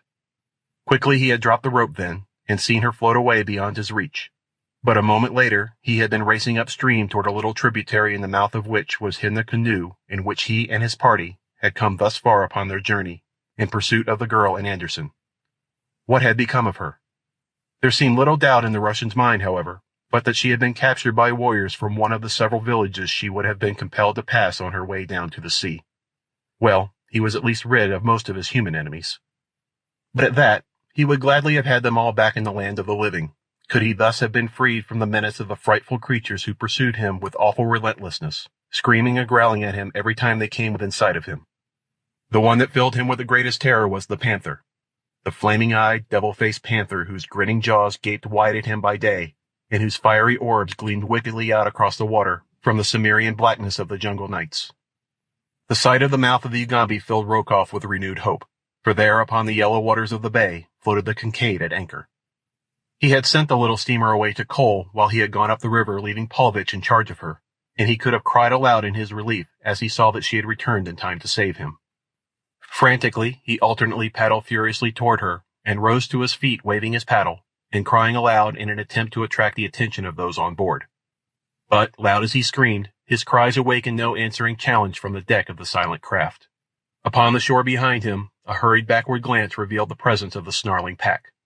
Even now, he thought, those man-like devils might yet find a way to reach him, even upon the deck of the steamer, unless there were those there to repel him with firearms. What could have happened to those he had left upon the Kincaid? Where was Paulvitch? Could it be that the vessel was deserted, and that after all he was doomed to be overtaken by the terrible fate that he had been flying from all these hideous days and nights? He shivered, as might one upon whose brow death has already laid his clammy finger. Yet he did not cease to paddle frantically toward the steamer, and at last, after what seemed an eternity, the bow of the dugout bumped against the timbers of the Kincaid. Over the ship's side hung a monkey ladder, but as the Russian grasped it to ascend to the deck, he heard a warning challenge from above, and looking up, gazed into the cold, relentless muzzle of a rifle. After Jane Clayton, with rifle leveled at the breast of Rokoff, had succeeded in holding him off until the dugout in which she had taken refuge had drifted out upon the bosom of the Ugambi beyond the man's reach, she had lost no time in paddling to the swiftest sweep of the channel, nor did she for long days and weary nights cease to hold her craft to the most rapidly moving part of the river, except when during the hottest hours of the day she had been wont to drift as the current would take her, lying prone in the bottom of the canoe, her face sheltered from the sun with a great palm leaf. Thus only did she gain rest upon the voyage. At other times she continually sought to augment the movement of the craft by wielding the heavy paddle. Rokoff, on the other hand, had used little or no intelligence in his flight along the Ugambi, so that more often than not his craft had drifted into slow-moving eddies, for he habitually hugged the bank farthest from that along which the hideous horde pursued and menaced him. Thus it was that though he had put out upon the river but a short time subsequent to the girl, yet she had reached the bay fully 2 hours ahead of him. When she had first seen the anchored ship upon the quiet water, Jane Clayton's heart had beat fast with hope and thanksgiving, but as she drew closer to the craft and saw that it was the Kincaid, her pleasure gave place to the greatest misgivings. It was too late, however, to turn back, for the current that carried her toward the ship was much too strong for her muscles. She could not have forced the heavy dugout upstream against it, and all that was left her was to attempt either to make the shore without being seen by those upon the deck of the Kincaid, or to throw herself upon their mercy. Otherwise she must be swept out to sea.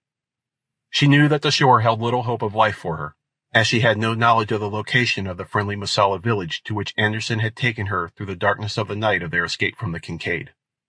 With Rokoff away from the steamer, it might be possible that by offering those in charge a large reward, they could be induced to carry her to the nearest civilized port. It was worth risking, if she could make the steamer at all. The current was bearing her swiftly down the river, and she found that only by dint of the utmost exertion could she direct the awkward craft toward the vicinity of the Kincaid. Having reached the decision to board the steamer, she now looked to it for aid, but to her surprise the decks appeared to be empty, and she saw no sign of life aboard the ship. The dugout was drawing closer and closer to the bow of the vessel, and yet no hail came over the side from any lookout aboard. In a moment more, Jane realized, she would be swept beyond the steamer, and then, unless they lowered a boat to rescue her, she would be carried far out to sea by the current and the swift ebb tide that was running. The young woman called loudly for assistance, but there was no reply other than the shrill scream of some savage beast upon the jungle-shrouded shore. Frantically, Jane wielded the paddle in an effort to carry her craft close alongside the steamer. For a moment it seemed that she should miss her goal by but a few feet, but at the last moment the canoe swung close beneath the steamer's bow, and Jane barely managed to grasp the anchor chain. Heroically, she clung to the heavy iron links, almost dragged from the canoe by the strain of the current upon her craft.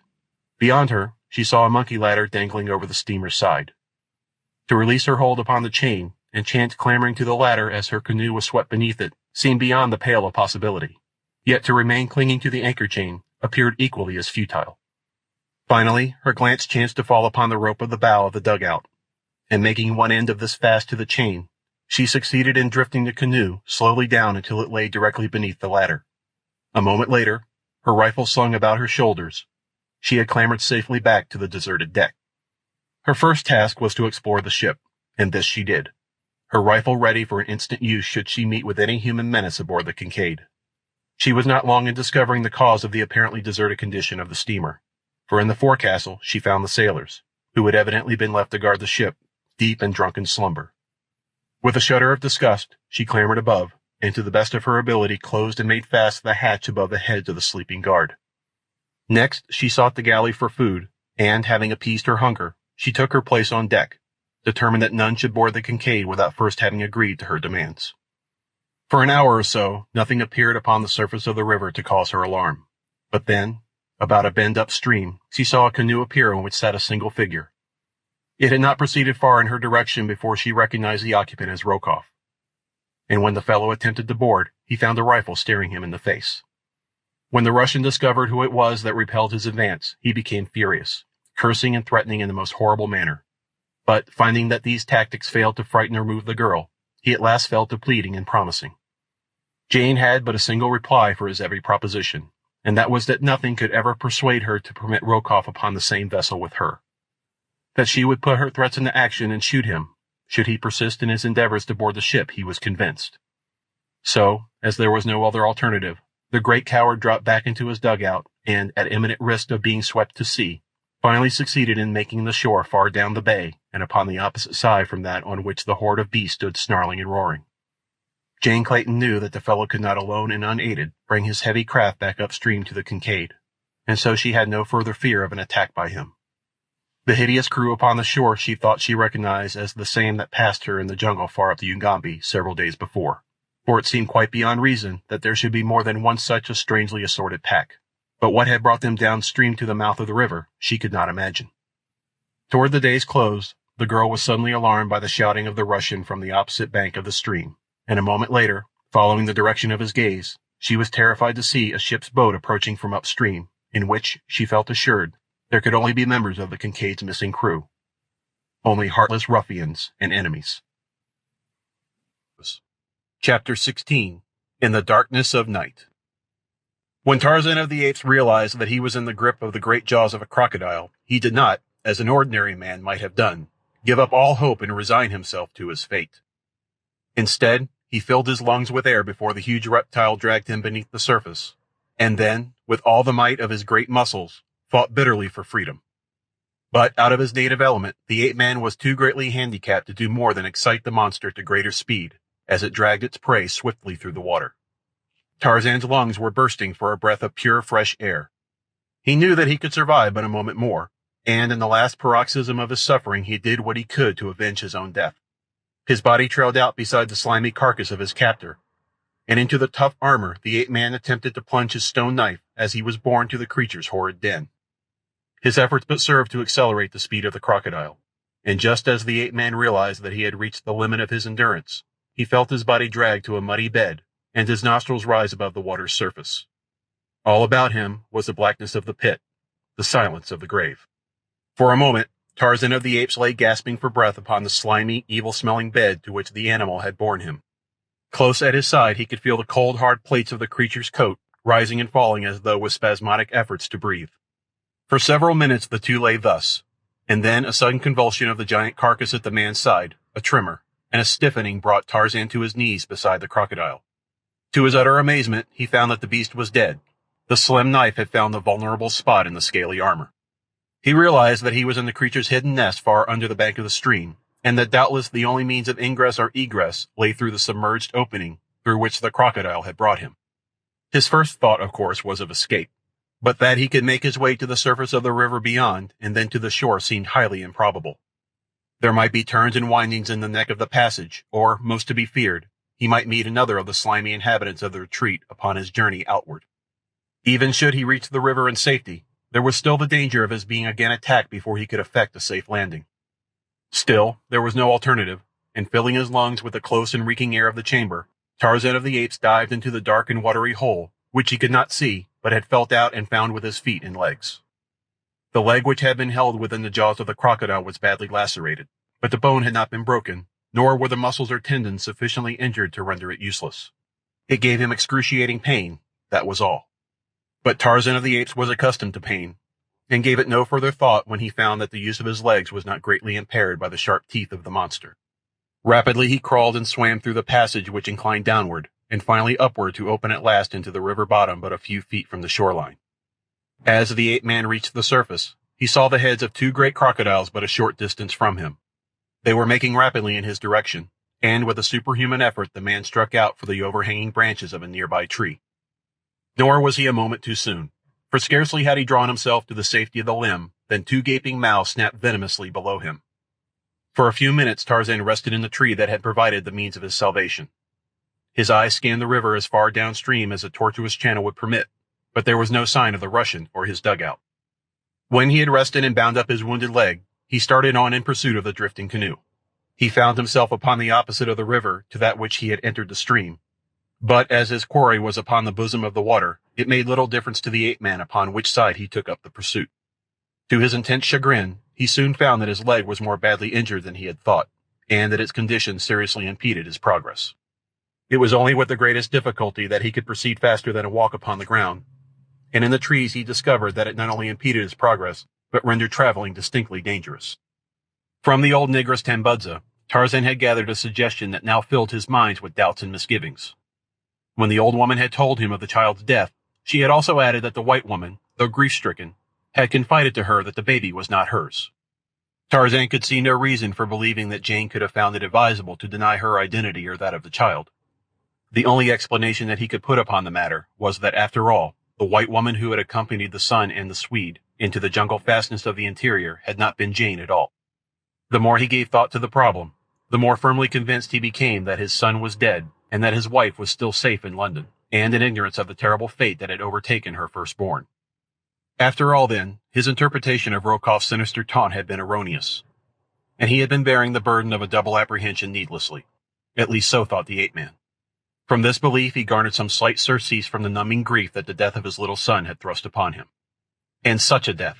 Even the savage beast that was the real Tarzan, inured to the sufferings and horrors of the grim jungle, shuddered as he contemplated the hideous fate that had overtaken the innocent child. As he made his way painfully towards the coast, he let his mind dwell so constantly upon the frightful crimes which the Russian had perpetrated against his loved ones, that the great scar upon his forehead stood out almost continuously in the vivid scarlet that marked the man's most relentless and bestial moods of rage. At times he startled even himself and sent the lesser creatures of the wild jungle scampering to their hiding places as involuntary roars and growls grumbled from his throat. Could he but lay his hands upon the Russian? Twice upon the way to the coast, bellicose natives ran threateningly from their villages to bar his further progress. But when the awful cry of the bull ape thundered upon their affrighted ears, and the great white giant charged bellowing upon them, they had turned and fled into the bush, nor ventured thence until he had safely passed. Though his progress seemed tantalizingly slow to the ape-man, whose idea of speed had been gained by such standards as the lesser apes attain, he made, as a matter of fact, almost as rapid progress as the drifting canoe that bore Rokoff on ahead of him, so that he came to the bay and within sight of the ocean just after darkness had fallen upon the same day that Jane Clayton and the Russian ended their flights from the interior. The darkness lowered so heavily upon the black river and the encircling jungle that Tarzan, even with eyes accustomed to much use after dark, could make out nothing a few yards from him. His idea was to search the shore that night for signs of the Russian and the woman who he was certain must have preceded Rokoff down the Ugambi. That the Kincaid or other ship lay at anchor but 100 yards from him he did not dream, for no light showed on board the steamer. Even as he commenced his search, his attention was suddenly attracted by a noise that he had not at first perceived. The stealthy dip of paddles in the water some distance from the shore, and about opposite the point at which he stood. Motionless as a statue he stood, listening to the faint sound. Presently it ceased, to be followed by a shuffling noise that the ape-man's trained ears could interpret as resulting from but a single cause, the scraping of leather-shod feet upon the rounds of a ship's monkey ladder. And yet, as far as he could see, there was no ship there, nor might there be one within 1,000 miles. As he stood thus, peering out into the darkness of the cloud-enshrouded night, there came to him from across the water, like a slap in the face, so sudden and unexpected was it, the sharp staccato of an exchange of shots, and then the scream of a woman. Wounded though he was, and with the memory of his recent horrible experiences still strong upon him, Tarzan of the Apes did not hesitate as the notes of that frightened cry rose shrill and piercing upon the still night air. With a bound, he cleared the intervening bush. There was a splash as the water closed about him, and then, with powerful strokes, he swam out into the impenetrable night, with no guide save the memory of an elusive cry, and for company, the hideous denizens of an equatorial river. The boat that had attracted Jane's attention as she stood guard upon the deck of the Kincaid had been perceived by Rokoff upon one bank, and Mugambi and the horde upon the other. The cries of the Russian had brought the dugout first to him, and then, after a conference, it had been turned toward the Kincaid, but before ever it covered half the distance between the shore and the steamer, a rifle had spoken from the latter's deck, and one of the sailors in the bow of the canoe had crumpled and fallen into the water. After that they went more slowly, and presently, when Jane's rifle found another member of the party, the canoe withdrew to the shore, where it lay as long as daylight lasted. The savage snarling pack upon the opposite shore had been directed in their pursuit by the black warrior Mugambi, chief of the Wagambi. Only he knew which might be foe and which friend of their lost master. Could they have reached either the canoe or the Kincaid, they would have made short work of any whom they found there. But the gulf of black water intervening shut them off from further advance as effectively as though it had been the broad ocean that separated them from their prey. Mugambi knew something of the occurrences which had led up to the landing of Tarzan upon Jungle Island and the pursuit of the whites up the Ugambi. He knew that his savage master sought his wife and child, who had been stolen by the wicked white man whom they had followed far into the interior and now back to the sea. He believed also that this same man had killed the great white giant whom he had come to respect and love as he had never loved the greatest chiefs of his own people. And so in the wild breast of Mugambi burned an iron resolve to win to the side of the wicked one and wreak vengeance upon him for the murder of the ape-man. But when he saw the canoe come down the river and take in Rokoff, when he saw it make for the Kincaid, he realized that only by possessing himself of a canoe could he hope to transport the beast of the pack within striking distance of the enemy.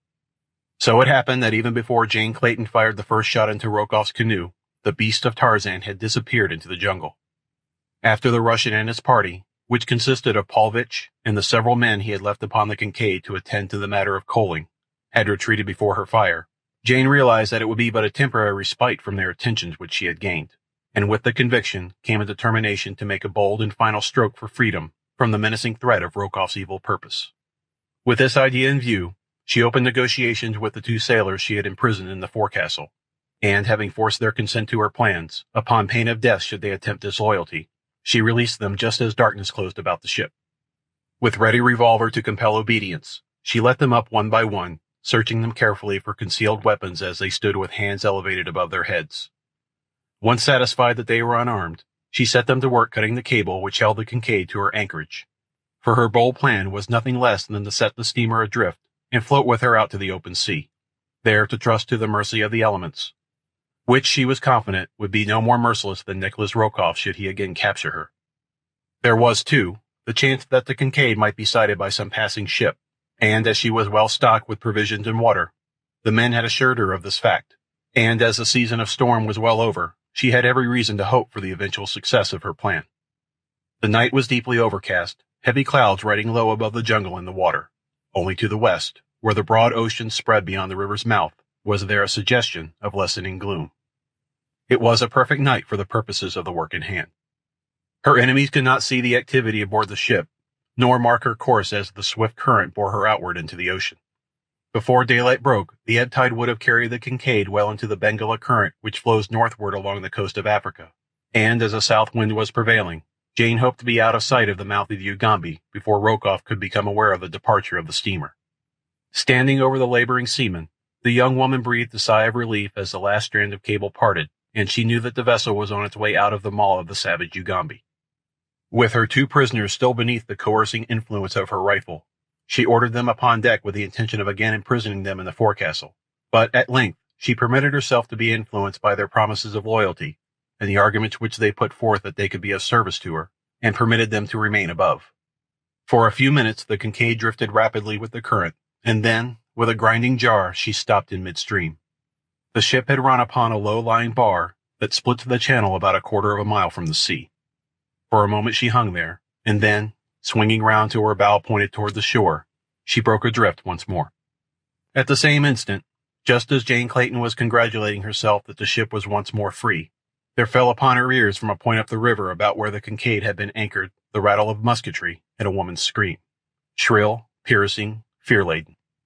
The sailors heard the shots with certain conviction that they announced the coming of their employer, and as they had no relish for the plan that would consign them to the deck of a drifting derelict, they whispered together a hurried plan to overcome the young woman and hail Rokoff and their companions to their rescue. It seemed that fate would play into their hands, for, with the reports of the guns, Jane Clayton's attention had been distracted from her unwilling assistants, and instead of keeping one eye upon them as she had intended doing, she ran to the bow of the Kincaid to peer through the darkness toward the source of the disturbance upon the river's bosom. Seeing that she was off her guard, the 2 sailors crept stealthily upon her from behind. The scraping upon the deck of the shoes of one of them startled the girl into a sudden apprehension of her danger, but the warning had come too late. As she turned, both men leaped upon her and bore her to the deck, and as she went down beneath them she saw, outlined against the lesser gloom of the ocean, the figure of another man clamber over the side of the Kincaid. After all her pains, her heroic struggle for freedom had failed. With a stifled sob, she gave up the unequal battle. Chapter 17. On the Deck of the Kincaid. When Mugambi had turned back into the jungle with the pack, he had a definite purpose in view. It was to obtain a dugout wherewith to transport the beast of Tarzan to the side of the Kincaid. Nor was he long in coming upon the object which he sought. Just at dusk, he found a canoe moored to the bank of a small tributary of the Ugambi at a point where he had felt certain that he should find one. Without loss of time, he plied his hideous fellows into the craft and shoved out into the stream. So quickly had they taken possession of the canoe that the warrior had not noticed that it was already occupied. The huddled figures sleeping in the bottom had entirely escaped his observation in the darkness of the night that had now fallen. But no sooner were they afloat than a savage growling from one of the apes directly ahead of him in the dugout attracted his attention to a shivering and cowering figure that trembled between him and the great anthropoid. To Mugambi's astonishment, he saw that it was a native woman. With difficulty he kept the ape from her throat, and after a time succeeded in quelling her fears. It seemed that she had been fleeing from marriage with an old man she loathed, and had taken refuge for the night in the canoe she had found upon the river's edge. Mugambi did not wish her presence, but there she was, and rather than lose time by returning her to the shore, the black permitted her to remain on board the canoe. As quickly as his awkward companions could paddle the dugout downstream toward the Ugambi and the Kincaid, they moved through the darkness. It was with difficulty that Mugambi could make out the shadowy form of the steamer, but as he had it between himself and the ocean, it was much more apparent than to one upon either shore of the river. As he approached it, he was amazed to note that it seemed to be receding from him, and finally he was convinced that the vessel was moving downstream. Just as he was about to urge his creatures to renewed efforts to overtake the steamer, the outline of another canoe burst suddenly into view not 3 yards from the bow of his own craft. At the same instant, the occupants of the stranger discovered the proximity of Mugambi's horde, but they did not at first recognize the nature of the fearful crew. A man in the bow of the oncoming boat challenged them just as the 2 dugouts were about to touch. For answer came the menacing growl of a panther, and the fellow found himself gazing into the flaming eyes of Sheeta, who had raised himself with his forepaws upon the bow of the boat, ready to leap upon the occupants of the other craft.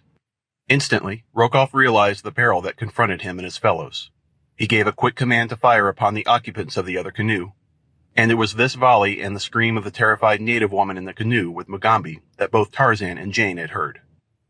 Before the slower and less skilled paddlers in Mugambi's canoe could press their advantage and effect the boarding of the enemy, the latter had turned swiftly downstream and were paddling for their lives in the direction of the Kincaid, which was now visible to them. The vessel, after striking upon the bar, had swung loose again into a slow-moving eddy, which returns upstream close to the southern shore of the Ugambi, only to circle out once more and join the downward flow 100 yards or so farther up. Thus the Kincaid was returning Jane Clayton directly into the hands of her enemies. It so happened that as Tarzan sprang into the river, the vessel was not visible to him, and as he swam out into the night, he had no idea that a ship drifted so close at hand. He was guided by the sounds which he could hear coming from the 2 canoes. As he swam, he had vivid recollections of the last occasion upon which he had swum in the waters of the Ugambi, and with them a sudden shudder shook the frame of the giant. But, though he twice felt something brush against his legs from the slimy depths below him, nothing seized him, and of a sudden he quite forgot about crocodiles in the astonishment of seeing a dark mass loom suddenly before him, where he had still expected to find the open river.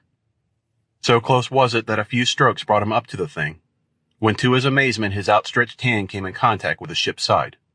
As the agile ape-man clambered over the vessel's rail, there came to his sensitive ears the sound of a struggle at the opposite side of the deck. Noiselessly he sped across the intervening space.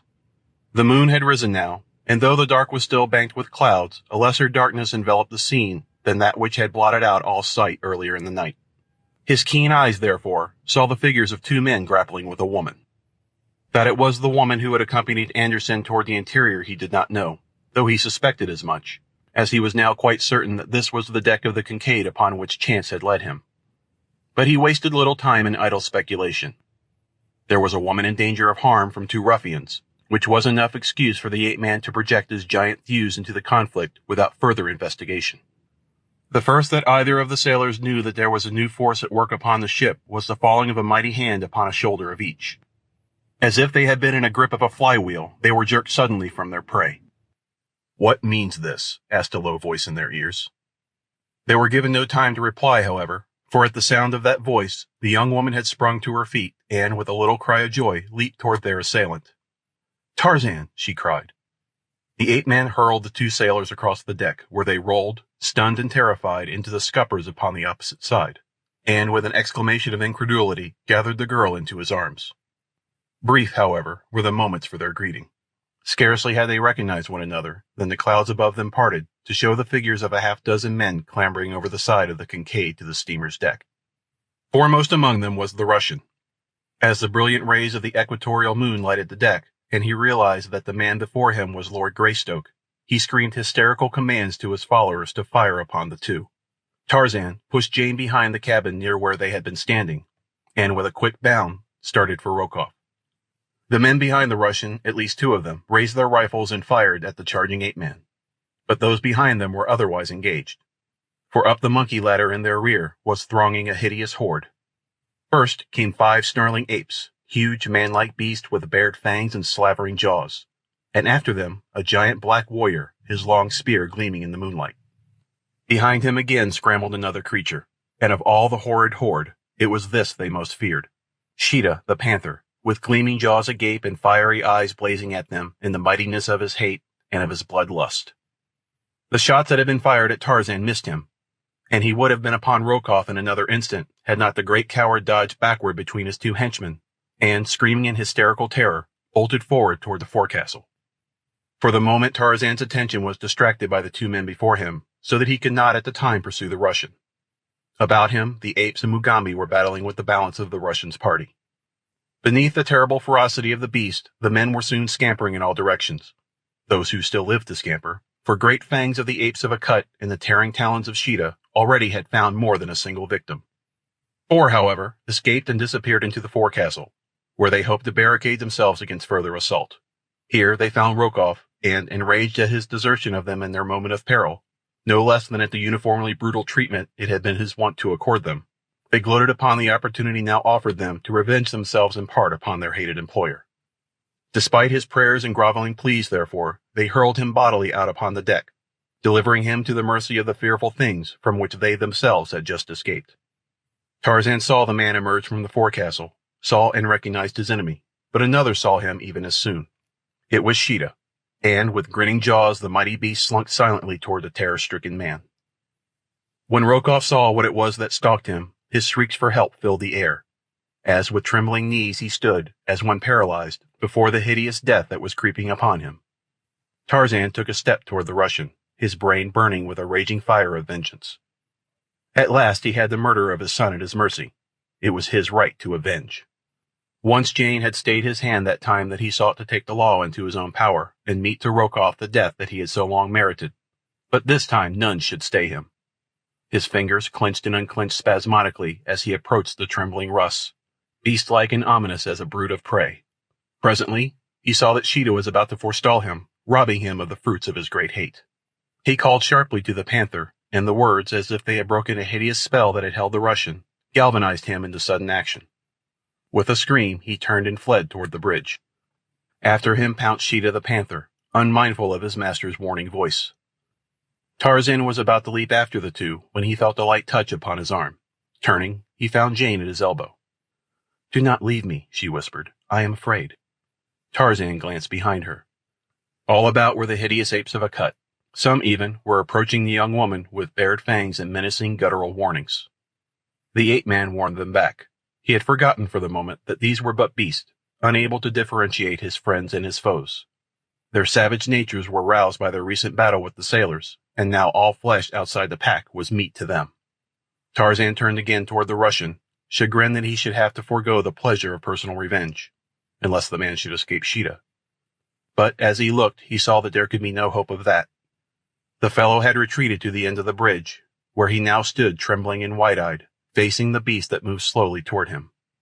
The panther crawled with belly to the planking, uttering uncanny mouthings. Rokoff stood as though petrified, his eyes protruding from their sockets, his mouth agape, and the cold sweat of terror, clammy, upon his brow. Below him, upon the deck, he had seen the great anthropoids, and so had not dared to seek escape in that direction. In fact, even now, one of the brutes was leaping to seize the bridge rail to draw himself up to the Russian side. Before him was the panther, silent and crouched. Rokoff could not move. His knees trembled. His voice broke in inarticulate shrieks. With a last piercing wail he sank to his knees, and then Sheeta sprang. Full upon the man's breast the tawny body hurled, tumbling the Russian to his back. As the great fangs tore at the throat and chest, Jane Clayton turned away in horror, but not so Tarzan of the Apes. A cold smile of satisfaction touched his lips. The scar upon his forehead that had burned scarlet faded to the normal hue of his tanned skin and disappeared. Rokoff fought furiously, but futilely against the growling, rending fate that had overtaken him. For all his hideous crimes he was punished in the brief moment of the hideous death that had claimed him at last. After his struggle ceased, Tarzan approached, at Jane's suggestion, to wrest the body from the panther and give what remained of it decent human burial. But the great cat rose snarling above its kill, threatening even the master it loved in its savage way, so that rather than kill his friend of the jungle, Tarzan was forced to relinquish his intentions. All that night Sheeta the panther crouched upon the grisly thing that had been Nikolas Rokoff. The bridge of the Kincaid was slippery with blood. Beneath the brilliant tropical moon the great beast feasted, until, when the sun rose the following morning, there remained of Tarzan's great enemy only gnawed and broken bones. Of the Russian's party, all were accounted for except Paulvitch. 4 were prisoners in the Kincaid's forecastle, the rest were dead. With these men, Tarzan got up steam upon the vessel, and with the knowledge of the mate, who happened to be one of those surviving, he planned to set sail in quest of Jungle Island. But as the morning dawned, there came with it a heavy gale from the west, which raised a sea into which the mate of the Kincaid dared not venture. All that day the ship lay within the shelter of the mouth of the river, for, though night witnessed a lessening of the wind, it was thought safer to wait for daylight before attempting the navigation of the winding channel to the sea. Upon the deck of the steamer, the pack wandered without let or hindrance by day, for they had soon learned through Tarzan and Mugambi that they must harm no one upon the Kincaid, but at night they were confined below. Tarzan's joy had been unbounded when he learned from his wife that the little child who had died in the village of Maganwazam was not their son. Who the baby could have been, or what had become of their own, they could not imagine. And as both Rokoff and Paulvitch were gone, there was no way of discovery. There was, however, a certain sense of relief in the knowledge that they might yet hope. Until positive proof of the baby's death reached them, there was always that to buoy them up. It seemed quite evident that their little Jack had not been brought aboard the Kincaid. Anderson would have known of it had such been the case, but he had assured Jane time and time again that the little one he had brought to her cabin the night he aided her to escape was the only one that had been aboard the Kincaid since she lay at Dover. Chapter 18. Paulvitch Plots Revenge. As Jane and Tarzan stood upon the vessel's deck recounting to one another the details of the various adventures through which each had passed since they had parted in their London home, there glared at them from beneath scowling brows a hidden watcher upon the shore. Through the man's brain passed plan after plan whereby he might thwart the escape of the Englishman and his wife, for so long as the vital spark remained within the vindictive brain of Alexander Paulvitch, none who would arouse the enmity of the Russian might be entirely safe. Plan after plan he formed, only to discard each as either impracticable or unworthy the vengeance his wrongs demanded. So warped by faulty reasoning was the criminal mind of Rokoff's lieutenant, that he could not grasp the real truth of that which lay between himself and the ape-man, and see that always the fault had been, not with the English lord, but with himself and his confederate. And at the rejection of each new scheme, Paulvitch arrived always at the same conclusion, that he could accomplish naught while half the breadth of the Ugambi separated him from the object of his hatred. But how was he to span the crocodile-infested waters? There was no canoe near the Musala village, and Paulvitch was none too sure that the Kincaid would still be at anchor in the river when he returned, should he take the time to traverse the jungle to the distant village and return with a canoe. Yet there was no other way, and so, convinced that thus alone might he hope to reach his prey, Paulvitch, with a parting scowl at the two figures upon the Kincaid's deck, turned away from the river. Hastening through the dense jungle, his mind centered upon one fetish: revenge. The Russian forgot even his terror of the savage world through which he moved. Baffled and beaten at every turn of fortune's wheel, reacted upon time after time by his own malign plotting, the principal victim of his own criminality, Paulvitch was yet so blind as to imagine that his greatest happiness lay in the continuation of the plottings and schemings which had ever brought him and Rokoff to disaster, and the latter, finally, to a hideous death. As the Russian stumbled on through the jungle toward the Musala village, there presently crystallized within his brain a plan which seemed more feasible than any that he had as yet considered. He would come by night to the side of the Kincaid, and once aboard, would search out the members of the ship's original crew who had survived the terrors of this frightful expedition, and enlist them in an attempt to wrest the vessel from Tarzan and his beast. In the cabin were arms and ammunition, and hidden in a secret receptacle in the cabin table was one of those infernal machines, the construction of which had occupied much of Paulvitch's spare time, when he had stood high in the confidence of the nihilist of his native land. That was before he had sold him out for immunity and gold to the police of Petrograd. Paulvitch winced as he recalled the denunciation of him that had fallen from the lips of one of his former comrades, ere the poor devil had expiated his political sins at the end of a hempen rope. But the infernal machine was the thing to think of now. He could do much with it if he could but get his hands upon it. Within the little hardwood case hidden in the cabin table rested sufficient potential destructiveness to wipe out in the fraction of a second every enemy aboard the Kincaid. Paulvitch licked his lips in anticipatory joy, and urged his tired legs to greater speed that he might not be too late to the ship's anchorage to carry out his designs. It all depended, of course, upon when the Kincaid departed. The Russian realized that nothing could be accomplished beneath the light of day. Darkness must shroud his approach to the ship's side, for should he be sighted by Tarzan or Lady Greystoke, he would have no chance to board the vessel. The gale that was blowing was, he believed, the cause of the delay in getting the Kincaid under way, and if it continued to blow until night, then the chances were all in his favor, for he knew that there was little likelihood of the ape-man attempting to navigate the tortuous channel of the Ugambi, while darkness lay upon the surface of the water, hiding the many bars and the numerous small islands which are scattered over the expanse of the river's mouth. It was well after noon when Paulvitch came to the Musula village upon the bank of the tributary of the Ugambi. Here he was received with suspicion and unfriendliness by the native chief, who, like all those who came in contact with Rokoff or Paulvitch, had suffered in some manner from the greed, the cruelty, or the lust of the two Muscovites. When Paulvitch demanded the use of a canoe, the chief grumbled a surly refusal and ordered the white man from the village. Surrounded by angry, muttering warriors who seemed to be waiting but some slight pretext to transfix him with their menacing spears, the Russian could do naught else than withdraw. A dozen fighting men led him to the edge of the clearing, leaving him with a warning never to show himself again in the vicinity of their village. Stifling his anger, Paulvitch slunk into the jungle, but once beyond the sight of the warriors he paused and listened intently. He could hear the voices of his escort as the men returned to the village, and when he was sure they were not following him, he wormed his way through the bushes to the edge of the river, still determined some way to obtain a canoe. Life itself depended upon his reaching the Kincaid and enlisting the survivors of the ship's crew to his service. For to be abandoned here amidst the dangers of the African jungle, where he had won the enmity of the natives was, he well knew, practically equivalent to a sentence of death. A desire for revenge acted as an almost equally powerful incentive to spur him into the face of danger to accomplish his design. So it was a desperate man that lay hidden in the foliage beside the little river, searching with eager eyes for some sign of a small canoe which might be easily handled by a single paddle. Nor had the Russian long to wait before one of the awkward little skiffs which the Missoula fashioned came in sight upon the bosom of the river. A youth was paddling lazily out into midstream from a point beside the village. When he reached the channel, he allowed the sluggish current to carry him slowly along, while he lolled indolently in the bottom of his crude canoe. All ignorant of the unseen enemy upon the river's bank, the lad floated slowly down the stream, while Paulvitch followed along the jungle path a few yards behind him. A mile below the village, the black boy dipped his paddle into the water and forced his skiff toward the bank.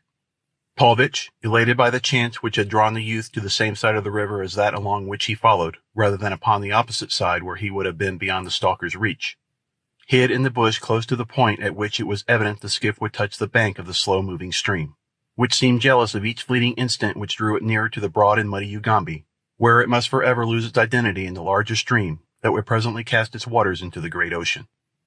Equally indolent were the motions of the Masala youth as he drew his skiff beneath the overhanging limb of a giant tree that leaned down to implant its farewell kiss upon the bosom of the departing water, caressing with green fronds the soft breast of its languorous love. And, snake-like, amidst the concealing foliage lay the malevolent Russ. Cruel, shifty eyes gloated upon the outlines of the coveted canoe, and measured the stature of its owner, while the crafty brain weighed the chances of the white man should physical encounter with the black become necessary. Only direct necessity could drive Alexander Paulvitch to personal conflict, but it was indeed dire necessity which goaded him on to action now. There was time, just time enough, to reach the Kincaid by nightfall. Would the black fool never quit his skiff? Paulvitch squirmed and fidgeted. The lad yawned and stretched. With exasperating deliberateness he examined his arrows in his quiver, tested his bow, and looked to the edge upon the hunting knife in his loincloth. Again he stretched and yawned, glanced up at the river bank, shrugged his shoulders, and lay down in the bottom of his canoe for a little nap, before he plunged into the jungle after the prey he had come forth to hunt. Paulvitch half rose, and with tense muscles stood glaring down upon his unsuspecting victim. The boy's lips drooped and closed. Presently his breast rose and fell to the deep breaths of slumber. The time had come. The Russian crept stealthily nearer. A branch rustled beneath his weight, and the lad stirred in his sleep.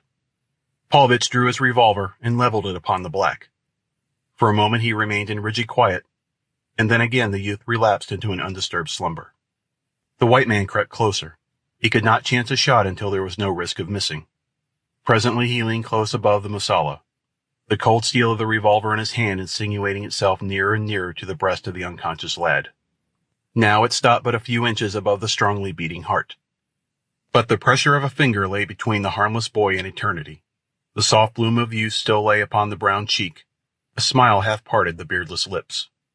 Did any qualm of consciousness point its disquieting finger of reproach at the murderer? To all such was Alexander Paulvitch immune. A sneer curled his bearded lips as his forefinger closed upon the trigger of his revolver. There was a loud report. A little hole appeared above the heart of the sleeping boy, a little hole about which lay a blackened rim of powder-burned flesh. The youthful body half rose to a sitting posture, the smiling lips tensed to the nervous shock of a momentary agony which the conscious mind never apprehended, and then the dead sank limply back into that deepest of slumbers from which there is no awakening. The killer dropped quickly to the skiff beside the killed. Ruthless hands seized the dead boy heartlessly and raised him to the low gunwale. A little shove, a splash, some widening ripples broken by a sudden surge of a dark, hidden body from the slimy depths, and the coveted canoe was in the sole possession of the white man. more savage than the youth whose life he had taken. Casting off the tie rope and seizing the paddle, Paulvitch bent fervently to the task of driving the skiff downward toward the Ugambi at top speed. Night had fallen when the prow of the blood-stained craft shot out into the current of the larger stream. Constantly the Russian strained his eyes into the increasing darkness ahead, in vain endeavor to pierce the black shadows which lay between him and the anchorage of the Kincaid. Was the ship still riding there upon the waters of the Ugambi, or had the ape-man at last persuaded himself of the safety of venturing forth into the abating storm?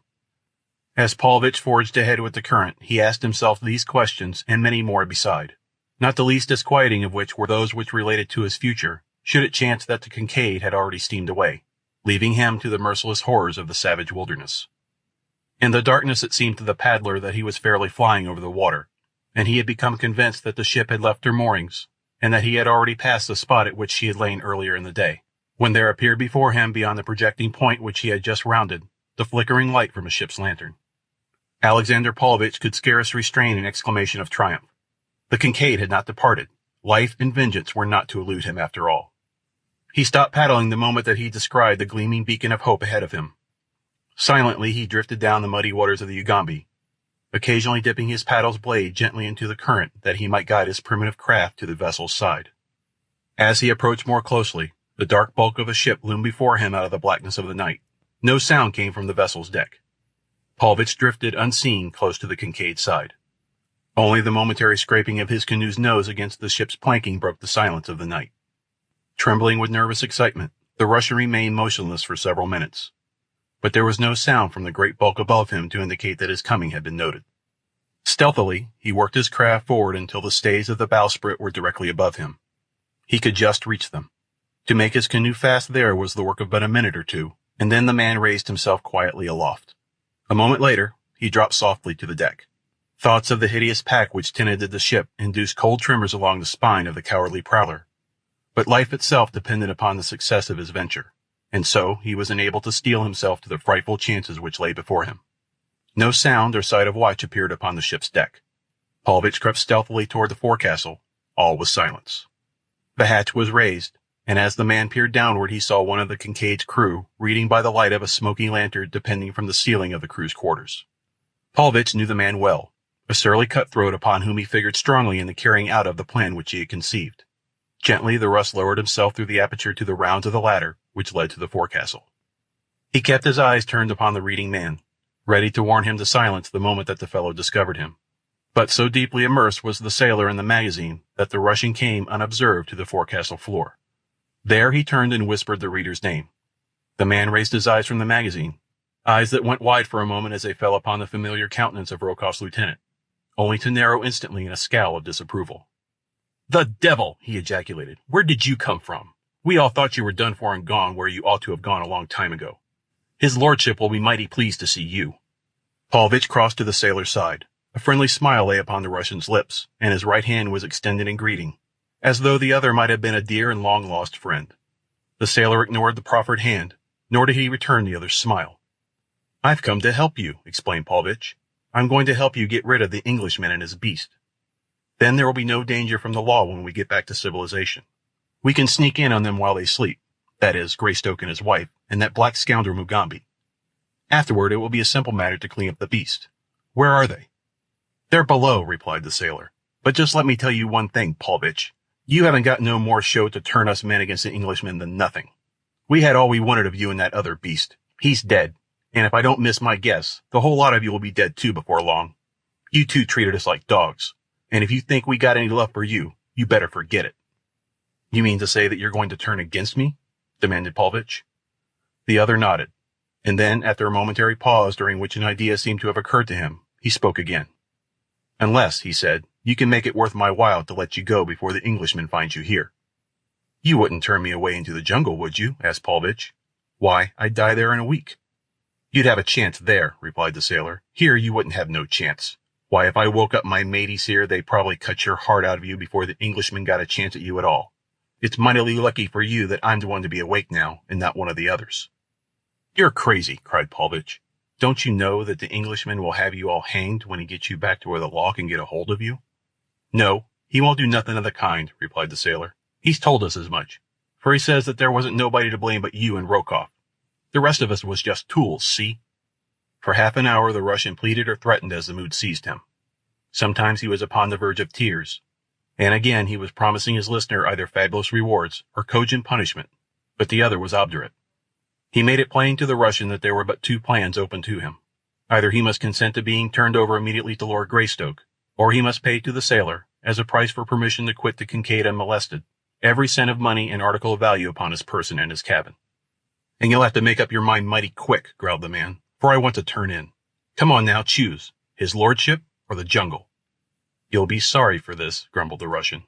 "Shut up," admonished the sailor. "If you get funny, I may change my mind and keep you here after all." Now Paulvitch had no intention of permitting himself to fall into the hands of Tarzan of the Apes if he could possibly avoid it. And while the terrors of the jungle appalled him, they were, to his mind, infinitely preferable to the certain death which he knew he merited, and for which he might look, at the hands of the ape-man. "Is anyone sleeping in my cabin?" he asked. The sailor shook his head. "No," he said. "Lord and Lady Greystoke have the captain's cabin. The mate is in his own, and there ain't no one in yours." "I'll go and get my valuables for you," said Paulvitch. "I'll go with you and see that you don't try any funny business," said the sailor, and he followed the Russian up the ladder to the deck. At the cabin entrance the sailor halted to watch, permitting Paulvitch to go alone to his cabin. Here he gathered together his few belongings that were to buy him the uncertain safety of escape, and as he stood for a moment beside the little table on which he had piled them, he searched his brain for some feasible plan, either to ensure his safety or to bring revenge upon his enemies. And presently, as he thought, there occurred to his memory the little black box which lay hidden in a secret receptacle beneath a false top on the table where his hand rested. The Russian's face lighted to a sinister gleam of malevolent satisfaction as he stooped and felt beneath the tabletop. A moment later he withdrew from its hiding place the thing he sought. He had lighted the lantern swinging from the beams overhead that he might see to collect his belongings, and now he held the black box well in the rays of the lamplight, while he fingered at the clasp that fastened its lid. The lifted cover revealed two compartments within the box. In one was a mechanism which resembled the works of a small clock. There was also a little battery of two dry cells. A wire ran from the clockwork to one of the poles of the battery, and from the other pole through the partition into the other compartment, a second wire returning directly to the clockwork. Whatever lay within the second compartment was not visible, for a cover lay over it and appeared to be sealed in place by asphaltum. In the bottom of the box beside the clockwork lay a key, and this Paulvitch now withdrew and fitted to the winding stem. Gently he turned the key, muffling the noise of the winding operation by throwing a couple of articles of clothing over the box. All the time he listened intently for any sound which might indicate that the sailor or another were approaching his cabin, but none came to interrupt his work. When the winding was completed, the Russian set a pointer upon a small dial at the side of the clockwork, and then he replaced the cover upon the black box, and returned the entire machine to its hiding place in the table. A sinister smile curled the man's bearded lips as he gathered up his valuables, blew out the lamp, and stepped from his cabin to the side of the waiting sailor. "Here are my things," said the Russian. "Now let me go." "I'll first take a look in your pockets," replied the sailor. "You might have overlooked some trifling thing that won't be of no use to you in the jungle, but that'll come in mighty handy to a poor sailorman in London." "Ah, just as I feared," he ejaculated an instant later as he withdrew a roll of banknotes from Paulvitch's inside coat pocket. The Russian scowled, muttering an imprecation, but nothing could be gained by argument, and so he did his best to reconcile himself to his loss in the knowledge that the sailor would never reach London to enjoy the fruits of his thievery.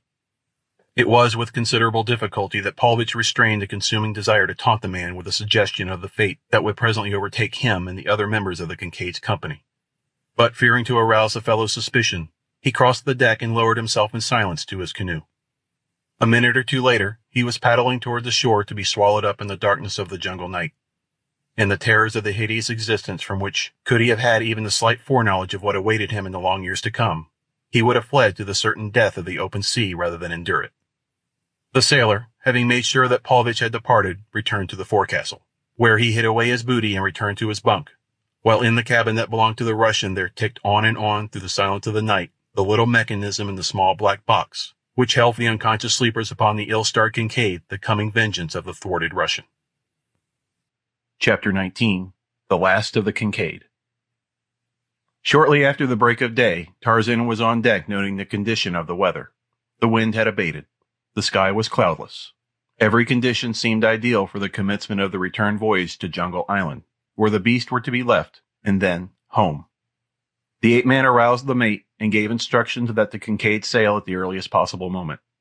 The remaining members of the crew, safe in Lord Greystoke's assurance that they would not be prosecuted for their share in the villainies of the two Russians, hastened with cheerful alacrity to their several duties.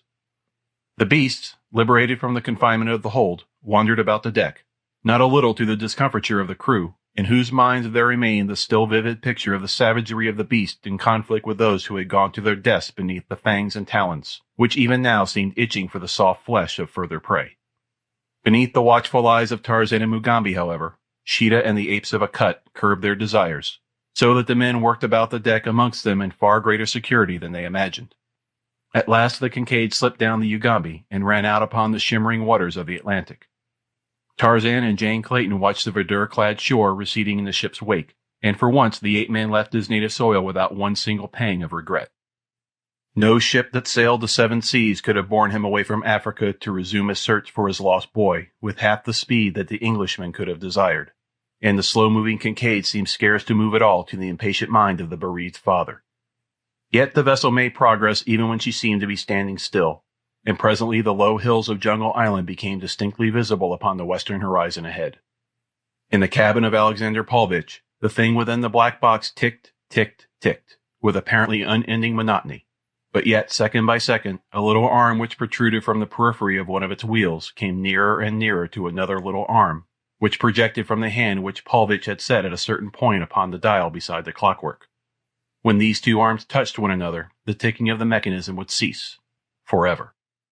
Jane and Tarzan stood upon the bridge looking out toward Jungle Island. The men were forward, also watching the land grow upward out of the ocean. The beast had sought the shade of the galley, where they were curled up in sleep. All was quiet and peace upon the ship and upon the waters.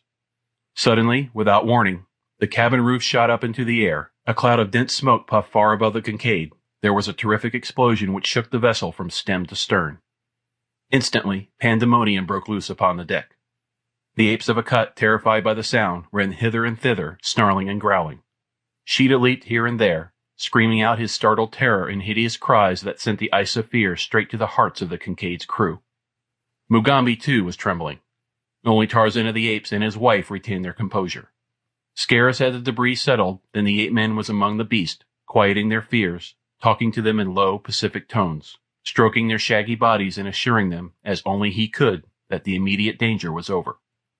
An examination of the wreckage showed that their greatest danger now lay in fire, for the flames were licking hungrily at the splintered wood of the wrecked cabin, and had already found a foothold upon the lower deck through a great jagged hole which the explosion had opened.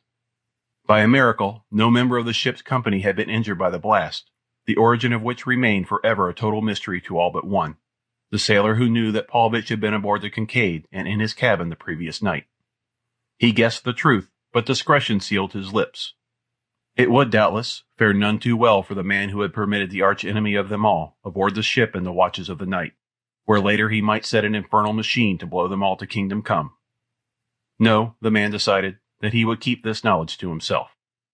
As the flames gained headway, it became apparent to Tarzan that whatever had caused the explosion had scattered some highly inflammable substance upon the surrounding woodwork, for the water which they poured in from the pump seemed rather to spread than to extinguish the blaze. 15 minutes after the explosion, great black clouds of smoke were rising from the hold of the doomed vessel. The flames had reached the engine room, and the ship no longer moved toward the shore. Her fate was as certain as though the waters had already closed above her charred and smoking remains. "It is useless to remain aboard her longer," remarked the ape-man to his mate. "There is no telling but there may be other explosions, and as we cannot hope to save her, the safest thing which we can do is take the boats without further loss of time and make land." Nor was there any alternative. Only the sailors could bring away any belongings, for the fire, which had not yet reached the forecastle, had consumed all in the vicinity of the cabin which the explosion had not destroyed. 2 boats were lowered, and as there was no sea, the landing was made with infinite ease. Eager and anxious, the beast of Tarzan sniffed the familiar air of their native island as the small boats drew in toward the beach, and scarce had their keels grated upon the sand than Sheeta and the apes of Akut were over the bows and racing swiftly toward the jungle. A half-sad smile curled the lips of the ape-man as he watched them go. "Goodbye, my friends," he murmured. "You have been good and faithful allies, and I shall miss you." "They will return, will they not, dear?" asked Jane Clayton at his side. "They may and they may not," replied the ape-man. They have been ill at ease since they were forced to accept so many human beings into their confidence. Mugambi and I alone affected them less, for he and I are at best but half human. You, however, and the members of the crew are far too civilized for my beast. It is you whom they are fleeing. Doubtless they feel that they cannot trust themselves in the vicinity of so much perfectly good food without the danger that they may help themselves to a mouthful sometime by mistake. Jane laughed. I think they are just trying to escape you, she retorted. You are always making them stop something which they see no reason why they should not do. Like little children they are, doubtless delighted at this opportunity to flee from the zone of parental discipline. If they come back, though, I hope they won't come by night. Or come hungry, eh? Laughed Tarzan. For 2 hours after landing, the little party stood watching the burning ship which they had abandoned. Then there came faintly to them from across the water the sound of a second explosion. The Kincaid settled rapidly almost immediately thereafter, and sank within a few minutes. The cause of the second explosion was less a mystery than that of the first, the mate attributing it to the bursting of the boilers when the flames had finally reached them. But what had caused the first explosion was a subject of considerable speculation among the stranded company. Chapter 20. Jungle Island Again. The first consideration of the party was to locate fresh water and make camp, for all knew that their term of existence upon Jungle Island might be drawn out to months or even years. Tarzan knew the nearest water, and to this he immediately led the party. Here the men fell to work to construct shelters and rude furniture, while Tarzan went into the jungle after meat, leaving the faithful Mugambi and the Musala woman to guard Jane, whose safety he would never trust to any member of the Kincaid's cutthroat crew. Lady Greystoke suffered far greater anguish than any of the other castaways, for the blow to her hopes and her already cruelly lacerated mother heart lay not with her own privations, but in the knowledge that she might now never be able to learn the fate of her firstborn, or do aught to discover his whereabouts, or ameliorate his condition, a condition which imagination naturally pictured in the most frightful forms. For 2 weeks the party divided the time amongst the various duties which had been allotted to each. A daylight watch was maintained from sunrise to sunset upon a bluff near the camp, a jutting shoulder of rock which overlooked the sea.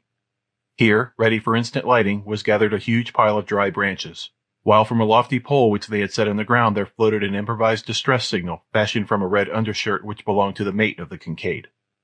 But never a speck upon the horizon that might be sail or smoke rewarded the tired eyes that in their endless hopeless vigil strained daily out across the vast expanse of ocean.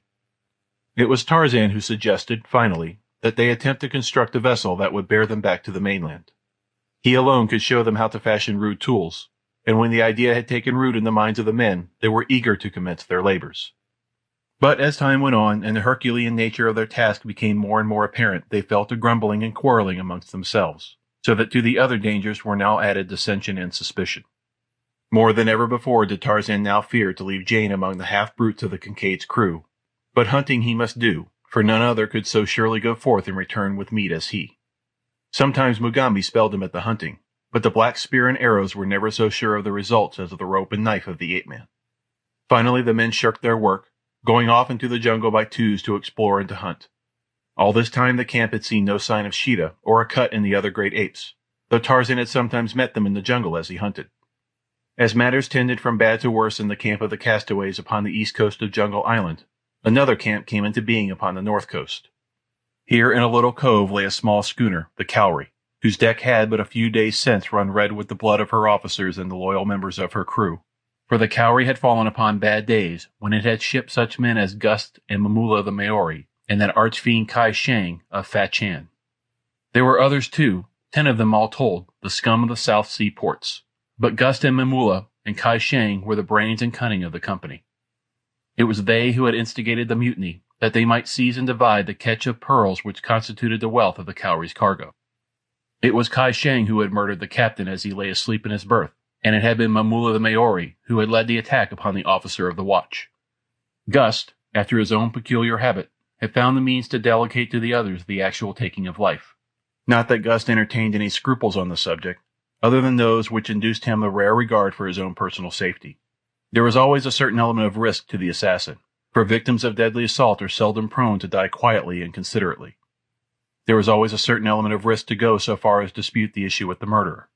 It was this chance of dispute which Gust preferred to forego. But now that the work was done, the Swede aspired to the position of highest command among the mutineers. He'd even gone so far as to appropriate and wear certain articles belonging to the murdered captain of the Cowrie, articles of apparel which bore upon them the badges and insignia of authority. Kai Shang was peeved. He had no love for authority, and certainly not the slightest intention of submitting to the domination of an ordinary Swede sailor. The seeds of discontent were, therefore, already planted in the camp of the mutineers of the Cowrie at the north edge of Jungle Island. But Kai Shang realized that he must act with circumspection, for Gust alone of the motley horde possessed sufficient knowledge of navigation to get them out of the South Atlantic and around the Cape to more congenial waters, where they might find a market for their ill-gotten wealth, and no questions asked. The day before, they sighted Jungle Island and discovered the little landlocked harbor upon the bosom of which the Cowrie now rode quietly at anchor. The watch had discovered the smoke and funnels of a warship upon the southern horizon. The chance of being spoken to and investigated by a man of war appealed not at all to any of them, so they put into hiding for a few days until the danger should have passed. And now Gust did not wish to venture out to sea again. There was no telling, he insisted, but that the ship he had seen was actually searching for them. Kai Shang pointed out that such could not be the case, since it was impossible for any human being other than themselves to have knowledge of what had transpired above the Cowrie. But Gust was not to be persuaded. In his wicked heart he nursed a scheme whereby he might increase his share of the booty by something like 100%. He alone could sail the Cowrie. Therefore the others could not leave Jungle Island without him. But what was there to prevent Gust, with just sufficient men to man the schooner, slipping away from Kai Shang, Mamula the Maori, and some half of the crew when opportunity presented? It was for this opportunity that Gust waited. Some day there would come a moment when Kai Shang, Mamula, and 3 or 4 of the others would be absent from the camp, exploring or hunting. The Swede racked his brain for some plan whereby he might successfully lure from the sight of the anchored ship those whom he had determined to abandon. To this end he organized hunting party after hunting party, but always a devil of perversity seemed to enter the soul of Kai Shang, so that wily Celestial would never hunt except in the company of Gust himself. One day, Kai Shang spoke secretly with Mamula the Maori, pouring into the brown ear of his companion the suspicions which he harbored concerning the Swede. Mamula was for going immediately and running a long knife through the heart of the traitor. It is true that Kai Shang had no other evidence than the natural cunning of his own knavish soul, but he imagined in the intentions of Gust what he himself would have been glad to accomplish had the means lain at hand. But he dared not let Mamula slay the Swede, upon whom they depended to guide them to their destination. They decided, however, that it would do no harm to attempt to frighten Gust into acceding to their demands, and with this purpose in mind, the Maori sought out the self-constituted commander of the party. When he broached the subject of immediate departure, Gust again raised the former objection, that the warship might very probably be patrolling the sea directly in their southern path, waiting for them to make the attempt to reach other waters. Mamula scoffed at the fears of his fellow, pointing out that as no one aboard any warship knew of their mutiny, there could be no reason why they should be suspected. "Ah," exclaimed Gust, "there is where you are wrong. There is where you are lucky that you have an educated man like me to tell you what to do. You are an ignorant savage, Mamula, and so you know nothing of wireless." The Maori leaped to his feet and laid his hand upon the hilt of his knife. "I am no savage," he shouted. "I was only joking," the Swede hesitated to explain. "We are old friends, Mamula. We cannot afford to quarrel, at least not while old Kai Shang is plotting to steal all the pearls from us. If he could find a man to navigate the Cowrie, he would leave us in a minute. All this talk about getting away from here is just because he has some scheme in his head to get rid of us." "But the wireless," asked Mamula. "What has the wireless to do with our remaining here?" "Oh, yes," replied Gus, scratching his head. He was wondering if the Maori were really so ignorant as to believe the preposterous lie he was about to unload upon him. "Oh, yes. You see, every warship is equipped with what they call a wireless apparatus. It lets them talk to other ships hundreds of miles away, and lets them listen to all that is said on those other ships. Now, you see, when you fellows were shooting up the Cowrie, you did a whole lot of loud talking, and there isn't any doubt but that warship was a-laying off south of us listening to all of it. Of course, they may not have learned the name of the ship, but they heard enough to know that the crew of some ship was mutinying and killing her officers. So you see, they'll be waiting to search every ship in sight for a long time to come, and they may not be far away now."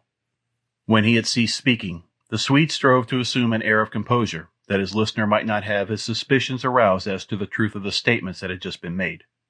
Mamula sat for some time in silence, eyeing Gust. At last he rose. "You are a great liar," said he. "If you don't get us on our way by tomorrow, you'll never have another chance to lie. for I heard 2 of the men saying that they'd like to run a knife into you, and that if you kept them in this hole any longer, they'd do it."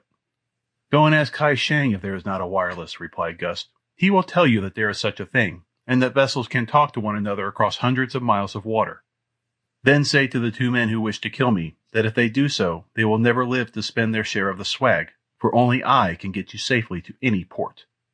So Momulla went to Kai Shang and asked him if there was such an apparatus as a wireless, by means of which ships could talk to each other at great distances, and Kai Shang told him that there was. Momulla was puzzled, but he still wished to leave the island, and was willing to take his chances upon the open sea rather than to remain longer in the monotony of the camp. "If only we had someone else who could navigate a ship," wailed Kai Wang. That afternoon, Momulla went hunting with 2 other Maoris. They hunted toward the south, and had not gone far from camp when they were surprised by the sound of voices ahead of them in the jungle. They knew that none of their own men had preceded them, and as all were convinced that the island was uninhabited, they were inclined to flee in terror on the hypothesis that the place was haunted, possibly by the ghost of the murdered officers and men of the Cowrie. But Momulla was even more curious than he was superstitious, and so he quelled his natural desire to flee from the supernatural. Motioning his companions to follow his example, he dropped to his hands and knees, crawling forward stealthily and with quakings of heart through the jungle in the direction from which came the voices of the unseen speakers. Presently, at the edge of a little clearing, he halted, and there he breathed a deep sigh of relief, for plainly before him he saw 2 flesh-and-blood men sitting upon a fallen log and talking earnestly together. One was Schneider, mate of the Kincaid, and the other was a seaman named Schmidt. "I think we can do it, Schmidt," Schneider was saying. "A good canoe wouldn't be hard to build, and 3 of us could paddle it to the mainland in a day if the wind was right and the sea reasonably calm. There ain't no use waiting for the men to build a big enough boat to take the whole party, for they're sore now and sick of working like slaves all day long. It ain't none of our business anyway to save the Englishman. Let him look out for himself, says I." He paused for a moment, and then, eyeing the other to note the effect of his next words, he continued, "But we might take the woman. It would be a shame to leave a nice-looking piece like she is in such a God-forsaken hole as this here island." Schmidt looked up and grinned. "So that's how it's blowing, is it?" he asked. "Why didn't you say so in the first place? What's in it for me if I help you?"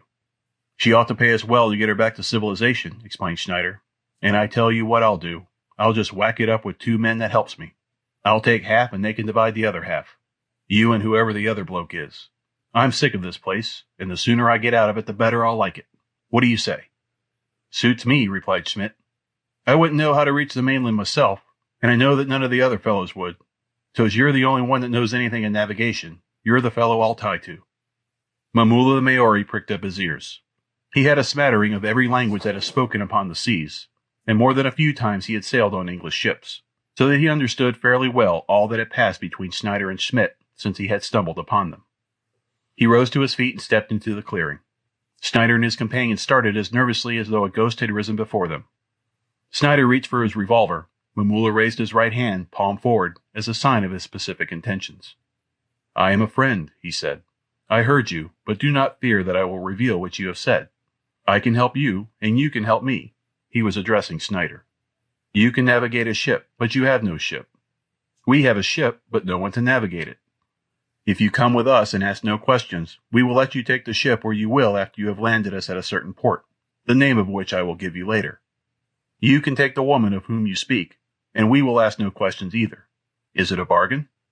Schneider desired more information, and got as much as Momulla thought best to give him. Then the Maori suggested that they speak with Kai Shang. The 2 members of the Kincaid's company followed Momulla and his fellows to a point in the jungle close by the camp of the mutineers. Here Momulla hid them while he went in search of Kai Shang, first admonishing his Maori companions to stand guard over the 2 sailors, lest they change their minds and attempt to escape. Schneider and Schmidt were virtually prisoners, though they did not know it. Presently, Momulla returned with Kai Shang, to whom he had briefly narrated the details of the stroke of good fortune that had come to them. The Chinaman spoke at length with Schneider until, notwithstanding his natural suspicion of the sincerity of all men, he became quite convinced that Schneider was quite as much a rogue as himself, and that the fellow was anxious to leave the island. These 2 premises accepted, there could be little doubt that Schneider would prove trustworthy insofar as accepting the command of the Cowrie was concerned. After that, Kai Shang knew that he could find means to coerce the man into submission to his further wishes. When Schneider and Schmidt left them and set out in the direction of their own camp, it was with feelings of far greater relief than they had experienced in many a day. Now, at last, they saw a feasible plan for leaving the island upon a seaworthy craft. There would be no more hard labor at shipbuilding, and no risking their lives upon a crudely built makeshift that would be quite as likely to go to the bottom as it would to reach the mainland. Also, they were to have assistance in capturing the woman, or rather, women, for when Mamula had learned that there was a black woman in the other camp, he had insisted that she be brought along as well as the white woman. As Kai Shang and Mamula entered their camp, it was with the realization that they no longer needed Gust. They marched straight to the tent in which they might expect to find him at that hour of the day. For though it would have been more comfortable for the entire party to remain aboard the ship, they had mutually decided that it would be safer for all concerned were they to pitch their camp ashore. Each knew that in the heart of the others was sufficient treachery to make it unsafe for any member of the party to go ashore, leaving the others in possession of the cowrie. So, not more than 2 or 3 men at a time were ever permitted aboard the vessel unless all the balance of the company was there too. As the two crossed toward Gust's tent, the Maori felt the edge of his long knife with one grimy, calloused thumb. The Swede would have felt far from comfortable could he have seen this significant action, or read what was passing amid the convolutions of the brown man's cruel brain. Now it happened that Gus was at that moment in the tent occupied by the cook, and this tent stood but a few feet from his own, so that he heard the approach of Kai Shang and Mamula, though he did not, of course, dream that it had any special significance for him. Chance had it, though, that he glanced out of the doorway of the cook's tent at the very moment that Kai Shang and Mamula approached the entrance to his, and he thought that he noted a stealthiness in their movements that comported poorly with amicable or friendly intentions. And then, just as they two slunk within the interior, Gus caught a glimpse of the long knife which Mamula the Maori was then carrying behind his back. The Swede's eyes opened wide, and a funny little sensation assailed the roots of his hairs. Also, he turned almost white beneath his tan. Quite precipitately, he left the cook's tent. He was not one who required a detailed exposition of intentions that were quite all too obvious. As surely as though he had heard them plotting, he knew that Kai Shang and Mamula had come to take his life. The knowledge that he alone could navigate the cowrie had, up till now, been sufficient assurance of his safety. But, quite evidently, something had occurred of which he had no knowledge that would make it quite worth the while of his co-conspirators to eliminate him. Without a pause, Gus darted across the beach and into the jungle. He was afraid of the jungle. Uncanny noises that were indeed frightful came forth from its recesses, the tangled mazes of the mysterious country back of the beach. But if Gus was afraid of the jungle, he was far more afraid of Kai Shang and Mamula. The dangers of the jungle were more or less problematical, while the danger that menaced him at the hands of his companions was a perfectly well-known quantity, which might be expressed in terms of a few inches of cold steel, or the coil of a light rope. He had seen Kai Shang garrote a man at Pai Shai in a dark alleyway in back of Louis Kata's place. He feared the rope, therefore, more than he did the knife of the Maori, but he feared them both too much to remain within their reach of either. Therefore he chose the pitiless jungle.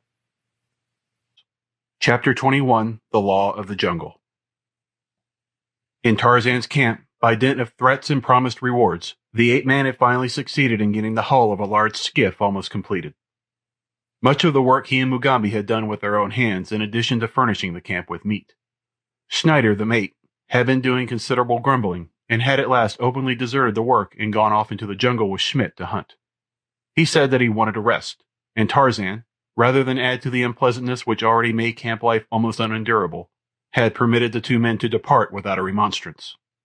Upon the following day, however, Schneider affected a feeling of remorse for his action, and set to work with a will upon the skiff. Schmidt also worked good-naturedly, and Lord Greystoke congratulated himself that at last the men had awakened to the necessity for labor which was being asked of them, and to their obligations to the balance of the party. It was with a feeling of greater relief than he had experienced for many a day that he set out that noon to hunt deep in the jungle for a herd of small deer which Schneider reported that he and Schmidt had seen there the day before.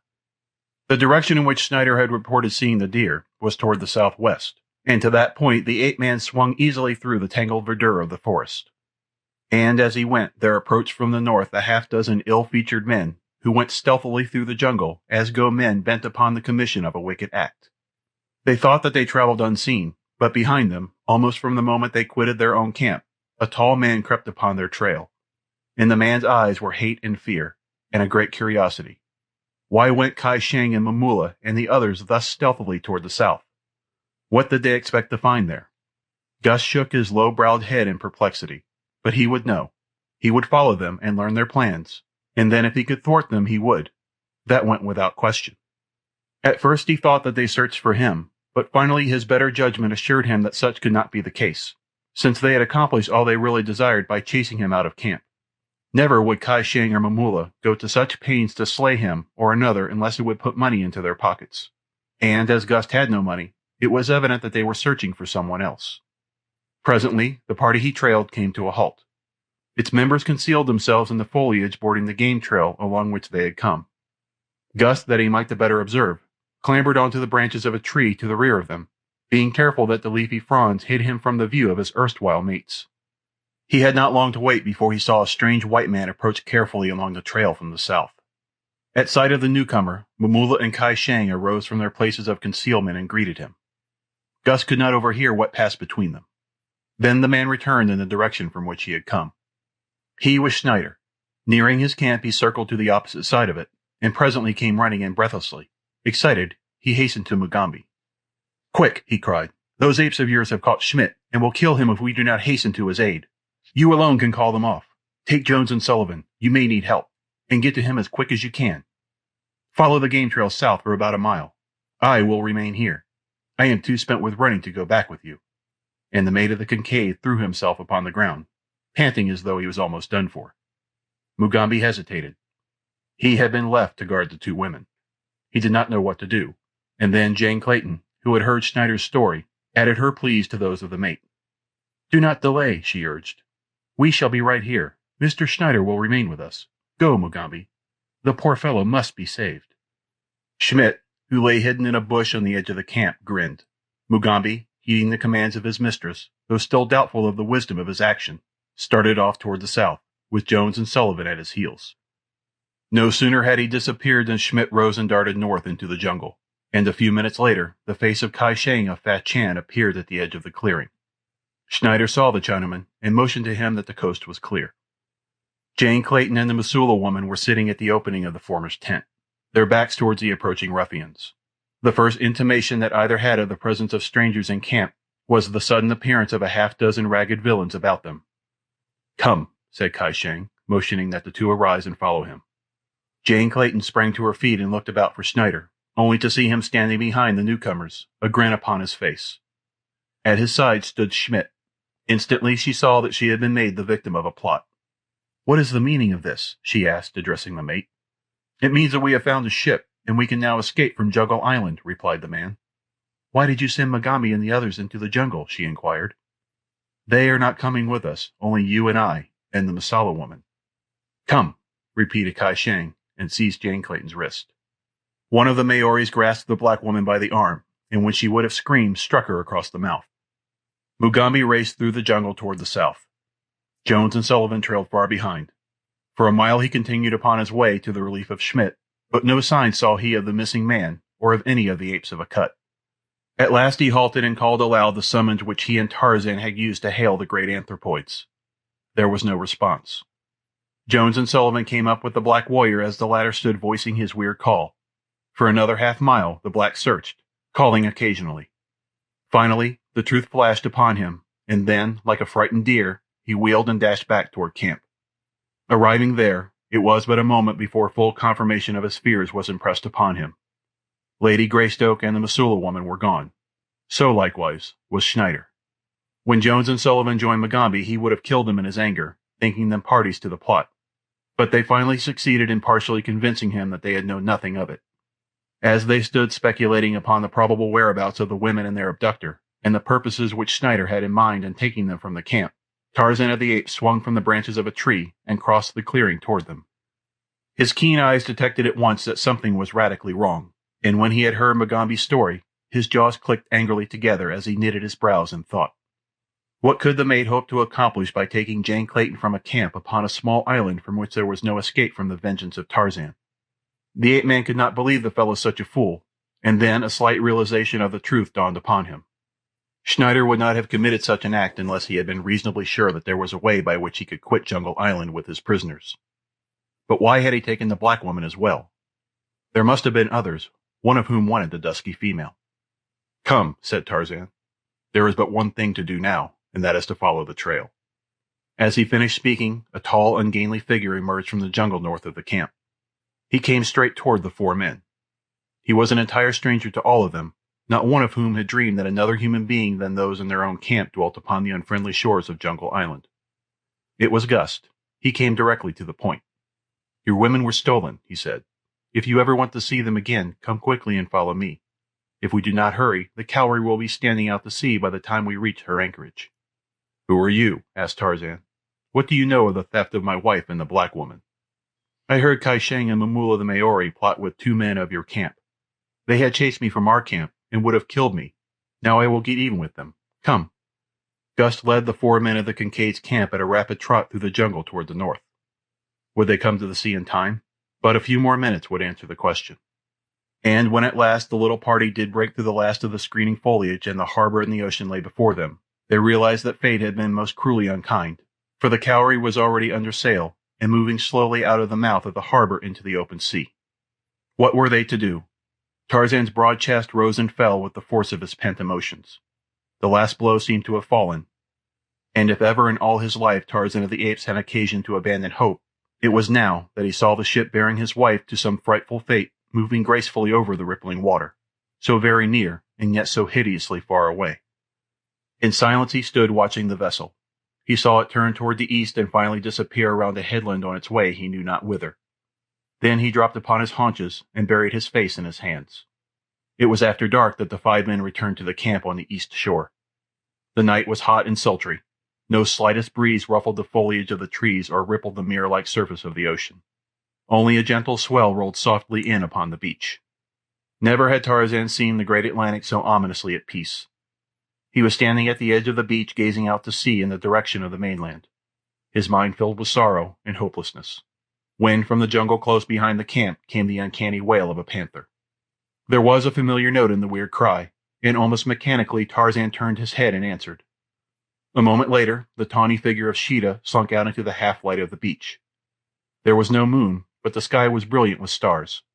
Silently the savage brute came to the side of the man. It had been long since Tarzan had seen his old fighting companion, but the soft purr was sufficient to assure him that the animal still recalled the bonds which had united them in the past. The ape-man let his fingers fall upon the beast's coat, and as Sheeta pressed close against his leg, he caressed and fondled the wicked head while his eyes continued to search the blackness of the waters. Presently he started. What was that?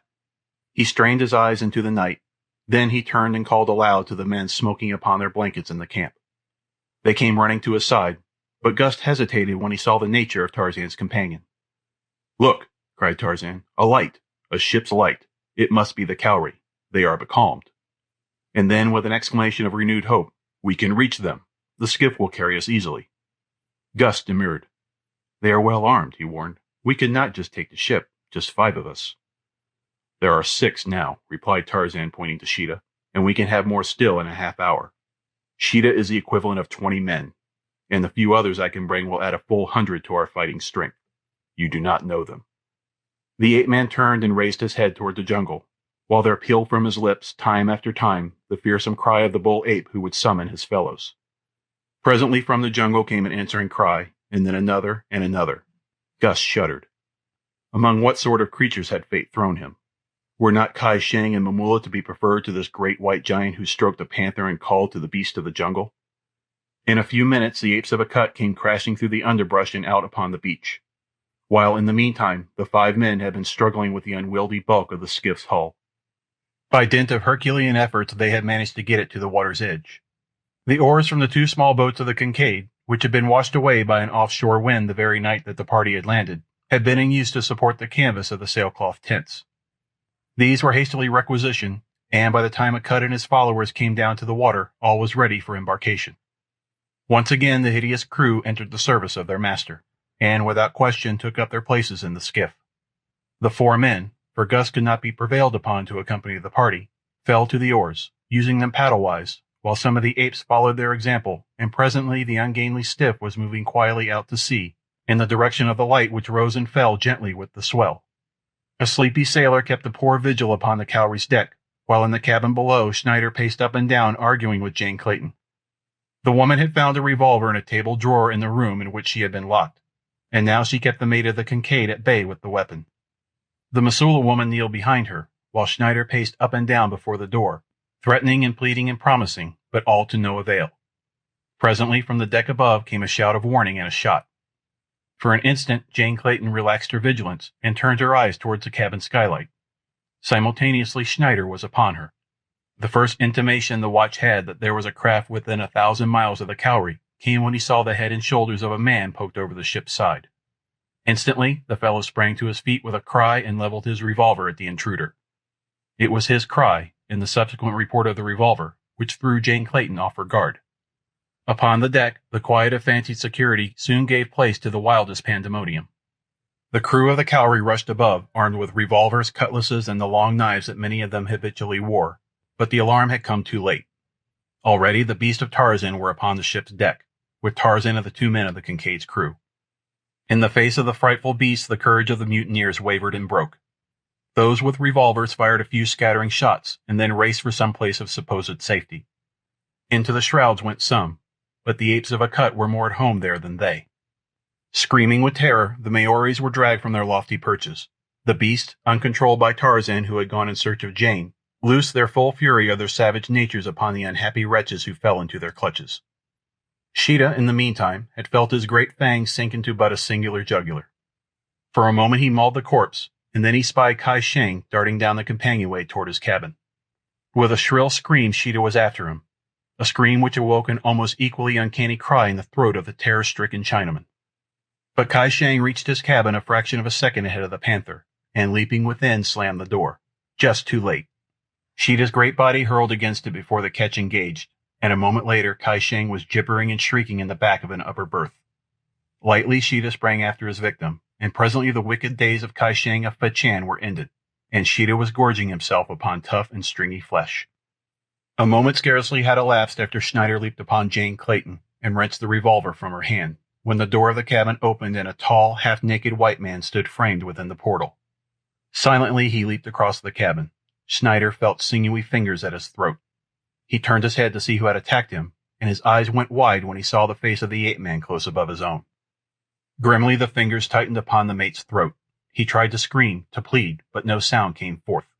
His eyes protruded as he struggled for freedom, for breath, for life. Jane Clayton seized her husband's hands and tried to drag them from the throat of the dying man, but Tarzan only shook his head. "Not again," he said quietly. "Before I had permitted scoundrels to live only to suffer and have you suffer for my mercy. This time we shall make sure of one scoundrel, sure that he will never again harm us or another." And with a sudden wrench, he twisted the neck of the perfidious mate until there was a sharp crack, and the man's body lay limp and motionless in the ape-man's grasp.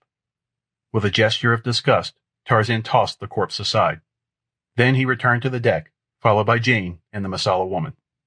The battle there was over. Schmidt and Mamula and 2 others alone remained alive of the company of the Cowrie, for they had found sanctuary in the forecastle. The others had died, horribly and as they deserved, beneath the fangs and talons of the beast of Tarzan. And in the morning sun rose a grisly sight upon the deck of the unhappy Cowrie. But this time the blood which stained her white planking was the blood of the guilty and not of the innocent. Tarzan brought forth men who had hidden in the forecastle, and without promise of immunity from punishment forced them to help work the vessel. The only alternative was immediate death. A stiff breeze had risen with the sun, and with canvas spread the Cowrie had set in towards Jungle Island, where, a few hours later, Tarzan picked up Gust and bid farewell to Sheeta and the apes of a cut. For here he set the beasts ashore to pursue the wild and natural life they loved so well, nor did they lose a moment's time in disappearing into the cool depths of their beloved jungle. That they knew that Tarzan was to leave them may be doubted, except possibly in the case of the more intelligent Akut, who, alone of all the others, remained upon the beach as the small boat drew away towards the schooner, carrying his savage lord and master from him. As long as their eyes could span the distance, Jane and Tarzan, standing upon the deck, saw the lonely figure of the shaggy anthropoid motionless upon the surf-beaten sands of Jungle Island. It was 3 days later that the Cowrie fell in with His Majesty's sloop of war Shorewater, through whose wireless Lord Greystoke soon got in communication with London. Thus he learned that which filled his and his wife's heart with joy and thanksgiving. Little Jack was safe at Lord Greystoke's townhouse. It was not until they reached London that they learned the details of the remarkable chain of circumstances that had preserved the infant unharmed. It developed that Rokoff, fearing to take the child aboard the Kincaid by day, had hidden it in a low den where nameless infants were harbored, intending to carry it to the steamer after dark. His confederate and Chief Lieutenant Paulvitch, true to the long years of teaching of his wily master, had at last succumbed to the treachery and greed that had always marked his superior, and, lured by the thoughts of the immediate ransom he might win by returning the child unharmed, had divulged the secret of its parentage to the woman who maintained the foundling asylum. Through her he had arranged for the substitution of another infant, knowing full well that never until it was too late would Rokoff suspect the trick that had been played upon him. The woman had promised to keep the child until Paulvitch returned to England, but she, in turn, had been tempted to betray her trust by the lure of gold, and so had opened negotiations with Lord Greystoke's solicitors for the return of the child. Esmeralda, the old Negro nurse whose absence on a vacation in America at the time of the abduction of little Jack had been attributed by her as the cause of the calamity, had returned and positively identified the infant. The ransom had been paid, and within 10 days of the date of his kidnapping, the future Lord Greystoke, none the worse for his experience, had been returned to his father's home. And so, that last and greatest of Nikolas Rokoff's many rascalities had not only miserably miscarried through the treachery he had taught his only friend, but it had resulted in the arch-villain's death, and given to Lord and Lady Greystoke a peace of mind that neither could have felt so long as the vital spark remained in the body of the Russian, and his malign mind was free to formulate new atrocities against them. Rokoff was dead, and while the fate of Paulvitch was unknown, they had every reason to believe that he had succumbed to the dangers of the jungle where they had last seen him, the malicious tool of his master. And thus, insofar as they might know, they were to be freed forever from the menace of these two men, the only enemies which Tarzan of the Apes had ever had occasion to fear, because they struck at him cowardly blows, through those he loved. It was a happy family party that were reunited in Greystoke House the day Lord Greystoke and his lady landed upon English soil from the deck of the Shorewater. Accompanying them were Mugambi and the Masala woman he had found in the bottom of the canoe that night upon the bank of the little tributary of the Ugambi. The woman had preferred to cling to her new lord and master rather than return to the marriage she had tried to escape. Tarzan had promised them they might find a home on his vast African estates in the land of the Waziri, where they were to be sent as soon as the opportunity presented itself. Possibly we shall see them all there, amid the savage romance of the grim jungle and the great plains where Tarzan of the Apes loves best to be. Who knows?